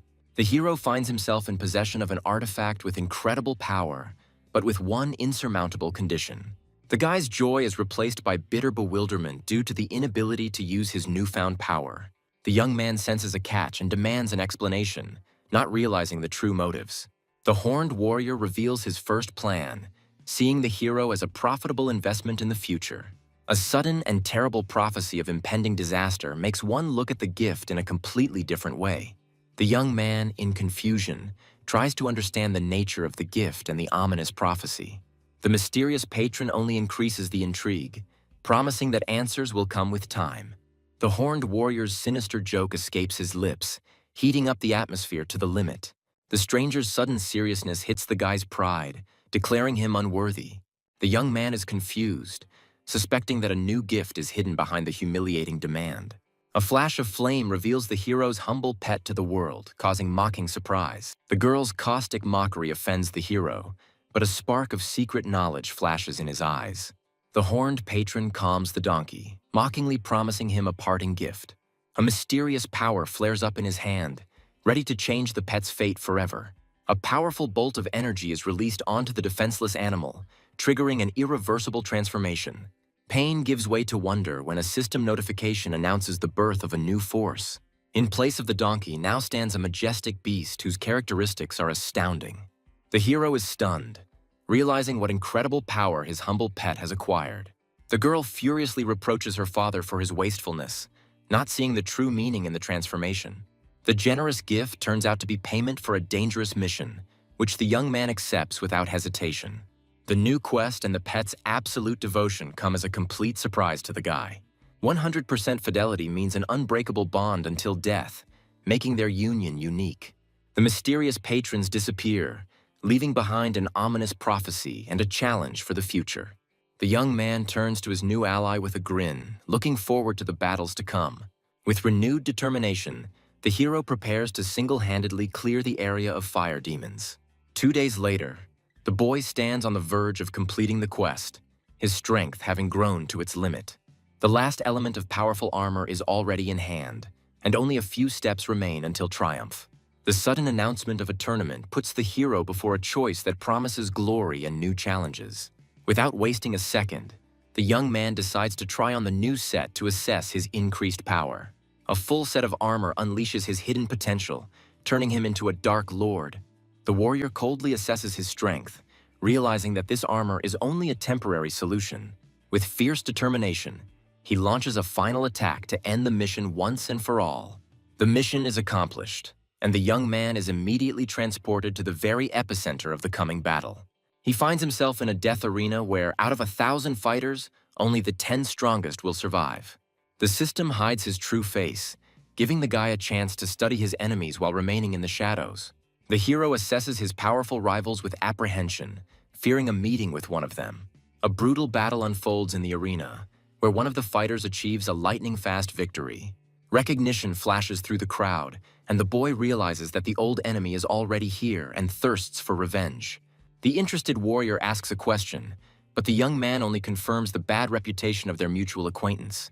A demon hunter captain reveals gory details about a fighter whose brutality has become legendary. A friendly call interrupts the tense conversation, drawing the warriors to the spectacle of the coming battles. A vague memory pierces the hero's consciousness, but the system interrupts it, announcing the beginning of his own battle. With anticipation and a sinister grin, the young man prepares to move, expecting to meet old enemies. Appearing in the arena, he is immediately faced with the contemptuous gaze of his opponent, who sees him as easy prey. The huge barbarian raises his hammer with a sneer, ready for a crushing blow, absolutely confident of his victory. The barbarian's confidence crumbles to dust when his crushing blow proves completely useless. With one easy movement, the hero ends the fight, leaving the crowd in stunned silence. With cold indifference, the young man watches other fights, looking for a worthy opponent. The demon hunter captain is trapped, his attacks thrashing helplessly against the impenetrable defense. The Shield Knight mocks the enemy's futile attempts, reveling in his own invulnerability. With a contemptuous smirk, the warrior changes weapons, preparing to crush the arrogant walking fortress. A hail of powerful blows falls on the shield, and the once indestructible armor begins to crack at the seams. The captain ends the fight with a crushing blow, proving that the best defense is a merciless attack. The white-haired fighter looks at the winner with respect, realizing that he has found the most dangerous competitor. Suddenly, he turns his attention to the hero, showering him with contempt and issuing a bold challenge. A white-haired warrior, filled with a thirst for battle, promises to show the hero what true absolute power is. A sudden opponent, an arrogant magician, demands that the duel be ended quickly so as not to waste time. The hero's instant attack knocks the mage down, ending the fight in 1 second and leaving him prone. The stunned young man notices that his lightning victory has attracted crowds of new spectators. Meanwhile, the captain of the demon hunters enters the field to take revenge on the white-haired man for past grievances. The enraged warrior rushes into close combat, clashing with the captain's honed technique. The white-haired man taunts his opponent, pointing out the sudden ineffectiveness of his legendary skill. The demon hunter captain takes a devastating blow, dropping his health to critical levels. The warrior, in despair, realizes that his hope of revenge against the mysterious player is fading right now. A lightning strike from the white-haired fighter ends the fight, shattering the captain's last hope. Spectators discuss the fall of a strong warrior with pity, unaware that the main battle is still ahead. Fate brings them face to face, and the hero appears in the arena, ready to answer the daring challenge. The white-haired fighter greets him with disdain, promising to cruelly end his lucky streak. The crowd disperses disappointedly, confident of an easy victory for the favorite over the unknown newcomer. The enemy's arrogance reaches its peak when he offers the hero 3 free hits out of pity. A sudden and crushing kick ends the taunting, sending the braggart crashing to the ground. Shock and disbelief distort the warrior's face, unable to comprehend how the newcomer had knocked off 2/3 of his health. The audience freezes in amazement, realizing that they have just witnessed the impossible. The crowd's contempt gives way to delight and wild speculation about the mysterious fighter's hidden power. The defeated enemy looks up at the young man as the crowd demands revenge from their new idol. Recognizing the youth's talent, the warrior unleashes his most destructive and desperate technique. A devastating stream of lightning rushes forward, leaving no chance for salvation. The full force of his attack turns into insignificant damage, shattering the last of his confidence into pieces. The hero ends the fight with a contemptuous blow, demonstrating the colossal and humiliating difference in strength. Having won an easy victory, the guy leaves the arena, his thoughts already completely occupied with the upcoming task. Returning to the battlefield, the young man prepares to test his transformed steed in action. The incredible speed of the new pet gives the hero a feeling of intoxicating freedom and omnipotence. His eyes are filled with excitement, as now monster hunting will be much faster and more effective. Like a blue lightning bolt, he crashes into a crowd of enemies, mercilessly sowing chaos and destruction. 15 minutes later, the peaceful hunt is interrupted by the roar of a new, monstrous enemy. Reveling in his new strength after a fierce battle, the hero reaches a new level of mastery. Having cleared the territory of enemies, he sets himself a new, even more mysterious and dangerous goal. Without wasting any time, the young man arrives at the majestic sword pavilion in search of answers. He takes the legendary sword goddess by surprise by secretly observing her deadly training. The fierce warrior meets him with her blade, enraged by his brazen defiance. Her blow is so devastating that it leaves the guy on the brink of death. Miraculously surviving, he meets the girl's astonished gaze, in which shock and recognition are visible. Her irritation clashes with his seriousness when he tries to explain the reason for his secret visit. Her anger gives way to curiosity, and she demands that the nature of his mysterious case be immediately revealed. The young man begins his confused story about the prophecy, the gift, and the coming disaster. With a burning heart, the hero vows to disrupt the monstrous ritual, refusing to accept the sacrifice of innocent children. The sword goddess admits her powerlessness with pain in her voice, bound by duty and unable to help him in this battle. The boy's hope fades when he realizes that this time he will have to face the darkness alone. With fury in her eyes, the girl gives him a harsh sentence, calling him the true embodiment of evil. Her accusations stun the young man, who cannot believe such a monstrous injustice. A sudden clap of thunder shakes the skies, heralding the arrival of a new, unknown threat. Panic distorts the warrior's face, and she desperately begs him to run before it is too late. Grateful for her hidden concern, the young man quickly rushes away, leaving her alone. In the silence of his room, the hero decides to act at dawn to save the doomed. An unexpected phone call disrupts his plans, weaving another mystery into the story. In the silence of the night, the hero makes a secret call, entrusting his best friend with a deadly mission. A loyal friend agrees to the adventure, but he is tormented by vague suspicions about the young man's true motives. At dawn, the boy teleports into the city, torn between saving lives and the upcoming tournament. He finds his orc comrade, whose shocked look speaks volumes about the suddenness of their meeting. The young man ruins all their plans by announcing that they have only 2 hours to save their friend's sister from certain death. Rage and despair overwhelm the orc when he learns that the insidious enemy has suddenly changed the time of the ritual. With a grim determination on his face, the hero takes the blame for hastening the events that put everything at stake. Throwing aside apologies, the young man demands a ready-made rescue plan from his friend, because every second now counts. A fragile hope appears in the orc's hands, a teleportation scroll that requires precious time to activate. The hero reveals the final, most risky step of the plan, which depends on the will and courage of the captive. With cold determination, the friends take a step into the unknown, teleporting straight into the enemy's lair. A terrifying scene unfolds before them, a huge ritual circle, ready to swallow up dozens of innocent souls. Their sudden appearance sows panic among the guards, turning a covert operation into an open confrontation. In a panic, the fanatics rush into the attack, because failure threatens them with inevitable punishment from their ruthless leader. With icy calm, the young man assesses the enemy, realizing that every guard here is an elite monster. Screams of terror pierce the air as the magic circle flares, beginning its deadly ritual. The guards gloat, convinced that the deity itself is angry with the daring scouts. In a desperate situation, the hero instantly shares goals, entrusting his comrade with the most hopeless part of the plan. Consumed with rage, the orc rushes forward, ready to break through the line alone to save his sister. The steadfast knights close ranks, their fanatical faith turning them into an impenetrable wall of steel. Like a ghostly beast from the underworld, the hero's steed strikes terror into the hearts of his enemies with its very appearance. A merciless command bursts from the young man's lips, and a wave of pure energy sweeps away the first ranks of fanatics. The remaining guards desperately try to hold the line as the orc's fury tears through their defenses. Realizing the true threat, the knights desperately rush at the rider, hoping to crush him with numbers. A sly grin touches the hero's lips when he realizes that his faithful steed is taking all the damage. A spark of hope flares up in the hearts of the doomed captives, and they see the hero as their only savior. Weak streams of healing touch the young man, and he feels the desperate, though almost useless, support of the children. 10 minutes later, the knights' morale is broken, and only fear and bewilderment can be heard in their voices. 2 hours later, the field is strewn with the bodies of enemies, but the ominous glow of the ritual circle does not diminish. Victory in battle turns into bitter defeat when the friends realize they cannot break the magical barrier. In a desperate attempt, the hero throws his steed onto the barrier, sacrificing it for the sake of one last chance. At the cost of the life of his faithful beast, he only touches the target for a moment, leaving him with nothing. Amidst the chaos, a sister's scream is heard, and for a moment a ray of hope flares up in this hell. With tears in her eyes, the girl begs them to run, her gratitude mixed with horror at what is to come.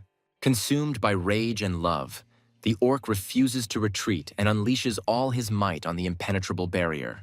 His desperate attack is thrown back, and the boy screams in horror that brute force is useless here. Utter helplessness and despair descend upon the warrior's shoulders when he realizes the futility of their sacrifices. The hero's comrade realizes that their enemy possesses divine power against which they cannot stand. Resigned to his fate, the orc conveys his last will to the youth, begging him to save himself and take care of others. The guy ends up with an object in his hands, and the system offers to complete the failed task, putting him before a terrible choice. Rejecting the tragic ending, the hero takes on the full weight of the decision, ready to sacrifice himself for his friend. A loyal comrade desperately tries to stop him, unable to allow his friend to die for his family. With fierce determination, the young man pushes his friend away, swearing that he does not intend to die and will find a way out of the trap. Without further ado or hesitation, The boy puts a bracelet on his wrist that will change their destinies forever. In the blink of an eye, he is at the captive's side, giving her an order that goes against her brother's sacrifice. Their last hope is dashed when a soulless system declares them prisoners, blocking any possibility of escape. Realizing they are trapped, the orc makes his last choice, desperately screaming for his friend to escape. In a blinding flash of light, the brother and sister bid farewell to the hero, their gratitude becoming a heavy burden. The true culprit of the tragedy appears from the light, his malicious gaze promising nothing but death. A merciless stream of golden spears falls upon the young man, ready to grind the last witness into dust. Blind rage distorts the face of the bishop, unable to tolerate the insolence of a mere mortal. A defiant grin touches the lips of the hero, who meets the threat of death with icy contempt. The enraged old man unleashes his might, but his attack is not only aimed at the impudent youth.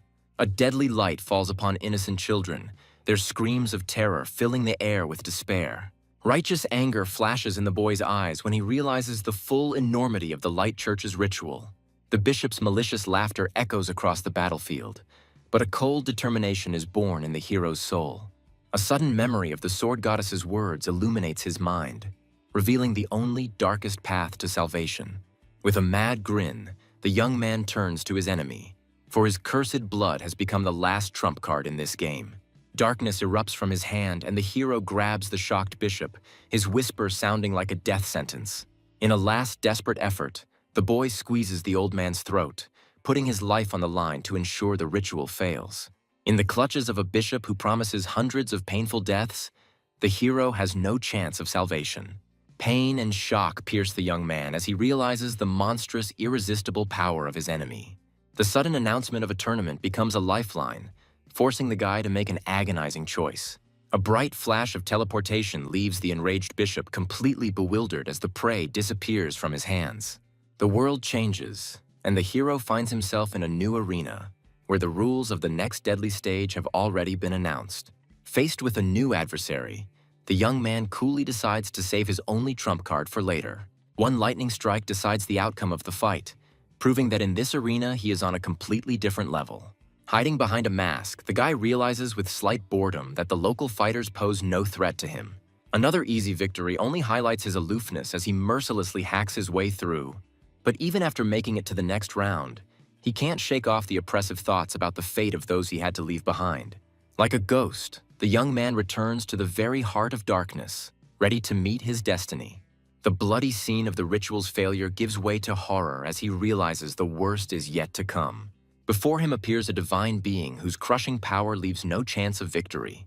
The bishop, in a rage, accuses the hero of disrupting the ritual, not realizing that by doing so he has doomed himself to the wrath of God. In a moment of utter despair, when death seems inevitable, an unexpected signal becomes a life-saving beacon. Hope flares up with renewed vigor, and the boy, with a crazy smile, accepts the risky plan of his faithful friend. A sudden substitution stuns the bishop when his enemy is replaced by a random, unsuspecting victim. The unfortunate knight finds himself a pawn in someone else's game, his confusion only highlighting the genius of the deception. Safely away from the battlefield, the long-awaited reunion takes place, full of relief and tears of joy. The rescued hero is left perplexed, amazed at how cunning and mysterious his friend's plan turned out to be. Behind the life saved lies a cunning and ruthless plan by the sister, who sacrificed a random stranger for the sake of escape. The young man admits with a wry smile that her cunning move is worthy of the best adepts of the dark camp. Gratitude fills the hearts of those saved, and the orc hands the hero a priceless gift, swearing eternal loyalty. The guy ends up with an incredibly powerful artifact, whose name, faith, and oath hints at a hidden dark force. The girl's innocent question about the fate of the other captives makes the hero darken, foreshadowing the cruel truth. The brother and sister's faces twist in horror as they realize the terrible, unspoken fate of the other children. The young man reveals the bitter truth. Their enemies will not stop and will soon return to finish what they started. Rage drowns out fear, and the orc vows to destroy anyone who dares to threaten his family again. The fighting spirit of his friend lights a fire in the hero's heart, and he urges him to prepare for the inevitable coming battle. At the same time, in the enemy camp, an angry angel scolds the bishop, unable to understand how the swordsman penetrated their secret lair. The angry angel reveals that the ritual's failure has corrupted the divine plan and summoned the wrong one. In the bishop's pitiful babble, the deity catches a trace leading to the city from which the substitute adventurer came. An icy command bursts from the seraph's lips, launching a merciless hunt in the name of the humiliated Lord. The priest is horrified to realize that the weakened angel intends to personally exact justice, risking everything. Bowing his head in submission, the old man secretly fears that the cornered beast will turn out to be more dangerous than it seems.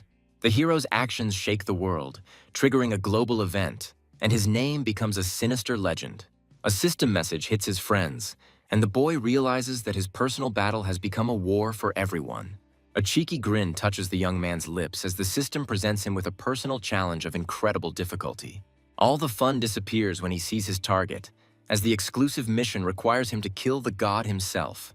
The world narrows to 3 days when a new message announces the impending siege of an entire city because of his actions.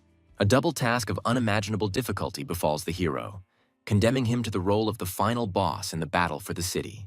A loyal friend tries to shield him from trouble, begging him to leave and not get involved in someone else's war. A furious roar cuts off his pleas, for the orc will not allow his friend to bear the burden of saving them alone. Old pain and a new thirst for revenge unite them, turning a personal tragedy into a common holy war. The alliance is sealed, and they decide to devote the last 3 days before the battle to desperate preparations for the inevitable.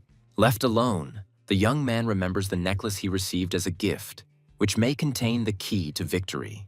The final piece of equipment falls into place, and the divine artifact promises him the power of faith and the might of a curse.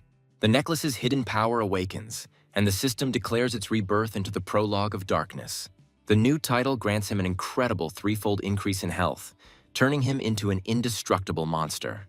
With 4 million health, he realizes that he has become a real nightmare for any player willing to take on a fight. Anxiety distorts the young man's face when he notices his worried girlfriend running towards him. Overwhelmed with gratitude, the girl hands the hero 2 modest gifts, which contain her last hope. Recognition and shock alternate when the boy sees in his hands an artifact with a dark past and a mysterious future. She hesitates, but firmly, and reveals the secret of the bracelet, which turns out to be not just a decoration, but a clever trick. In the hero's hands, a scroll that would be useless to many becomes an incredible boost, heralding new power. Warm gratitude and a tender gesture erase all worries, filling the moment with sincere childish joy. With determination in her voice, she sends him on his way, promising that they will not sit idly by either. An ancient power awakens, and the faithful steed bursts into golden flames, beginning its transformation. The new power of his faithful beast is palpable, but it is only a drop in the ocean in the face of the coming storm. Even the acquired strength pales in comparison to the image of a divine enemy, whose power seems insurmountable. Memories of his past weakness force the hero to embark on a furious upgrade to become stronger. Just an hour later, he has already reached a new level, his determination bearing quick and tangible fruits. But even this is not enough, and the thirst for power pushes the young man to search for new, more dangerous territories. With a brutal siege looming, the young man decides to get rid of his excess gear by striking a lucrative deal. A quick agreement makes him a fortune, confirming his business acumen and strong alliances. The deal is completed, but the young man immediately gets to the main point, because in the coming battle they will have to become allies. The leader of the Dragon Clan shares his concerns, as not only his life but also the reputation of the entire guild is at stake.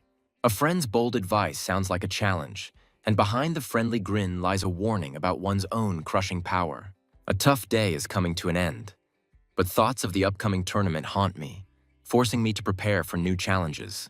At dawn, the tireless warrior is already on the road again, his intuition leading him to unknown lands in search of new opportunities. In search of strength, the hero finds himself on the shore of a foggy lake, where a deceptive peace reigns. His suspicions are fueled by a lone fisherman who cannot possibly be an ordinary NPC in these cursed lands. Hiding his true strength, the young man decides to approach the old man to unravel the mystery of his presence. A piercing gaze from under his hat and a precise knowledge of his secret class immediately reveal the old man to be something other than what he appears to be. An unexpected fishing invitation turns into a systemic quest, drawing the hero into a strange competition. The guy is shocked to the depths of his soul, because the mysterious old man easily unraveled his deepest secret. An old fisherman with a sly smile offers to raise the stakes, turning a boring fishing trip into a game of chance. At stake is an incredible reward, the rarest fish ever caught in this mysterious lake. The terms of defeat sound like a simple favor, but the young man feels that there is some kind of catch hidden behind this ease. With an excited grin, the hero accepts the challenge, not knowing that this competition will test not only his luck, but also his destiny. In the eerie silence of the lake, the heroes prepare for a competition where more than just a catch is at stake. Before the game has even begun, a sudden outburst interrupts the deceptive calm. A lightning-fast dash and the first catch is already in the hands of the young man, whose incredible luck amazes from the very first second. An unexpected discovery about the magical properties of the catch forces the guy to take a new look at this strange competition. The old man, with icy calm, annuls his first success, reminding him that the real game hasn't even begun yet. A slight smile touches the hero's lips, who mistakes the sage for a simple eccentric who loves to have fun. With excitement in his eyes, the young man begins in earnest, and his very first cast brings another easy victory. With feigned modesty, he boasts of his talent, throwing down a bold and silent challenge to the old man. 20 minutes later, the old man figures out his cunning plan, seeing in the newcomer a cunning tiger pretending to be a simpleton. But instead of a fish, something incredible falls on his hook. A thunder turtle emerges from the depths of the lake. An incredible A-class catch with crushing bonuses makes even a wise man fall silent in amazement. The old man stares at the young man with a suspicious gaze, unable to believe in such an unthinkable and frightening success. With feigned innocence, the hero denies all accusations, but his heart beats wildly from the tension. The sage suddenly surrenders and acknowledges his victory, handing over the promised reward, the legendary emerald fish. The victory is overshadowed by an ominous prophecy, for the next catch in these waters will be followed by a painful death. A cold horror grips the boy when he realizes that something unimaginable is hiding in the quiet depths of the lake. The old man finally reveals his true nature, calling the hero a key figure in the coming whirlpool of fate. The lake turns out to be a prison for an ancient evil, and only a special prohibition keeps it from invading this world. Cryptic hints and a deadly threat force the young man to retreat, but he vows to return one day for answers. His departure does not go unnoticed, and the system announces the birth of a new, powerful enemy.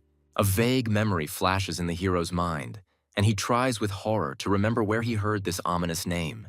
A revelation pierces his mind, and he realizes that before him stands the seventh strongest warrior in the dark camp. The old man throws off his mask, placing the entire burden of the coming war between light and darkness on the shoulders of the young man. The boy looks at his powerful ally with suspicion, trying to figure out what game he is really playing. The sage only smiles, declaring himself a simple spectator in the upcoming performance, where the hero is assigned the main role. A cunning plan is born in the young man's head, but he is tormented by the fear of facing an enemy he cannot defeat. The old man dispels his hopes, warning that now the full power of the Light Church will fall upon him alone. With bitter irony, the hero realizes that without personal grievances, the powerful forces of the world will not interfere in his war. The modest gift becomes a symbol of support, and the sage leaves, leaving the boy alone to face the storm. His last attempt to get answers is met with a wall of silence as he faces his fate alone. In a last desperate attempt, the hero offers a deal where the price of a simple service is a legendary catch. But duty interrupts their conversation, and the system mercilessly tears him from this world, calling him to the tournament. 100 of the strongest warriors appear in the arena. Where to win, they must achieve 8 bloody victories alone. In the lull before the battle, he studies the gift of the sage, an artifact capable of turning the tide of any, even the most hopeless battle. The awareness of the fish's power gives him confidence, because now he holds the key to survival at the most crucial moment. His lightning-fast victory over the powerful mage sows terror, and a cry of astonished recognition rings out from the crowd. The sudden cry of his real name pierces the silence, and the young man realizes that his incognito has been revealed. The legend enters the game, and the spectators are already predicting an easy victory for him, dooming his opponents to failure. The mask is off, and before the terrified opponent stands not a newcomer, but the true nightmare of this tournament. With a contemptuous grin, the hero suggests that the enemy surrender, since his appearance is in itself a death sentence. Doubt is brewing in the crowd, but while everyone waits for proof, the real player remains in the shadows. Blind rage grips the hero when he sees how an impudent imposter steals his name and glory. The imposter's incredible speed stuns the enemy, leaving him no chance to strike back. The legendary reception becomes irrefutable proof, and the crowd explodes with delight, greeting their idol. Horror paralyzes the fighter's will, and in a pitiful impulse he surrenders, begging for mercy in the face of the legend. With a contemptuous grin, the imposter accepts the capitulation, reveling in his easy and undeserved victory. Riding the wave of someone else's fame, he immediately starts his own business, turning the arena into a platform for cheap self-promotion. The sudden appearance of the mighty Dragon Knight disrupts the triumph, his words full of contempt for the imposter. The young man looks in shock at the legendary warrior, whose appearance at the tournament changes everything. The Dragon Knight easily uncovers deception because he knows the imposter's true limit. The thirst for a real battle burns in the Dragon Knight, who watches the imposter's cheap show with annoyance. An icy rage grips the hero when he realizes that he will have to forcefully reclaim his stolen name. A series of lightning-fast victories becomes just a boring routine for the young man on the way to a real challenge. Boredom and impatience distort his face, because after 6 rounds he still hasn't met a single worthy opponent. The imposter revels in his undeserved fame, accepting pitiful pleas for mercy as his due. The sinister truth is revealed. His existence began as a joke, but has turned into a dark and lucrative deception. Chance gave him a legendary skill that finally cemented his alien, bloody fame. He proudly admits how he turned his stolen name into a source of wealth, forcing the powerful to grovel. Fate finally brings them together, and the imposter, with a confident smile, teleports to his doom. Blind in his arrogance, he does not recognize the true legend and contemptuously demands his immediate capitulation. As if pointing to a crack in the mask, the young man notices a tiny mistake in the imposter's name. The imposter's head is all confused because he doesn't understand where the fake got his signature move, which he himself stole. With icy calm, the hero demands an answer, his quiet voice louder than any shout in this arena. With a mad grin, the imposter denies everything, confident that one blow from him will be enough to erase this obstacle. Doubt begins to creep in among the crowd, as no one has ever seen the real Yi Jian, and the truth is hidden behind a veil of rumors. In an attempt to prove his legitimacy, the imposter launches an attack using stolen legendary technology. But his pathetic copy is shattered by the indestructible power of the original when the hero responds with his own signature blow. With fury contorting his face, the boy pins the imposter to the ground, demanding that he tell the whole truth about his dirty lies. The crowd erupts in shock as a scandal unfolds before their eyes that will change the history of the tournament forever. The Dragon Knight stands in stunned silence as it finally dawns on him who truly stands before him. In a pathetic babble, the imposter tries to buy his way out by offering half of the stolen goods, but his fate is already sealed. With icy fury, the hero rejects the deal, promising cruel reprisals if his name is desecrated even once more. With a mad grin, the defeated liar throws him one last challenge, reminding him of the coming war, in which the hero will not survive. A contemptuous blow puts an end to this farce, and the young man proves that his honor is not sold or forgiven. Without wasting a second, he addresses the deceived audience, once and for all destroying the imposter's false legend. A flash of insight mixed with rage flashes through the crowd at how brazenly and cheaply they had all been deceived. Justice is served instantly, and the system bans the fraudster, returning the stolen goods to their rightful owners. Before he has time to enjoy his triumph, the system calls him to a new battle, where his next opponent is already waiting for him. The Dragon Knight greets him with a predatory smile, his long wait finally coming to an end. The legendary warrior rushes into the attack, because he dreamed of this fight from the very moment he saw the true strength of a hero. A sudden strike breaks the Dragon Knight's defense, dealing devastating damage and leaving him vulnerable. Instead of rage, a smile appears on the warrior's face, and he respectfully offers his powerful adversary friendship. The shock of the difference in strength makes him accept the offer, because he understands that he is dealing with a player of a completely different level. A new alliance is born from the ashes of battle, and the hero is already making plans to use this friendship to achieve his goals. With a slight grin, the guy finishes the fight, his victory becoming not the end, but the beginning of a new, powerful partnership. Having triumphantly advanced to the next round, he immediately teleports away because another, more important matter awaits him. His return to the lakeshore is overshadowed by a premonition, for something ancient and powerful lurks in the turbulent waters. With bitterness, he admits his weakness, realizing that he is not yet able to challenge the monster sleeping in the depths. The sudden appearance of the sage interrupts his thoughts, and the old man announces that his part of the bargain is fulfilled. With gratitude and renewed hope, the hero accepts his help, and together they set off to meet a new destiny.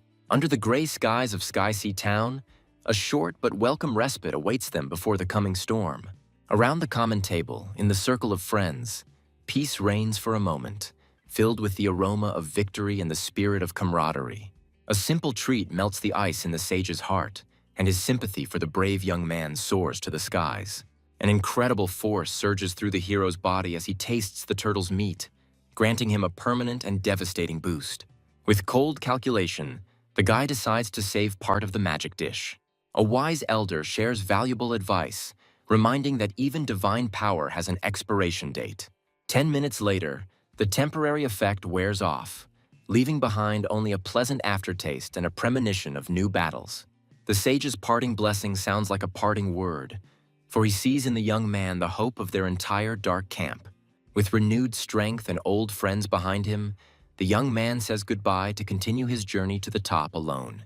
Without wasting a minute, he sets off for unknown lands, because only a few days remain until the decisive battle for the city. In the silence of the forest, the hero suddenly finds himself in a deadly trap, surrounded by a squad of elite goblins. The enemy's stats are astounding, transforming ordinary monsters into ruthless elite killers. The guy is shocked to realize that in this cruel world, even the weakest creatures can become a deadly threat. The sudden appearance of the mighty Goblin King changes everything, as he recognizes the youth as the legendary Dark Swordsman.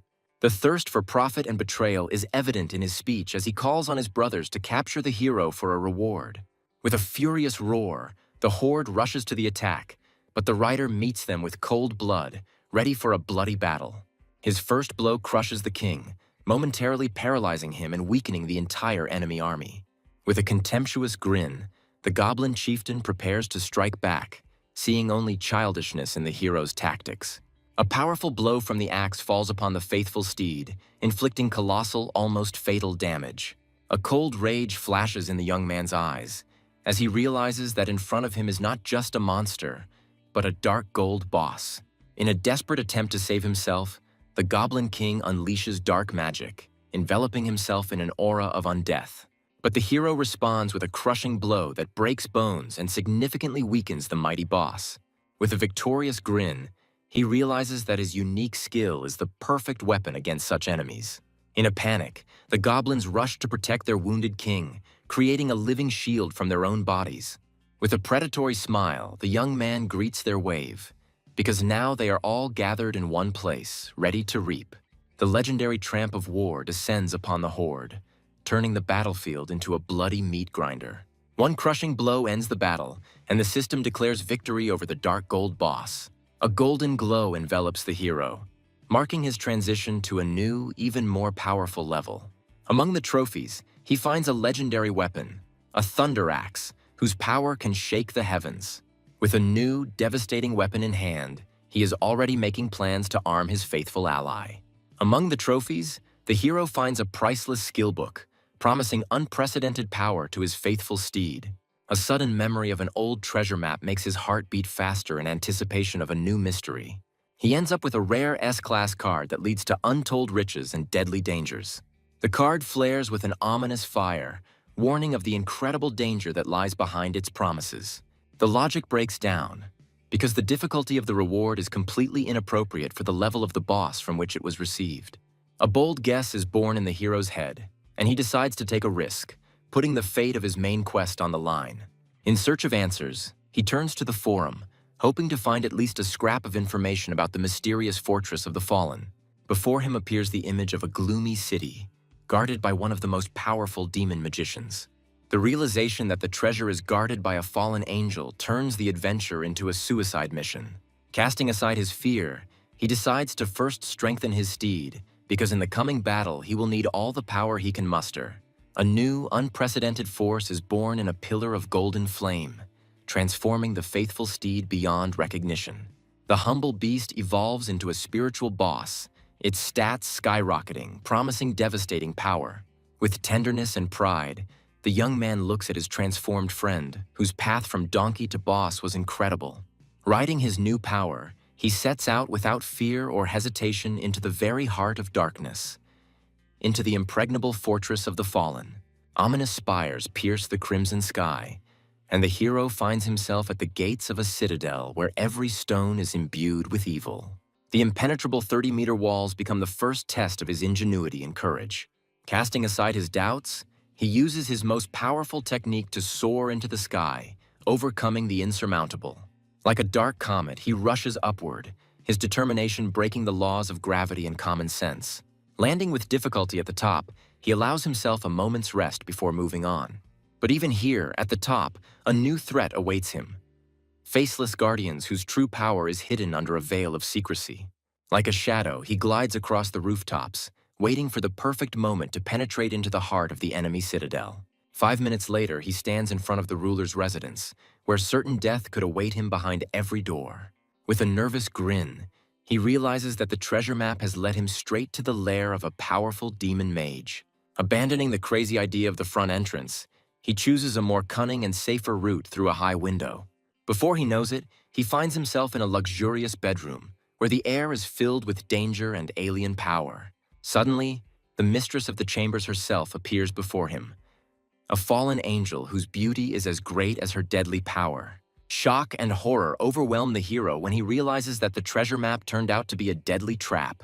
Trying to save his life, he awkwardly begins to justify himself, hoping that their shared dark past will become his shield. With icy calm and a predatory smile, she listens to his babble, her gaze promising not forgiveness, but painful reprisal. His heart skips a beat when he sees her name on the ranking list. In a desperate attempt to survive, the hero reveals his true purpose, hoping that the truth will save him. With a predatory smile, she questions his words, her piercing gaze seeing right through him. Confusion and righteous anger war within him as he tries to maintain his composure in the face of temptation and danger. Suddenly she agrees, but her mercy is just part of a cruel game where only she writes the rules. An ominous threat escapes her lips, and the young man understands that failure in this game will cost him his life. The new quest becomes an ultimatum, and he accepts it without hesitation, because refusal would be tantamount to suicide. With feigned politeness, he points to the place where, according to the map, the treasure should be hidden. Her mocking order sounds like a sentence, and the hero has no choice but to submit to her will. Half an hour later, exhausted and humiliated, he is still digging while she watches his futile efforts with lazy interest. With a devilish grin, she gives him some friendly advice, revealing that it is not treasure that awaits him under the floor. Despair overwhelms the hero when he realizes that the treasure map was just a cruel deception. With a predatory smile, she pronounces the death sentence on him, offering him only the choice of the method of his own painful execution. A sudden discovery interrupts her triumph, and genuine amazement flashes in her eyes. The young man finds himself in possession of not just a treasure, but a rare ore capable of creating divine weapons. The levelless ore, a priceless artifact, becomes both his salvation and a new curse. With a devilish grin, she snatches the crystal, revealing that this was all just part of her evil plan. An icy gaze and a quiet question make him freeze, because any wrong word will now cost him his life. She throws him a pitiful handout, mocking his helplessness and reveling in her power. Upon completing the quest, he receives a reward, the Feather of the Fallen, an S-class artifact full of secrets and hidden power. His new power grants him wings and incredible strength, but the price for this gift may be too high. The key to victory lies in the hero's hands, as flight gives him an absolute advantage over any ground enemy. The fallen angel smirks and calls the feather his support, reminding him that only she can grant wings at this level. The young man accepts the gift with feigned gratitude, realizing that this help is merely a way to satisfy her cruel curiosity. Her words are full of venom and truth, because without the crystal, inevitable death would await him, and the gift is just the price for the spectacle. With a nervous grin, he realizes that he has become the main star in a deadly show put on by two powerful NPCs. A sudden surge of fanatical enthusiasm takes hold of her as she imagines a mortal challenging a god himself. His embarrassment is drowned out by the anticipation of the battle, because what could be more pathetic than a trial of a deity arranged by a simple player? With feigned weariness, she throws him out, cutting off all conversations and bringing him back down to earth. A powerful gust of wind throws him out of the castle like a boring toy, leaving him alone with a new reality. Having escaped the storm, he decides to return to his friends to prepare them for the war that he himself unleashed. The city of the Sky Sea becomes an arena for brutal training, where every battle is a step toward survival. The tireless orc single-handedly holds back the onslaught of enemies, his battle cry a challenge to the entire world. Even after 50 victories in a row, he refuses to rest, because the protection of his new home and loved ones is at stake. A sudden call from his friend breaks him out of his battle trance, causing him to turn around in bewilderment and wariness. With a sly smile, the young man offers him a deal, holding in his hands a weapon capable of changing the balance of power. In the hands of the orc, the legendary axe comes to life, filling his body with crushing, previously unseen power. Seeing his friend's delight, the guy eagerly pushes him to make a decision, because the increase in strength is obvious and undeniable. With a heavy sigh, the warrior admits that his nobility does not allow him to rob the inhabitants or accept such a gift. The young man finds himself in an awkward situation when he realizes that his friend is trying to get a priceless weapon for free. Not wanting to put pressure on his comrade, he offers an alternative, hoping to find something equivalent to the thunder axe in his inventory. Reluctantly, the orc offers his only treasure, which he had been saving for the most important moment. The hero ends up with a divine-level artifact, the Pearl of Time, that can change the laws of the universe. Shock and bewilderment give way to suspicion, as he cannot understand how a humble clan could have acquired such a powerful item.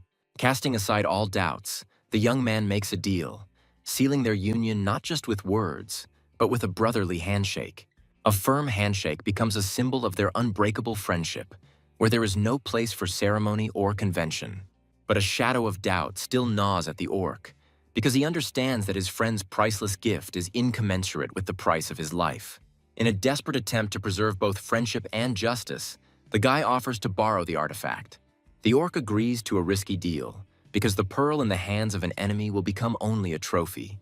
But in the hands of a friend, hope. To prove his honesty, he demands from the young man an unbreakable oath before God, where the price of a mistake is death. Without a moment's hesitation, the hero takes the sacred oath, and the system itself becomes a witness to their deal, sealed in heaven. With cold calculation, the hero admits that his persistence is driven only by a thirst for strength in the face of the coming battle. Memories of past defeats make him cling to any opportunity, because there is too much at stake.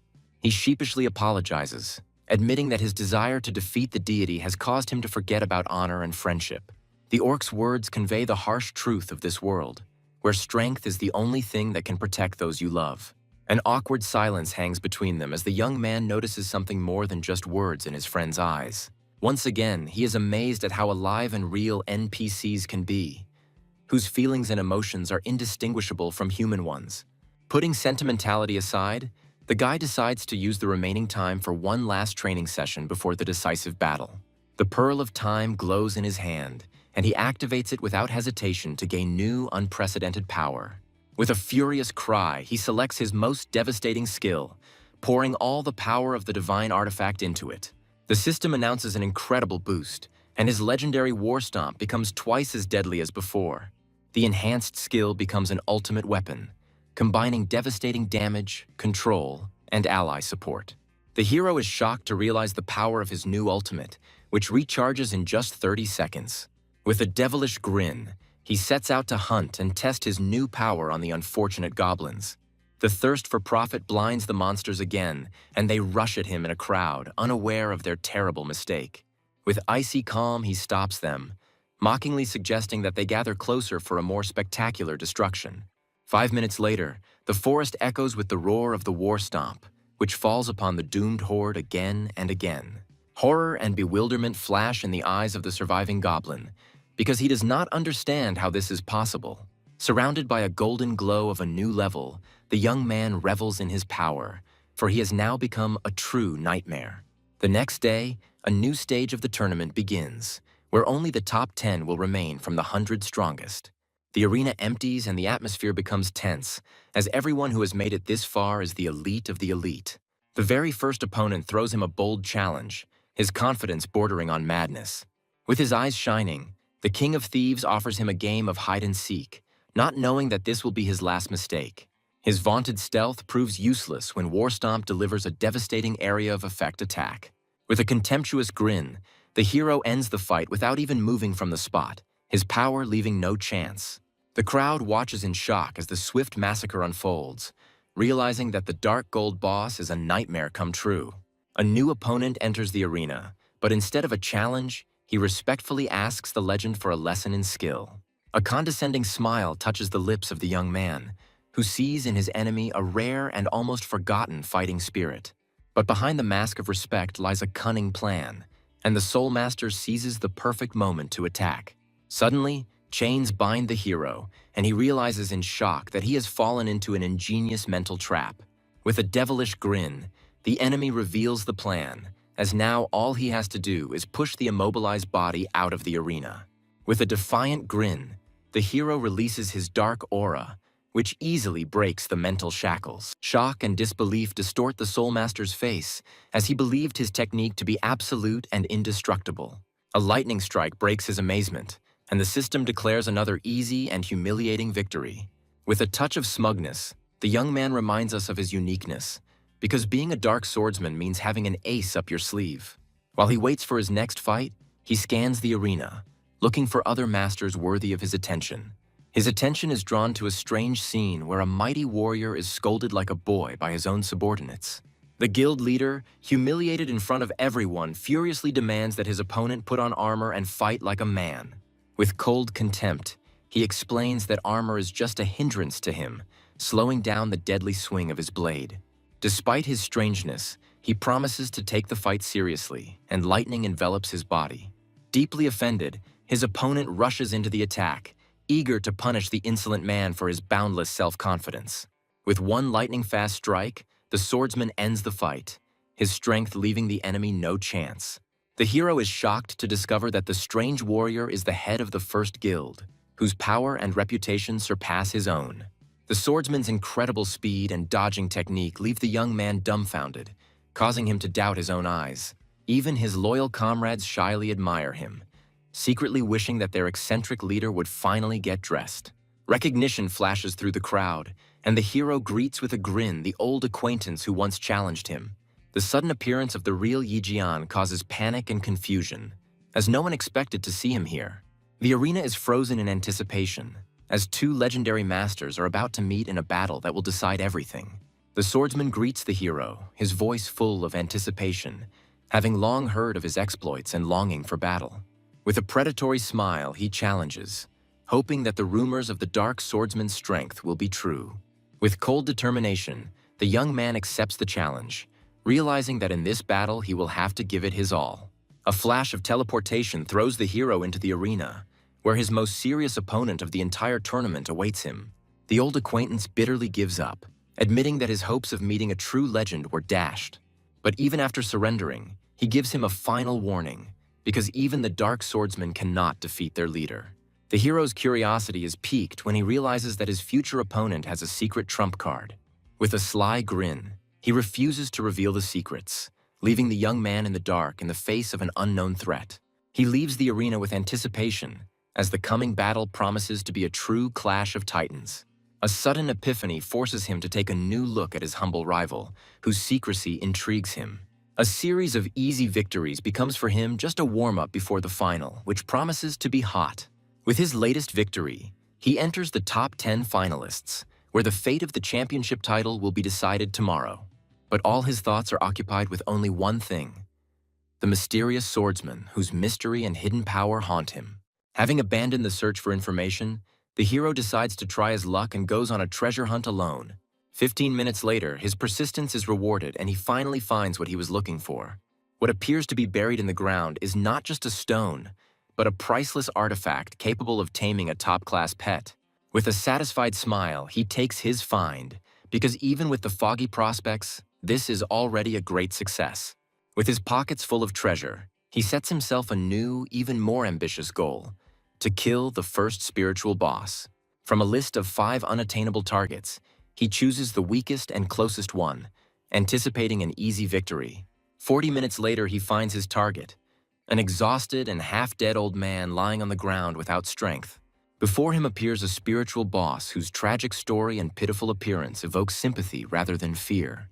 With a contemptuous grin, the hero evaluates his 0 characteristics, seeing him as nothing more than easy prey. But even in the face of such a weak enemy, he does not lose his vigilance and eats turtle meat to strengthen himself. A powerful blow falls upon the pathetic boss, but the joy of victory is replaced by horror from the consequences. All of his devastating damage is reflected back, instantly killing his faithful steed and leaving the hero in shock. With a pitiful groan, the old man rises, his feigned weakness only part of the death trap.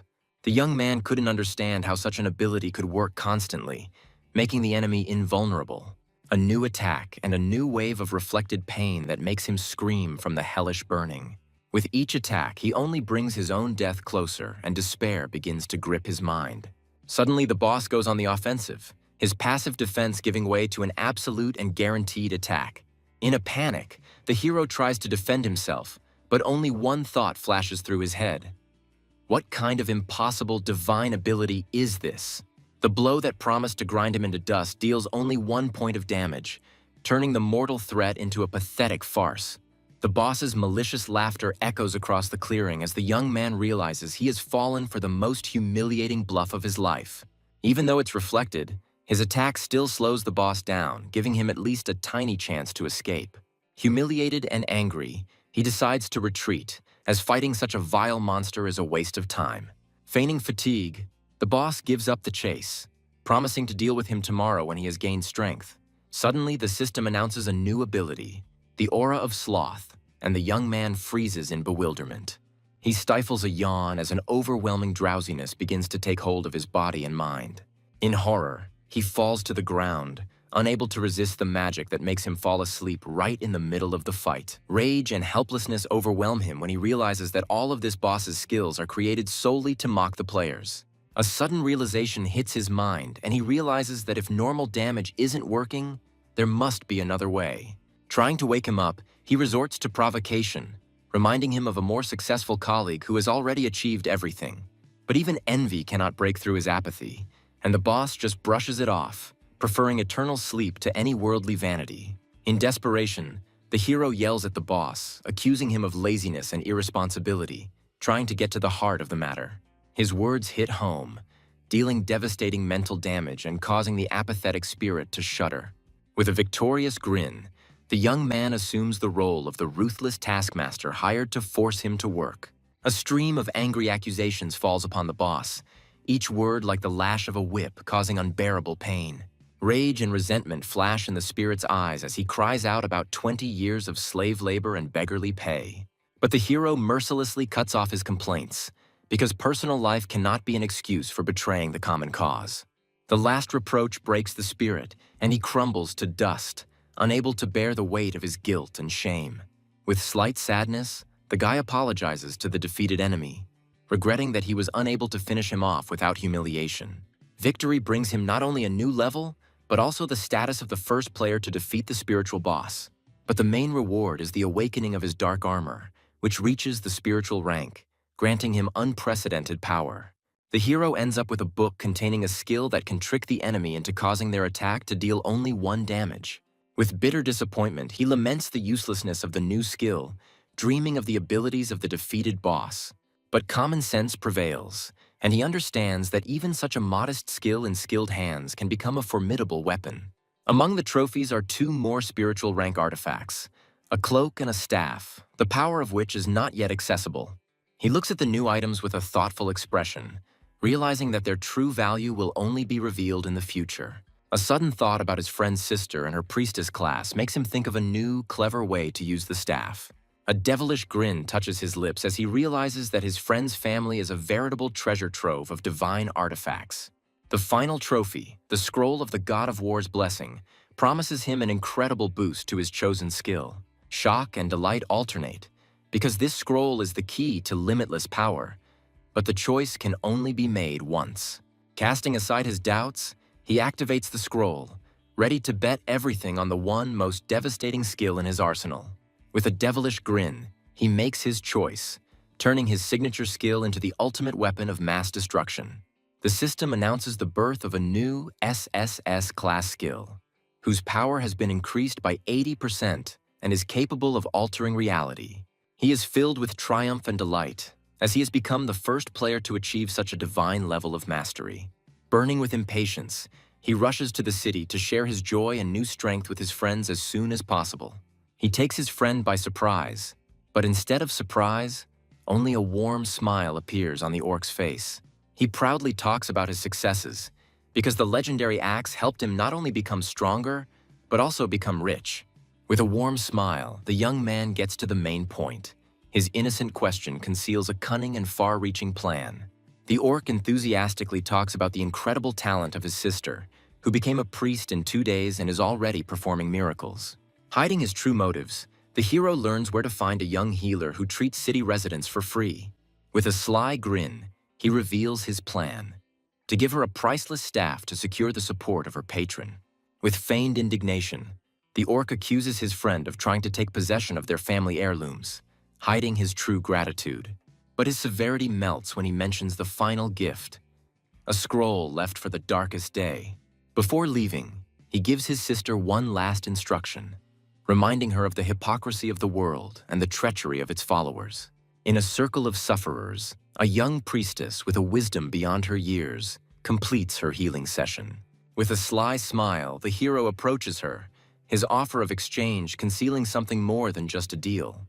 Confused but intrigued, she offers in exchange her only treasure, a mysterious scroll from her ancestors. The young man finds himself in possession of an artifact capable of turning back time, the key to salvation in the most hopeless situation.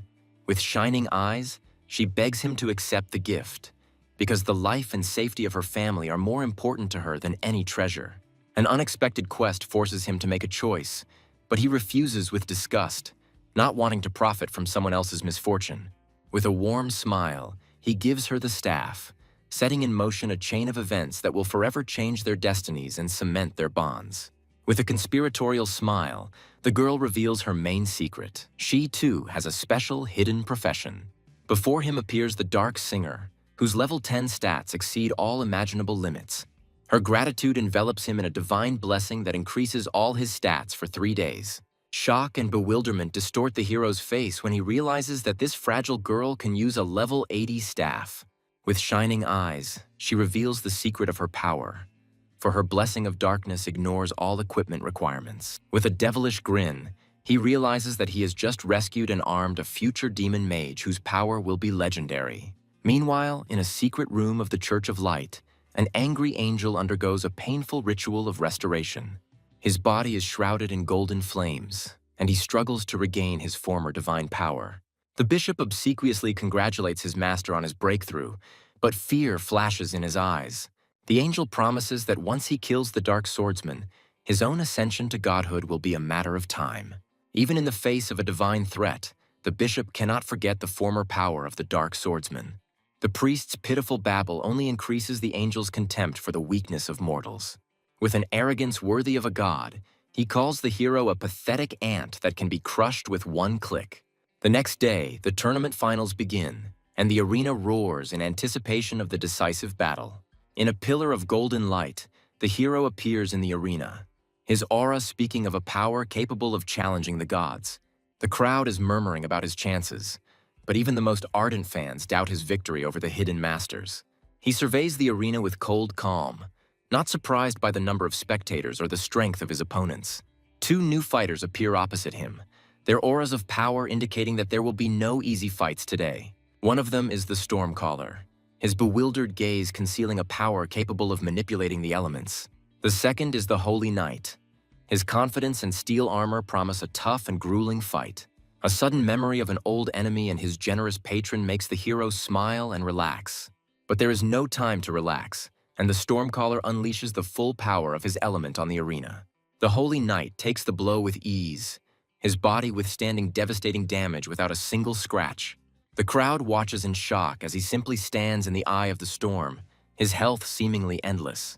With a sneer, the knight charges, his spear proving faster than the storm itself. The hero looks at the winner with respect, realizing that his next opponent is no slouch. A new enemy appears in the arena, his curses indicating that he knows who he must fight. The thief's lightning-fast attack is thwarted by the hero's incredible reaction, leaving the attacker completely bewildered. With a devilish grin, the young man decides to change tactics because he has a special move against stealthy enemies. Dark magic erupts from his hand, and the undead grasp rushes towards the enemy, leaving them no chance to escape. With feigned humility, the hero admits defeat, but in the eyes of his enemy, one can read only respect for his skill. A legend is born in the crowd, and rumors of his divine talent and incredible skill spread like wildfire. The young man looks around the arena with cold curiosity, wondering if there are any worthy opponents left. He watches other people's fights with slight boredom, realizing that the level of the local fighters does not pose a threat to him. He is looking forward to only one thing: a new meeting with the mysterious swordsman, whose technique challenges his own skill. The crowd's attention is drawn to a new pair of fighters as the flame priest enters the arena, ready to challenge the legend. A firestorm descends upon the swordsman, but he moves through it with ease like a ghostly dancer. With one elusive movement, he finds himself behind the priest, and his blow puts an end to this short and spectacular fight. The audience is shocked. They cannot understand how he managed to escape from the fiery hell without a single scratch. But the hero sees what is hidden from others, an incredible evasion technique. The sudden appearance of a mysterious stranger shocks the hero, as he recognizes him as his legendary predecessor. The ghost of the past reveals that he left a mark on the armor to test whether the new owner is worthy of the name of the Dark Swordsman. The realization that the previous Dark Swordsman is not quite dead causes the young man to take a new look at his own destiny. With a sneer, the spirit reveals its plan. It was waiting for the hero to find himself in a hopeless situation so that it could appear and laugh. In a final act of rage, he gives him the key to victory by revealing the secret of the Dark Swordsman's most powerful skill, the Wheel of Darkness. With a contemptuous grin, the young man brushes off his help, confident that he doesn't need anyone else's hints to win. A new opponent appears in the arena, his voice full of thirst for revenge for past grievances and humiliations. With fury in his eyes, he reminds the hero of the past, when his special care brought only suffering to his guild. But the young man already has the answer in his hands, a legendary skill that turns him into an invincible god of war for 5 minutes. He studies the description with a thoughtful expression, trying to unravel the secret behind this devastating yet dangerous force. The crowd grumbles, as the proud guild cannot tolerate such blatant disrespect for its leader. Fury blinds the knight, and he rushes into the attack, unable to bear the contemptuous silence of his enemy. But his blow is blocked by a ghostly hand, an undead grasp completely paralyzes him, depriving him of his will. A hail of crushing blows falls upon the defenseless enemy, each blow a step towards inevitable victory. But even after such a series of attacks, the knight still stands on his feet. His will to win remains unbroken. In a final, desperate effort, he activates the Shield of Holy, gaining brief but absolute invulnerability. His counterattack hits the hero, but he easily withstands the holy combo, his health barely fluctuating. The audience is shocked. They can't believe that the head of the Union of Heroes was able to withstand an even counterattack. Rage and resentment distort the knight's face, because of the hero, his guild lost everything, and now he thirsts for revenge. With a devilish grin, the young man reminds him that it was their blindness and greed that brought them to him to be torn apart. With contempt, he throws the truth in the enemy's face, because in this world only individuals survive, and flocks are doomed. With a predatory smile, the young man admits that he is one of those who prefers solitary hunting to boring teamwork. The final blow puts an end to this battle, and the system declares his unconditional victory. With bitterness and annoyance, the knight admits his defeat, but there is not a drop of humility in his words.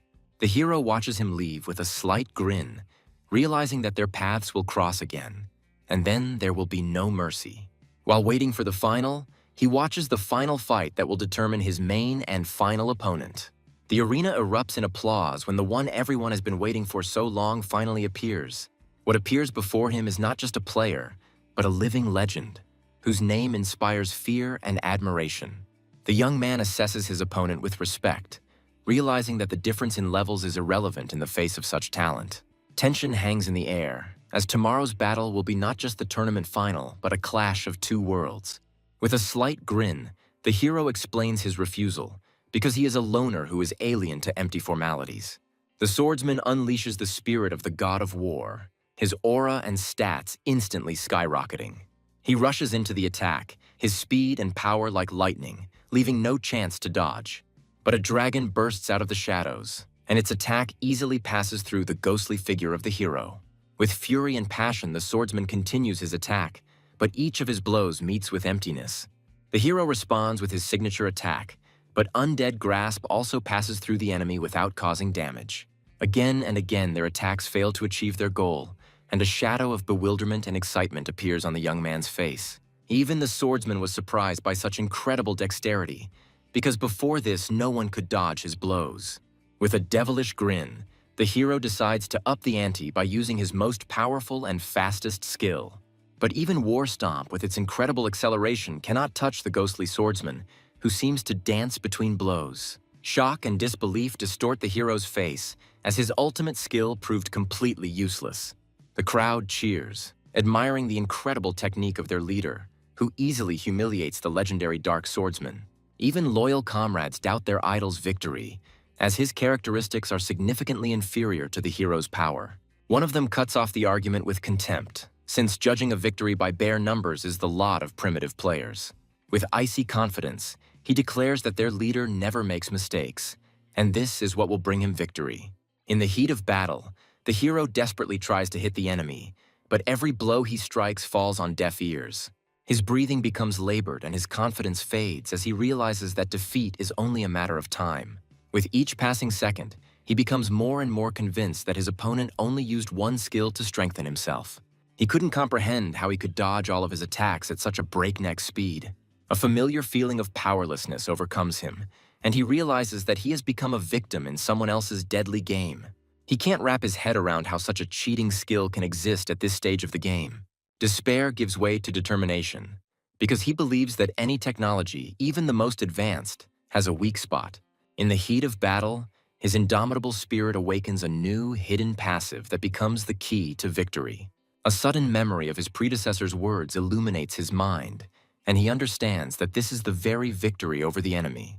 The swordsman's enraged cry breaks him out of his thoughts, as he has no intention of waiting for his opponent to unravel all the secrets. Suddenly, the young man notices that his enemy's elusive speed has begun to drop, giving him a chance to counterattack. Like a wounded animal, the swordsman launches into a final desperate attack, his eyes burning with rage and passion. The audience is shocked.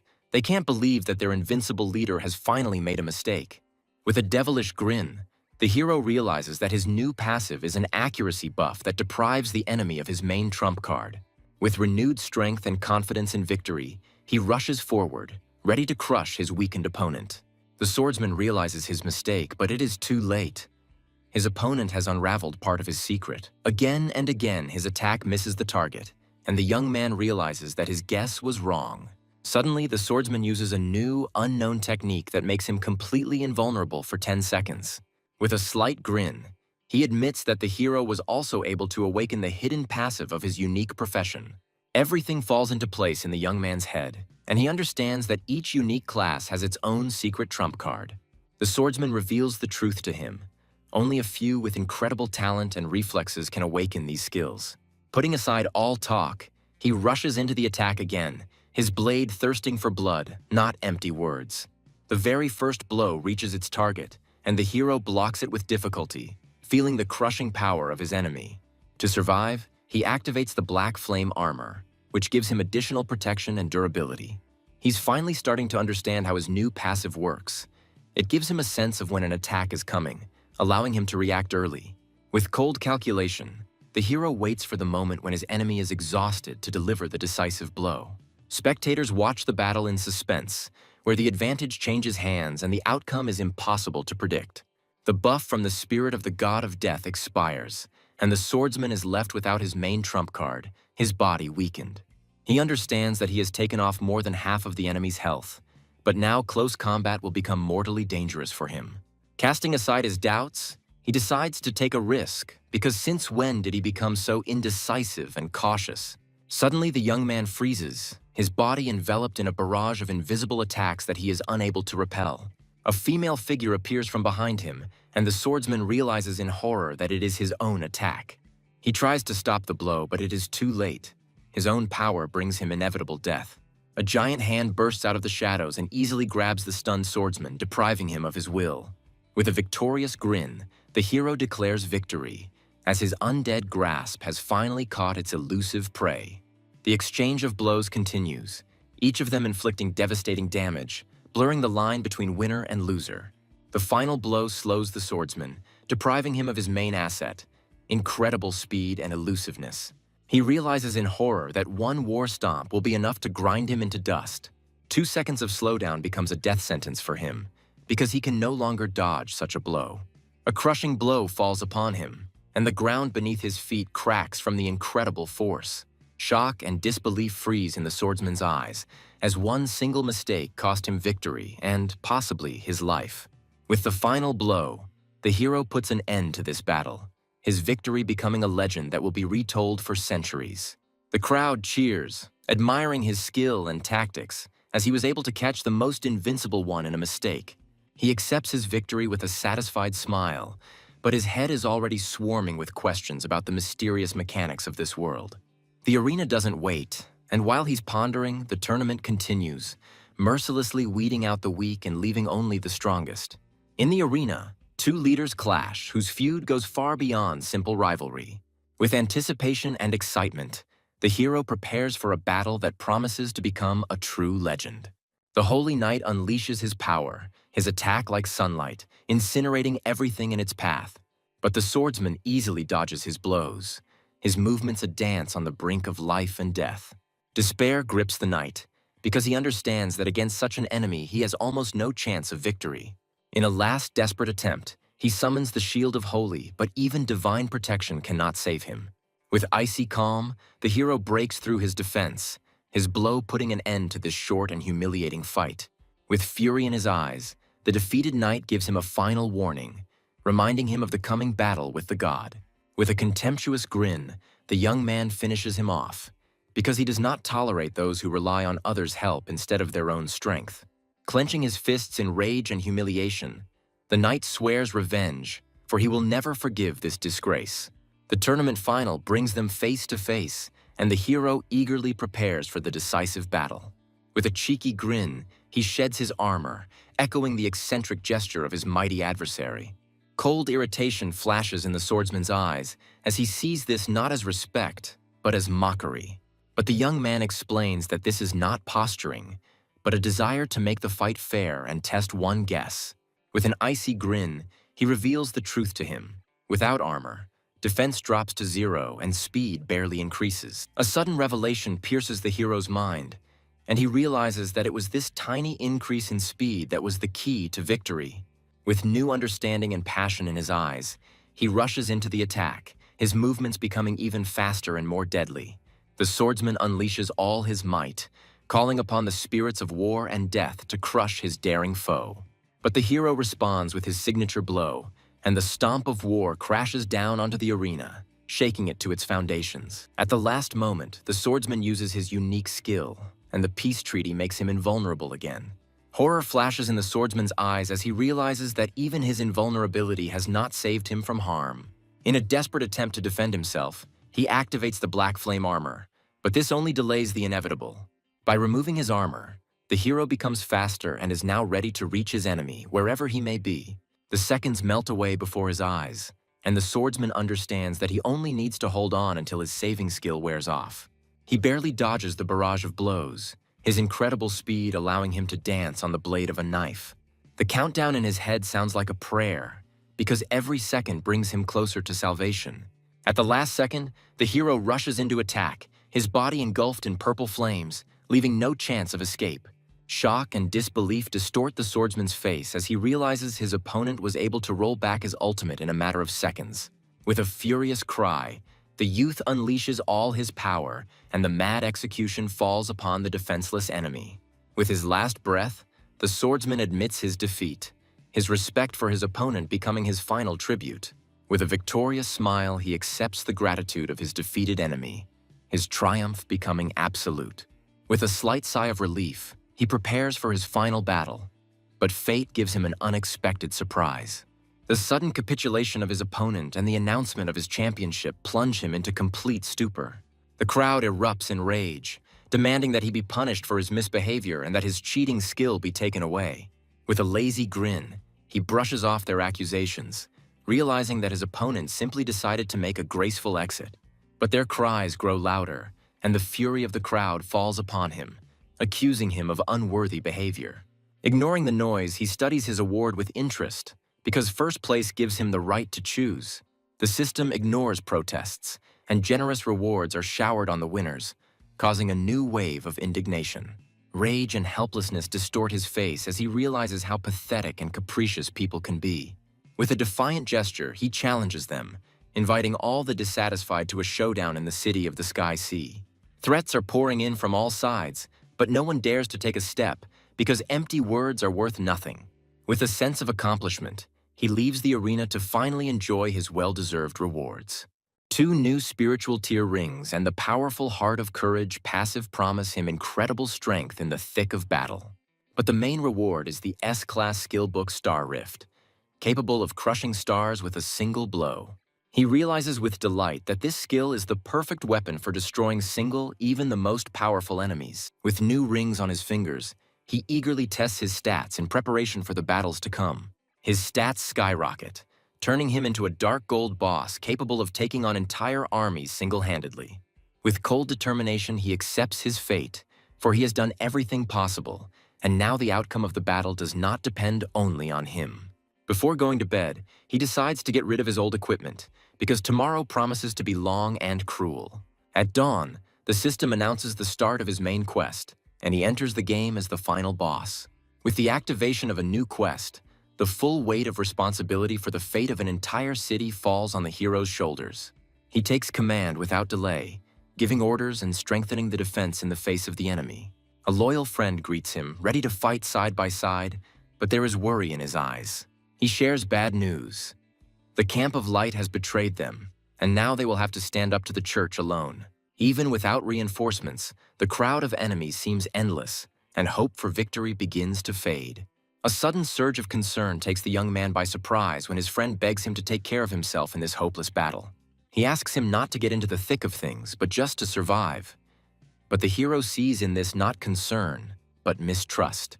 With bitterness in his voice, the orc admits that he cannot calmly watch his soldiers die in vain while he hides. But the young man interrupts him, demanding that he be given command, because only he can save as many lives as possible. With a heavy heart, but boundless trust, the orc obeys, handing over to him all authority over the city's defense. The sudden question about his sister makes the orc's face darken, as her fate lies in the hands of a powerful fallen angel. A vague premonition overwhelms the hero when he realizes that Sela could have foreseen their defeat and took List to save her. A vision from a past life flashes in his mind, where the orphaned and vengeful fox became a magical deity. With a bitter smile, he realizes that history repeats itself, and all events lead to the same tragic ending. But there is no time to think, and the system declares the beginning of the war, throwing the first wave of fanatics at them. With a furious cry, the church's army charges forward, their blind faith turning them into merciless killers. The young man gives orders with cold calculation. His tactics are the key to survival in this unequal battle. Under the command of the captain of the guard, the first wave of defenders moves into position, ready to meet the enemy. With righteous anger, the captain addresses his soldiers, reminding them of the church's atrocities hidden behind the mask of faith. But doubts arise in the hero's soul, because he does not know how the soldiers of light will perceive the call to fight against their own. With bitterness in his voice, the orc tells of the tragedy of the captain, whose daughter became an innocent victim of the church's cruelty. Rage and hatred boil in the captain's soul, because due to the enemy's formation, he is losing his advantage in battle. With icy calm, the enemy reminds him of his daughter's cries, stirring up old and unhealed wounds. Blind rage takes hold of the captain and he rushes at the enemy, forgetting about tactics and risking everything for the sake of revenge. The sudden appearance of the priestess and the announcement of a new wave of attack interrupts his mad rush. With a devilish grin, the enemy licks his lips, anticipating easy prey in the form of a defenseless healer. With alarm, the hero recognizes in the priestess the mentor of Lise, who remained to protect the city despite the danger. Her divine blessing envelops the wounded, giving them new strength and hope for victory. But even with the buffs, the defenders remain just cannon fodder for the invincible army of the church. The orc watches the battle with a heavy heart, knowing that the next wave will be his final and decisive battle. With fury in his eyes, the young man demands that the enemy be handed over to him, because revenge for the fallen has become a personal matter for him. The orc gives in with understanding, for he sees in his friend's eyes the same thirst for justice that burns in his own heart. A new wave of attack hits the city, and now the orc must single-handedly hold off an entire army of berserkers. With the wisdom of a true leader, he orders his men to retreat, for their lives are worth more than senseless courage. Like an indestructible rock, he stands guard at the gate, his cry a death sentence for anyone who dares to take a step. Recognition flares among the enemy ranks, and the thirst for profit clouds their eyes, for a generous reward has been promised for the ruler's head. With a furious roar, the defenders rush at the wall, ready to die rather than surrender their leader to the wolves. With one crushing blow, the orc shatters the gates, his power instilling terror and despair in the hearts of his enemies. With a devilish grin, the enemy commander sends his men to certain death, hoping that this will give him a chance. 20 minutes later, the field is littered with corpses, but the orc still stands, his unstoppable might shocking the enemy. He watches with admiration as his friend single-handedly holds off hundreds of enemies like a true god of war. But anxiety grips his heart when he realizes that the system could force his friend to fight to the death. He shouts at the orc to retreat, ready to take over at any moment and take the blow himself. With despair in his voice, he replies that the system has blocked his retreat, dooming him to certain death. Horror and disbelief distort the hero's face when he realizes that his best friend has become the victim of a ruthless plot-driven murder. With fury in his eyes, he jumps off the wall, ready to break all the rules and suffer any punishment just to save his friend. His reckless act causes panic, because now the system will punish them both by weakening the entire army for an entire hour. But he doesn't care about the rules, and with a devilish grin, he goes out onto the battlefield to fight an entire army single-handedly. Confusion reigns among the enemy ranks, as they do not understand why the final boss entered the arena ahead of time. But their leader, with icy calm, orders them to wait, because he sees this not as a mistake, but as a cunning and insidious plan. As one, the two brothers in arms rush into battle, their blades dancing in deadly unison. With one crushing blow, they destroy the first wave boss, but their triumph is overshadowed by a premonition. A new, even more powerful army appears on the horizon, led by the dark gold boss Shield of Fortitude. With a predatory grin, the hero shares the goals, entrusting his friend with protecting the gates, while he himself sets off to hunt for the main one. Mounted on his trusty steed, he races forward, ready to break through the enemy ranks single-handedly. Like a dark angel of death, he soars into the sky, his appearance sowing panic and terror in the hearts of his enemies. He comes down upon them from the skies, his sword like a scythe, mercilessly collecting its bloody harvest. With a devilish grin, he cuts his way through, mocking the pathetic efforts of experienced warriors. Fanatical faith blinds them, and they believe to the last that their vaunted light will be able to punish the darkness. He looks down on them with icy contempt, reminding them of the hundreds of thousands of years of inactivity of their all-powerful light. With its final breath, the dark gold boss crumbles to dust, its defeat becoming the stuff of legend. The players retreat in horror, realizing that they don't stand a chance against such a monster. Even his true friend cannot believe in his power, wondering if he can hold up an entire city alone. A new wave of attack is not long in coming, and an even more powerful enemy enters the battlefield. With a furious cry, he rushes into battle, his goal being to punish the traitor and restore the honor of the church. Like a dark comet, the hero soars into the sky, his war stomp ready to fall upon a new enemy. But his blow meets with an impenetrable defense, and he loses almost 1,000,000 health from one counterattack. Despite the failure, his skill grants him incredible strength, turning him into a true god of war. A hail of blows rains down on him, but he withstands them with ease, his health barely wavering. With a devilish grin, he offers his enemy a deal: 3 blows in exchange for his miserable life. The sudden appearance of a mysterious figure in a red cloak interrupts the battle, his calmness bespeaking unimaginable power. He looks upon his pitiful followers with icy contempt, seeing in their fear a confirmation of the dark swordsman's true strength.